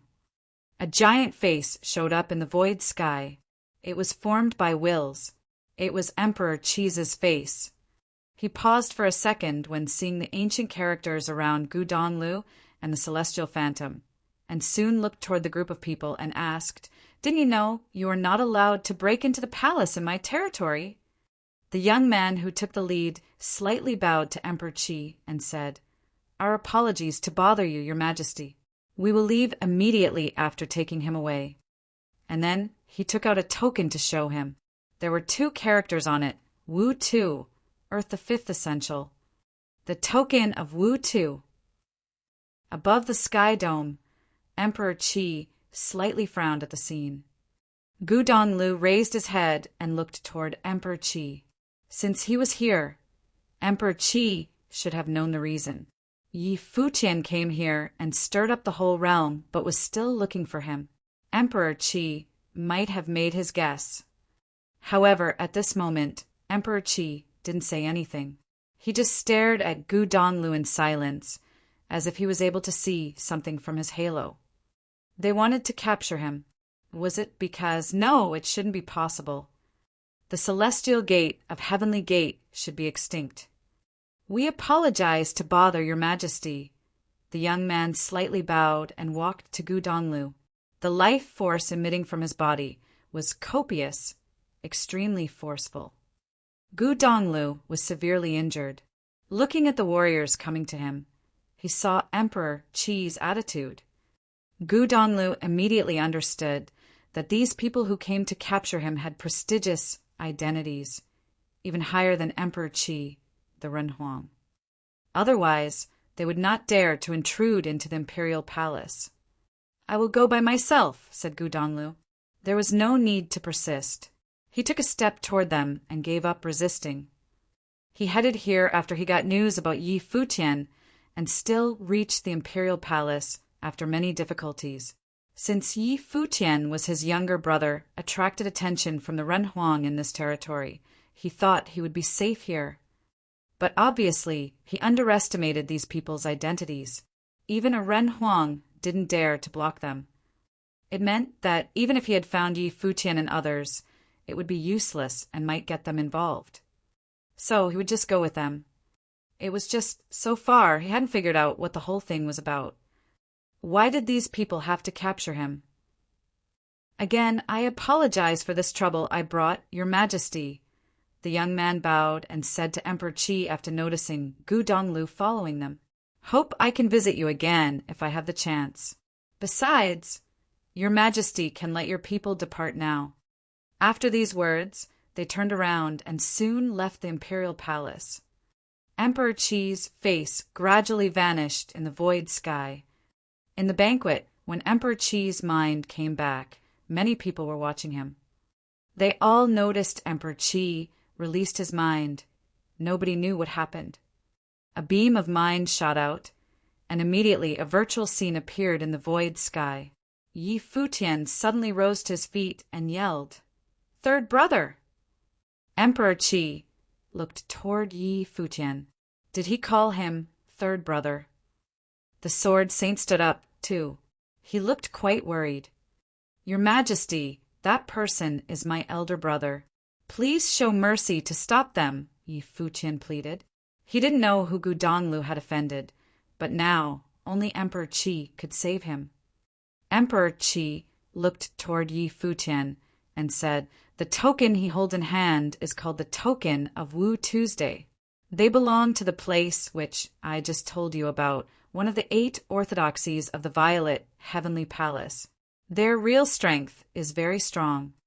Yi Futian turned pale. Even Emperor Qi didn't dare to block them. The 8 orthodoxies of the Violet Heavenly Palace. How did the third brother offend them? "Master, let's go chase them," said Yi Futian to Qi Xiangang. "There is no use of it. They had crossed the space and left using divine instruments," said Emperor Qi. "This Gu Donglu should not be a simple person since a direct descendant of the palace chased him. But with such a divine instrument, no wonder the young man could take him away even though he had arrived. There was no other way to go. Was he really your brother from Crimson Dragon Realm?" Emperor Qi looked toward Yi Futian and asked. Yi Futian raised his head and looked quite confused. "Is your brother related to the celestial gate of vast heaven?" Emperor Qi continued asking. "The celestial gate of vast heaven," Yi Futian murmured. "It is a top power in the heavenly mandate realm. The third brother came from the lower realms. How could he have a connection with them?" "No, we came from Emperor Xia's realm of Crimson Dragon Realm, a smaller place, and so did my brother. He shouldn't have any connection with them," replied Yi Futian. "What is your brother's last name?" Emperor Qi fixed his eyes on him and continued asking. "His last name is Gu," replied Yi Futian. He felt very anxious. However, Emperor Qi might have known something, so he just replied honestly. "Gu!" An appalling beam of sharp came out of Emperor Qi's eyes. Even the life force around his body began to fluctuate. The four highest ancient clans controlled the celestial gate of vast heaven at the political apex of the heavenly mandate realm. The Gu clan of the celestial gate of vast heaven should have been extinct. That lunatic should have been the last person of the clan. But now, a person whose last name was Gu showed up in the heavenly mandate realm. If he really belonged to the Gu clan, he would very likely stir up a storm in the heavenly mandate realm. Your Majesty, Yi Futian looked at Emperor Qi and said, "What happened?" Emperor Qi stared at him and didn't respond, but rather he delivered his voice to him and said, "Your brother's life, spirit, and ability are very similar to the ones used by the celestial gate of vast heaven of the past. However, the Gu clan in the celestial gate of vast heaven is extinct now." Yi Futian was shocked by what Emperor Qi had told him. The Gu clan was extinct, but Third Brother's cultivation methods were very similar to the ones of the celestial gate of vast heaven Gu clan. Was it just a coincidence? Didn't Master kidnap the Third Brother? And Master didn't say the Third Brother had anything special. Or was Gu Donglu sent to the lower realms to take refuge in childhood? Yi Futian still had questions. He looked toward Emperor Qi and said telepathically, "Your Majesty, my brother indeed is talented, but he is not powerful to an appalling level and shouldn't be one of the celestial gate of vast heaven. Can't it be a coincidence that he just has some similar abilities?" "Then why did they want to capture him?" asked Emperor Qi. "Although I don't know the reason behind it, in all likelihood that was the case." Yi Futian was still confused and anxiously continued, "If my brother is the real descendant of the Gu clan, what will they do to him? And how did the ancient Gu clan go extinct?"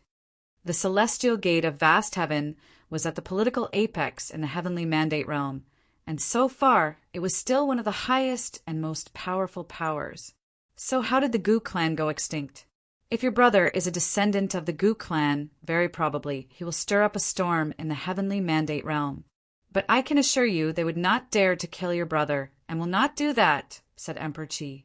Even though they are one of the 8 violet heaven orthodoxies, they don't dare to turn hostile against the celestial gate of vast heaven completely.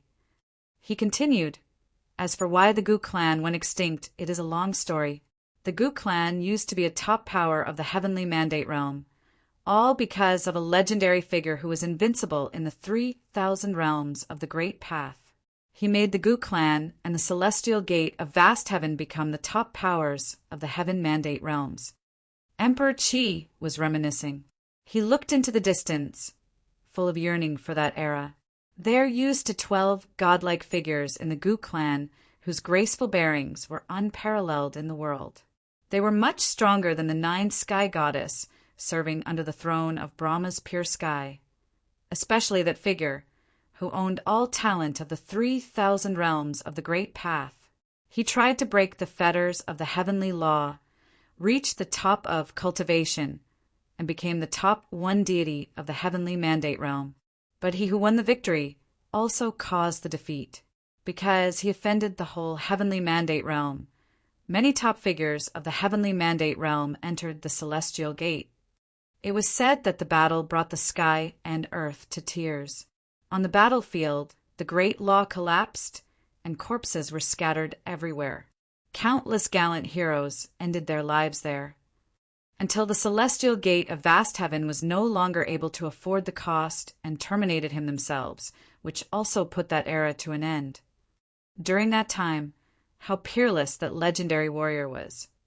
And the ending of the battle was that the celestial gate of vast heaven was still on the top of the heavenly mandate realm, but all the memories of that person were wiped out. Not only him, but the Gu clan also completely disappeared in the records of history. After that battle, the lunatic vanished in the chaos. Some people said he had died. Some said he was still alive with a wisp of faith. That warrior's level was indeed infinitely close to perfection.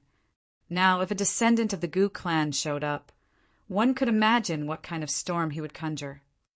This thing might not be kept under wraps for long.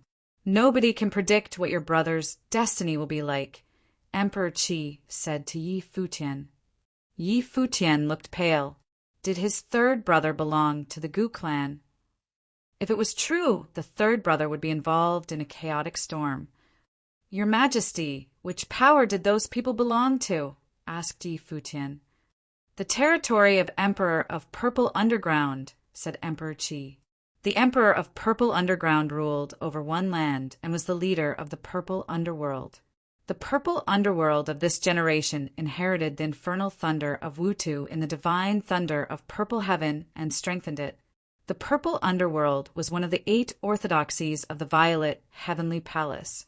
There were countless strong warriors under the demand of the Emperor of Purple Underground. The event that I just mentioned, Chiyu's trial, will be held in that district. In the map of the Heavenly Mandate Realm, Emperor Qi's territory was also within this district, and the territory of the Purple Underground Emperor was at the center of the district. Of course, from a broader point of view, one could observe that the Violet Heavenly Palace was at the very center of the Heavenly Mandate Realm. The Violet Heavenly Palace spread teachings to the world, and in this district there were 8 orthodoxies. Knowledge of cultivation radiated from these 8 orthodoxies, and this whole boundless area was almost all under their influence. That was why it was said that all the thunder techniques originated from the Heavenly Palace. The endless thunder techniques were all derived from the thunder laws of the Violet Heavenly Palace. Your Majesty, I should go now, Yi Futian said to Emperor Qi, cupping his hands. Emperor Qi, of course, understood his intentions. He took out a jade slip and said, inside the slip there's a map of this district. If the message spreads, a storm will rise in the Purple Underworld Emperor's territory. In that situation, it is almost impossible for you to save your brother, and you can only depend on this. Since the Purple Underground Emperor's subordinates came to capture him, they would hand him over to the Purple Underground Emperor. Even Emperor Qi was unable to intervene. Although Emperor Qi was a Renhuang, and so was Emperor of Purple Underground, the legitimate heir of Violet Heavenly Palace, Emperor of Purple Underground had a higher level. I, Yi Futian answered, nodding. Thank you, Your Majesty. Emperor Qi didn't say anything and turned to the others, announcing, I really wish I could have had more conversation with all of you in today's banquet, but unluckily an accident occurred and has wasted much of my time. Let's call it a day, and you may leave at your discretion. People were a little confused by Emperor Qi's words. He and Yi Futian communicated a lot through telepathy, and many people had no idea what happened. Yi Futian looked around and saw Yun Teng, Yun and I, and Yun Qianyue sitting in the last row. Sir, ma'am, I am deeply grateful for all you've done during these days. Now I should go. Let's meet again if we have the chance, Yi Futian said to Yun Teng, cupping his hands. Yun Teng and Yun and I rose to their feet and came near Yi Futian. Yun Qianyue followed them and looked quite worried.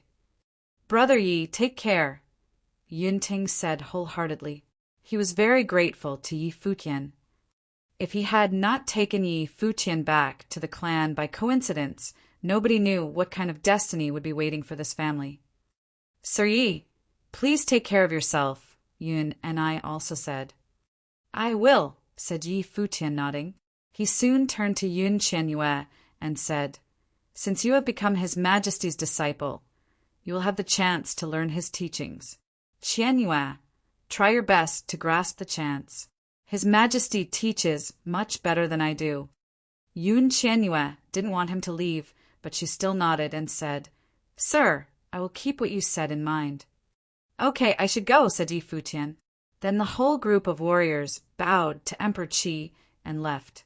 They stepped into the air and crossed over the void sky. Emperor Qi stood there and watched them leave. He was going to arrange for Yi Futian and the others to go with Qiyu. But now, since the thing happened, he just had to leave it aside. If you meet him in the future, try to help him if you can, Emperor Qi said to Qiyu. Qiyu nodded, showing he understood.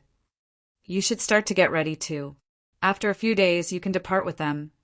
Emperor Qi looked toward the others and said, Your Majesty, it's time for us to bid farewell 2.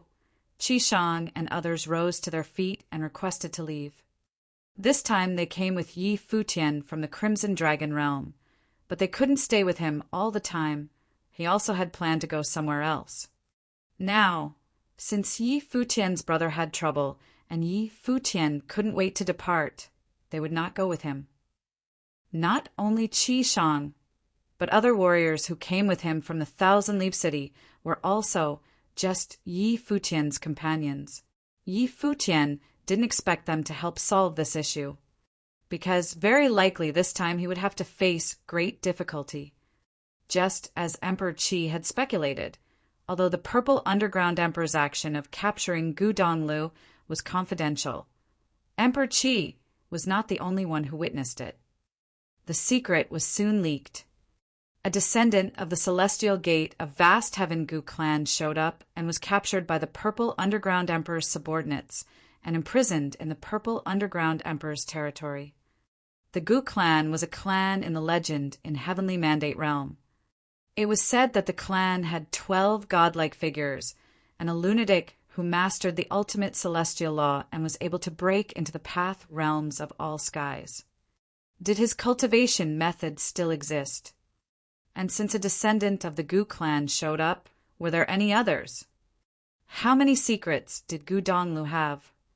Soon, the Purple Underground Emperor's territory became the center of the whole realm and the destination of numerous great warriors who were coming to unveil the secret.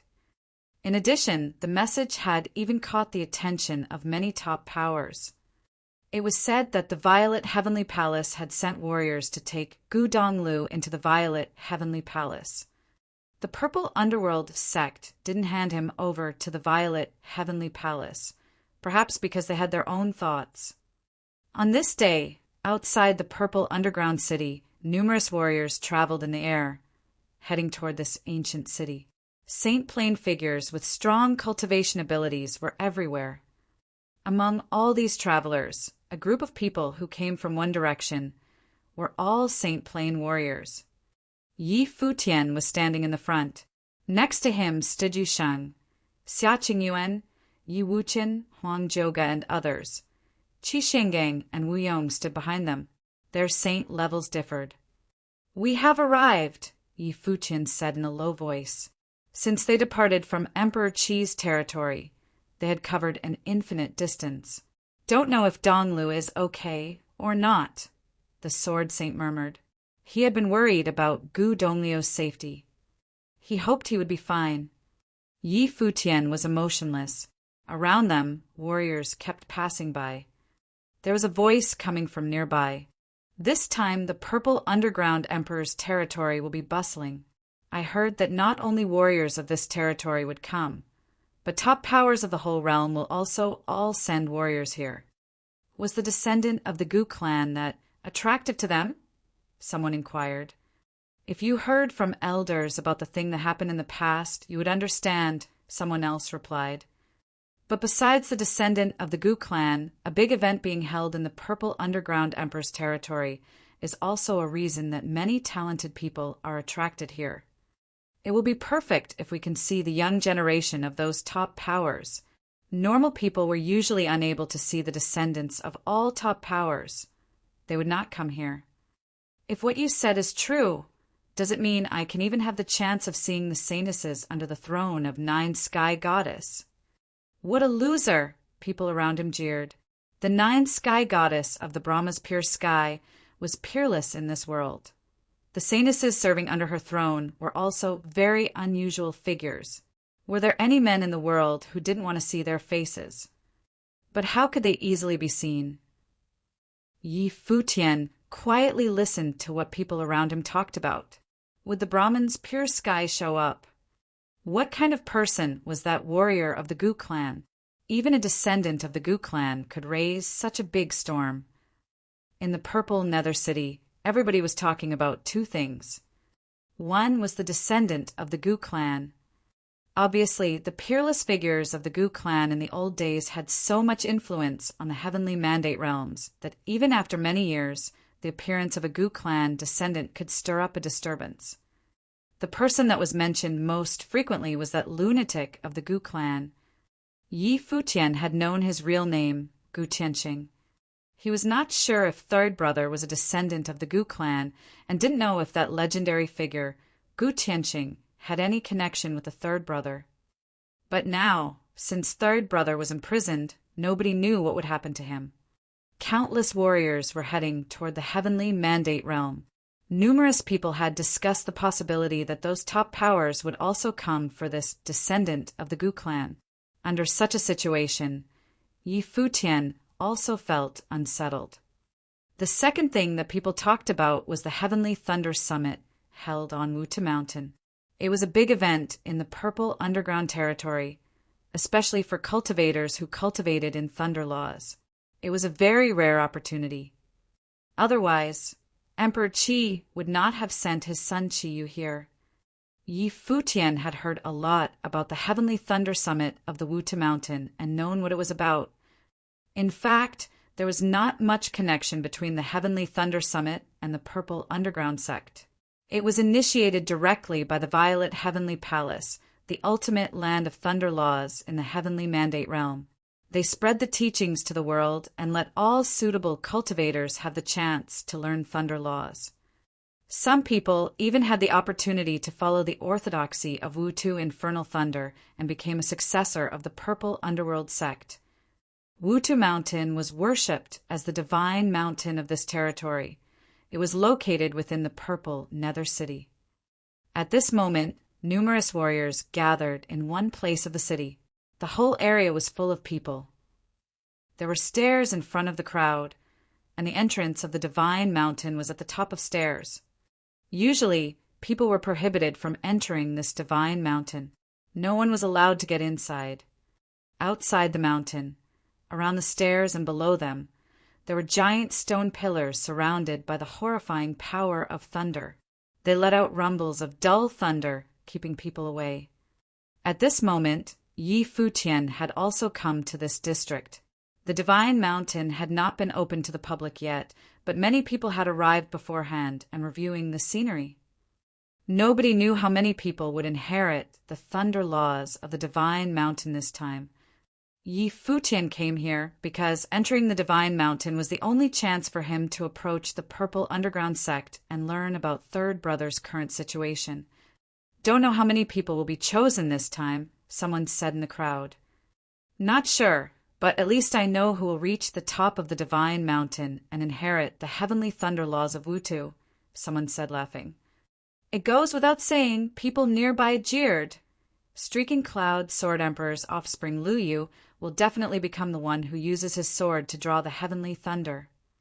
The Streaking Cloud Sword Emperor was a Runhuang lord in this district. He cultivated in swordsmanship with thunder laws and was good at drawing thunder by sword. He had outstanding skills. This time he was the most promising one to reach the top of the divine mountain. Don't be so sure. This time talents of all territories within this vast district will come. Every cultivator who specializes in thunder law might be here. So, competitive warriors may be much more than you have expected. There will definitely be a lot of outstanding figures showing up. Not to mention others, but will the Demon Emperor's offspring be weak? His sturdy body was smelted by thunder laws and can endure a great amount of sky thunder. Why can't he become the chosen one of the heavenly thunder? Someone nearby continued, and don't forget about the Bamboo Emperor's daughter. Many people nodded, slightly. Indeed, this time many warriors of this vast space would join the gathering, and even warriors of other territories would come, too. Yi Futian quietly listened in the crowd. Ren Huang's children were rarely seen in the heavenly mandate realm. Those people's real strengths should be outstanding. Now he had finally reached the top of the 3,000 realms of the Great Path, the ultimate realm. He might meet all kinds of big figures here. I have heard that Yimu Binghua and other orthodoxies of Thunder Law have all gradually reached and entered the imperial palace. Not only that, but nowadays in this purple nether city, perhaps among us, there are people of very distant powers, but they didn't come for the divine mountain. The Gu clan had vanished for many years and became history, and the descendant of the Gu clan is said to have only an average level of cultivation ability. How did he cause such a disturbance? Someone asked in confusion. Because his last name is Gu, and Gu Tianqing belonged to the Gu clan, an elder warrior replied, serious. Many young people had never experienced the uproar of that time and didn't know who Gu Tianqing was. Thus, they lacked respect for him. The higher a warrior's level was, the more he could understand Gu Tianqing's power, and the more he would pay attention to the descendant of the Gu clan. Anyone who had experienced the uproar of that year could not stay calm and act like nothing happened, knowing about the Gu clan descendant's appearance. "Let's go," Futian said in the crowd. His companions nodded and soon left with him. Xia Qingyuan asked him, "Even if you enter the Wutu Divine Mountain, what is the use of reaching the top and inheriting the thunder laws?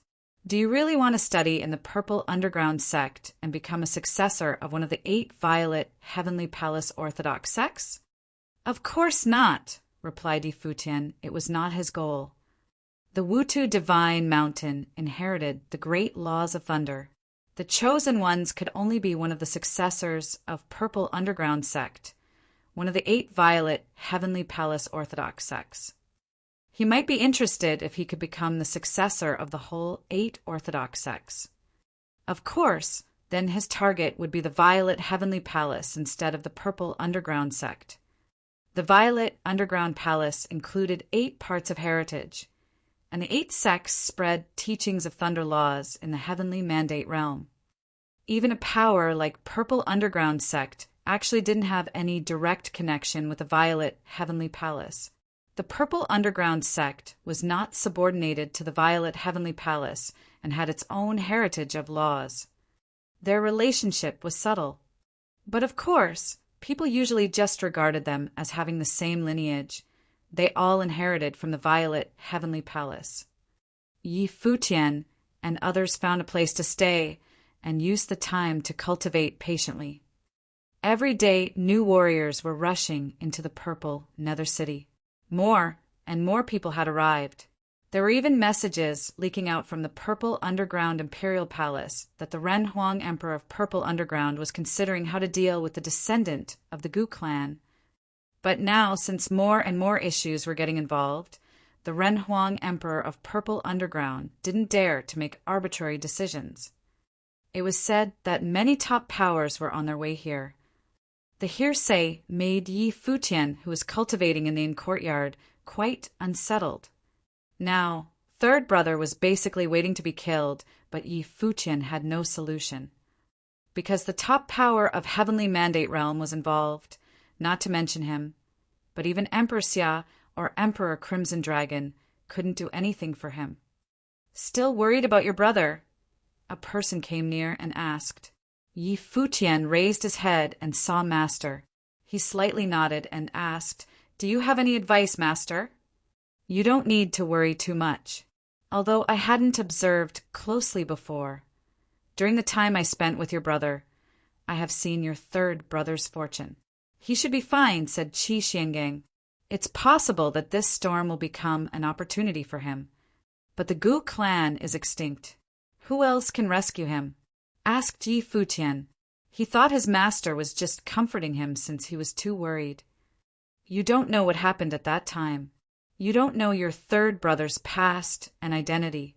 As you said before, your brother was kidnapped by another master of yours, and he has never talked about his family background or what outstanding talent he had. If so, isn't it possible that someone designed it purposely?" Qi Xiangang said, "It is not an easy thing to send a person from the Heavenly Mandate realm to the lower realms." Futian fell silent. What Master said indeed made sense. He had perceived it, too, that the third brother probably was the descendant of the Gu clan. Indeed, it was extremely hard to send a normal person to the 9 states of lower worlds. Besides, the third brother's talent was outstanding, but he hardly showed his real strength. Was there a secret behind it? He remembered the third brother's life, spirit, had experienced an awakening.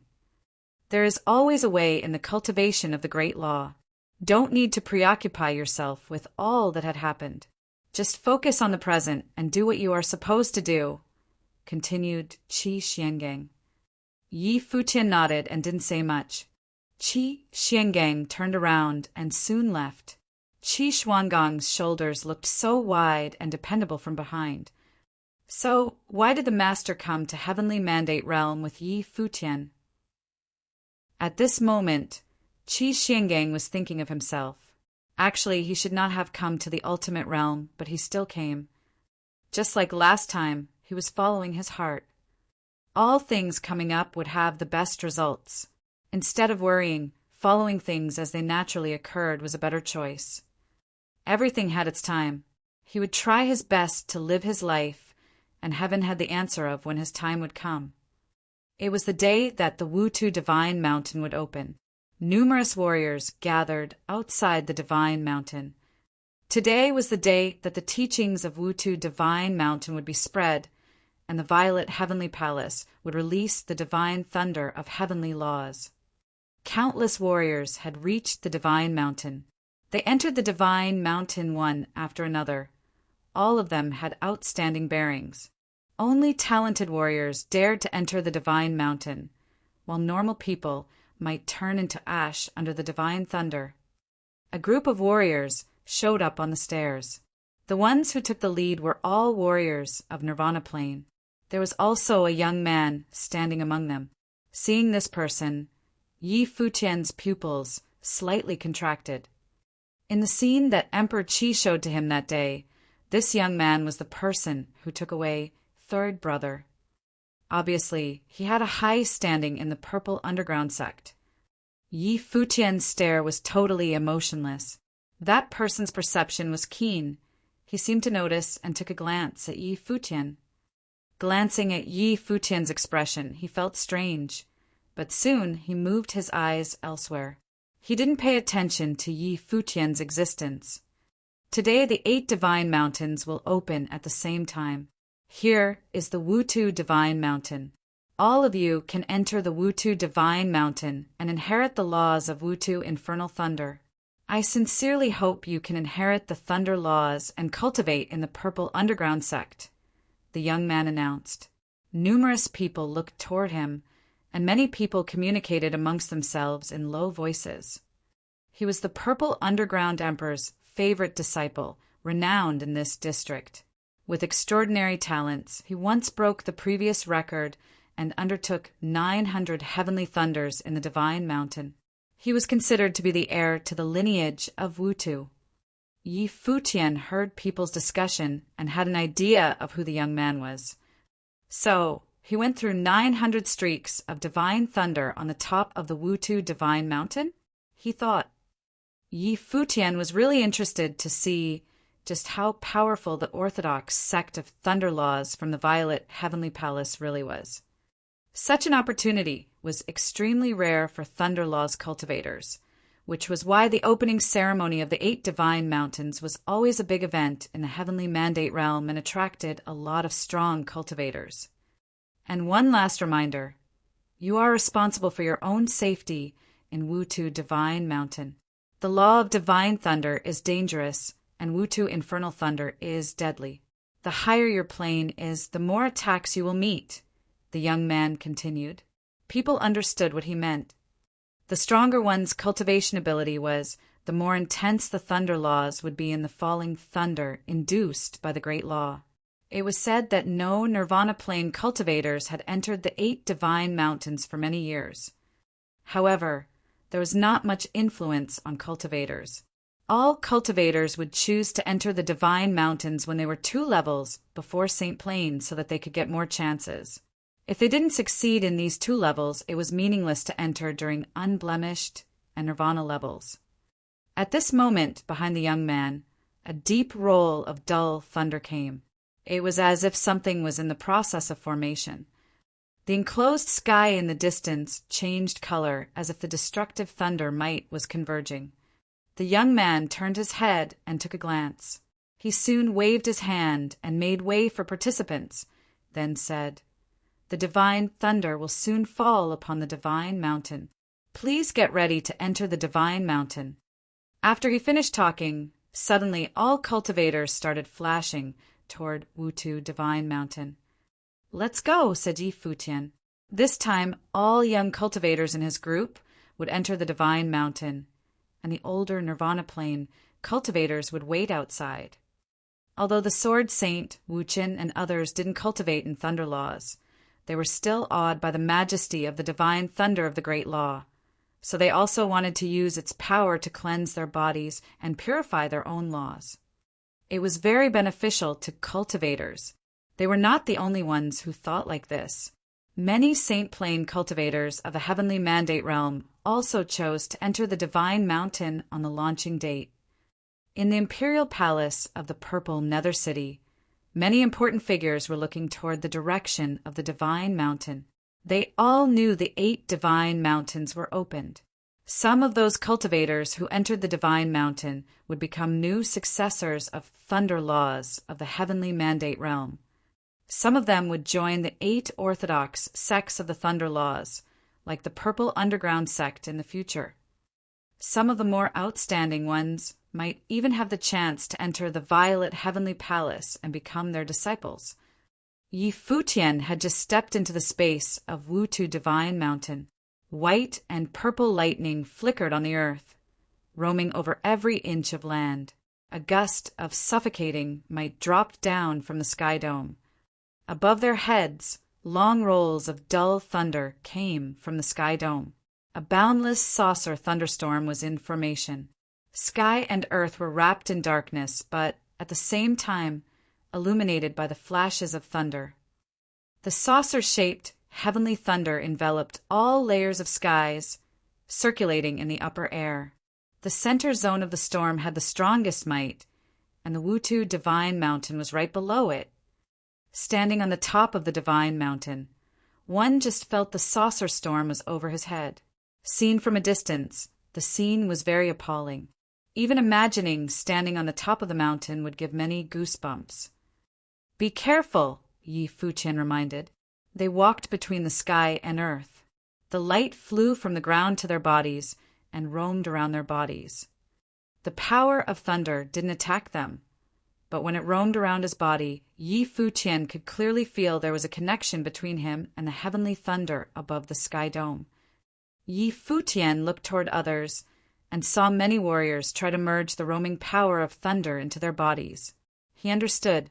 He switched his mind, and suddenly the dazzling light started to flow around his body, merging the power of roaming thunder as his own. The thunder flow was running even faster. The induction between his body and the great law of thunder from the sky became even stronger. It was as if they were supposed to be in symbiosis. Some extraordinary talented figures were very confident. They headed in the direction of the central Divine Mountain at a breakneck pace while converting the thunder at the same time. Only those who could stand firm on the mountain were qualified for the laws of Wutu Infernal Thunder and had the chance to cultivate in the Purple Underground sect. Yi Futian was also heading toward the Divine Mountain. Not only him, but everyone else did the same. They kept tempering the thunder around them while walking, merging the power into their bodies. Thrum. In the distance, the fastest warrior had stepped up into the Divine Mountain. He raised both hands in the air, and suddenly a sword appeared. Endless power of thunder flew around the sword. "Come to the sword," he said. Suddenly a muffled sound came from the sky dome like the beats of a drum. Dazzling beams of light were released from the sword. When the great laws of divine thunder fell from the sky dome, another dull sound came. The thunder light from the sky dome and the sword light collided. Endless divine thunder flew down into the sword and entered the warrior's body, merging into his flesh and bones. "That is the streaking cloud sword emperor's offspring." Someone recognized that swordsman in training and said, "The streaking cloud sword emperor's descendant, Luyu, was considered to be one of the most promising warriors, one who could reach the top of the Divine Mountain and go through the Wutu heavenly thunder. Few participants could compete with him." Boom! At this moment, his sword attracted the heavenly thunder from the sky, and the falling heavenly thunder kept flowing into his body through his sword. It was as if it was merging into his body. Lu Yu continued striding forward. He wanted to reach the top of the Wutu Divine Mountain as fast as he could. Not far away from Lu Yu, a lightning figure was also forcing his way forward. Endless thunder might was released from his body. He was heading toward the front like a terrifying, holy beast. He was not a human cultivator. He was a descendant of a demon emperor who was good at thunder laws. The original body of the figure was a very powerful divine thunder bird, sacred beast. Even though he was in a human figure, his mouth looked like a beak, and when he rushed up to the divine mountain, he directly opened his mouth. His body was covered by the appalling roaming thunder might. Boom! Lightning fell from the sky and was almost going to hit him, but he seemed not to care at all. He let out a shriek, and suddenly his human body turned into a beast. His sharp beak was opened wide, and every one of his feathers looked like it contained the luster of lightning. When he opened his beak, the thunder in the sky directly fell and entered his mouth. He just swallowed it like it was a vitamin. But even so, his body radically trembled once, and his upward movement was slowed down. However, that happened for one moment. After he swallowed the thunder, he continued going upward. Divine thunderbirds were born as the sacred beasts of thunder. They could directly devour the laws of thunder. They were natural demons of thunder species. Just like some human cultivators who had the natural talent to cultivate. Besides Lu Yu and the divine thunderbird, several cultivators had also entered the divine mountain. Among them, there was a graceful lady whose movement was extraordinarily swift and elegant. She was also very good at deploying the power of thunder. People continually entered the Wutu Divine Mountain. Some warriors were being crushed and falling from the Wutu Divine Mountain, blood streaming from their mouths. They looked very miserable. Battles also broke out between some warriors. The dazzling holy light enveloped Yi Futian. His body turned into the cauldron of the great law, burning all beings on earth. The thunder might that roamed around his body was also refined. At this moment, he had also stepped into the Wutu Divine Mountain. In just one moment, the saucer-shaped heavenly thunder above the sky dome seemed to perceive something. All of a sudden, the heavenly thunder fell down and directly darted toward him. Since many people had stepped into the Divine Mountain, Yi Futian could see endless heavenly thunder drop down as if it was the end of the world. The scene was very appalling. Boom! After a loud sound, the great law of thunder immediately fell. Yi Futian just felt the hefty might of the great law was crushing over his body, and he had to endure all of this. The intimidating power of destruction was about to smash his body into pieces, and it was still roaming on every part of his body. The dazzling deed of thorough comprehension was released to the extreme. Yi Futian transformed the thunder in his body as his energy and gradually got familiar with the might. Besides Yi Futian, Yu Sheng and others were also enduring the attacks of thunder. As a booming sound came, they all perceived the appalling trembling and defended their thunder might with their sturdy builds and powers. As warriors gradually stepped into the Wutu Divine Mountain, endless lightning dropped down from the saucer-shaped thunderstorm above the sky dome. Everyone perceived the real sense of destruction. It was as if the whole world of great law would collapse. Boom! The might fell down. The dropping divine thunder of the great law produced a kind of resonance with horrifying power. Many people felt their minds were trembling as if their brains would explode. Overwhelmed by such irresistible power, they all felt their existences were trivial. Lu Yu, at the highest height, stretched out 2 hands. Suddenly, tens of thousands of swords made metallic clangs. The swords induced the heavenly thunder, which dropped down on his body. The scene was incredibly gorgeous. The divine thunder kept flying up in the sky, devouring all the heavenly thunder. However, others were all thinking about how to avoid such appalling attacks. The result of so many warriors gathering in the Wutu Divine Mountain was dying together. The only solution was to remove most of them from the Divine Mountain and weaken the might of thunder. When the endless thunder fell next to Yi Futian, a warrior raised 2 hands to induce the heavenly thunder and merge it in his palms. But the heavenly thunder flew down endlessly.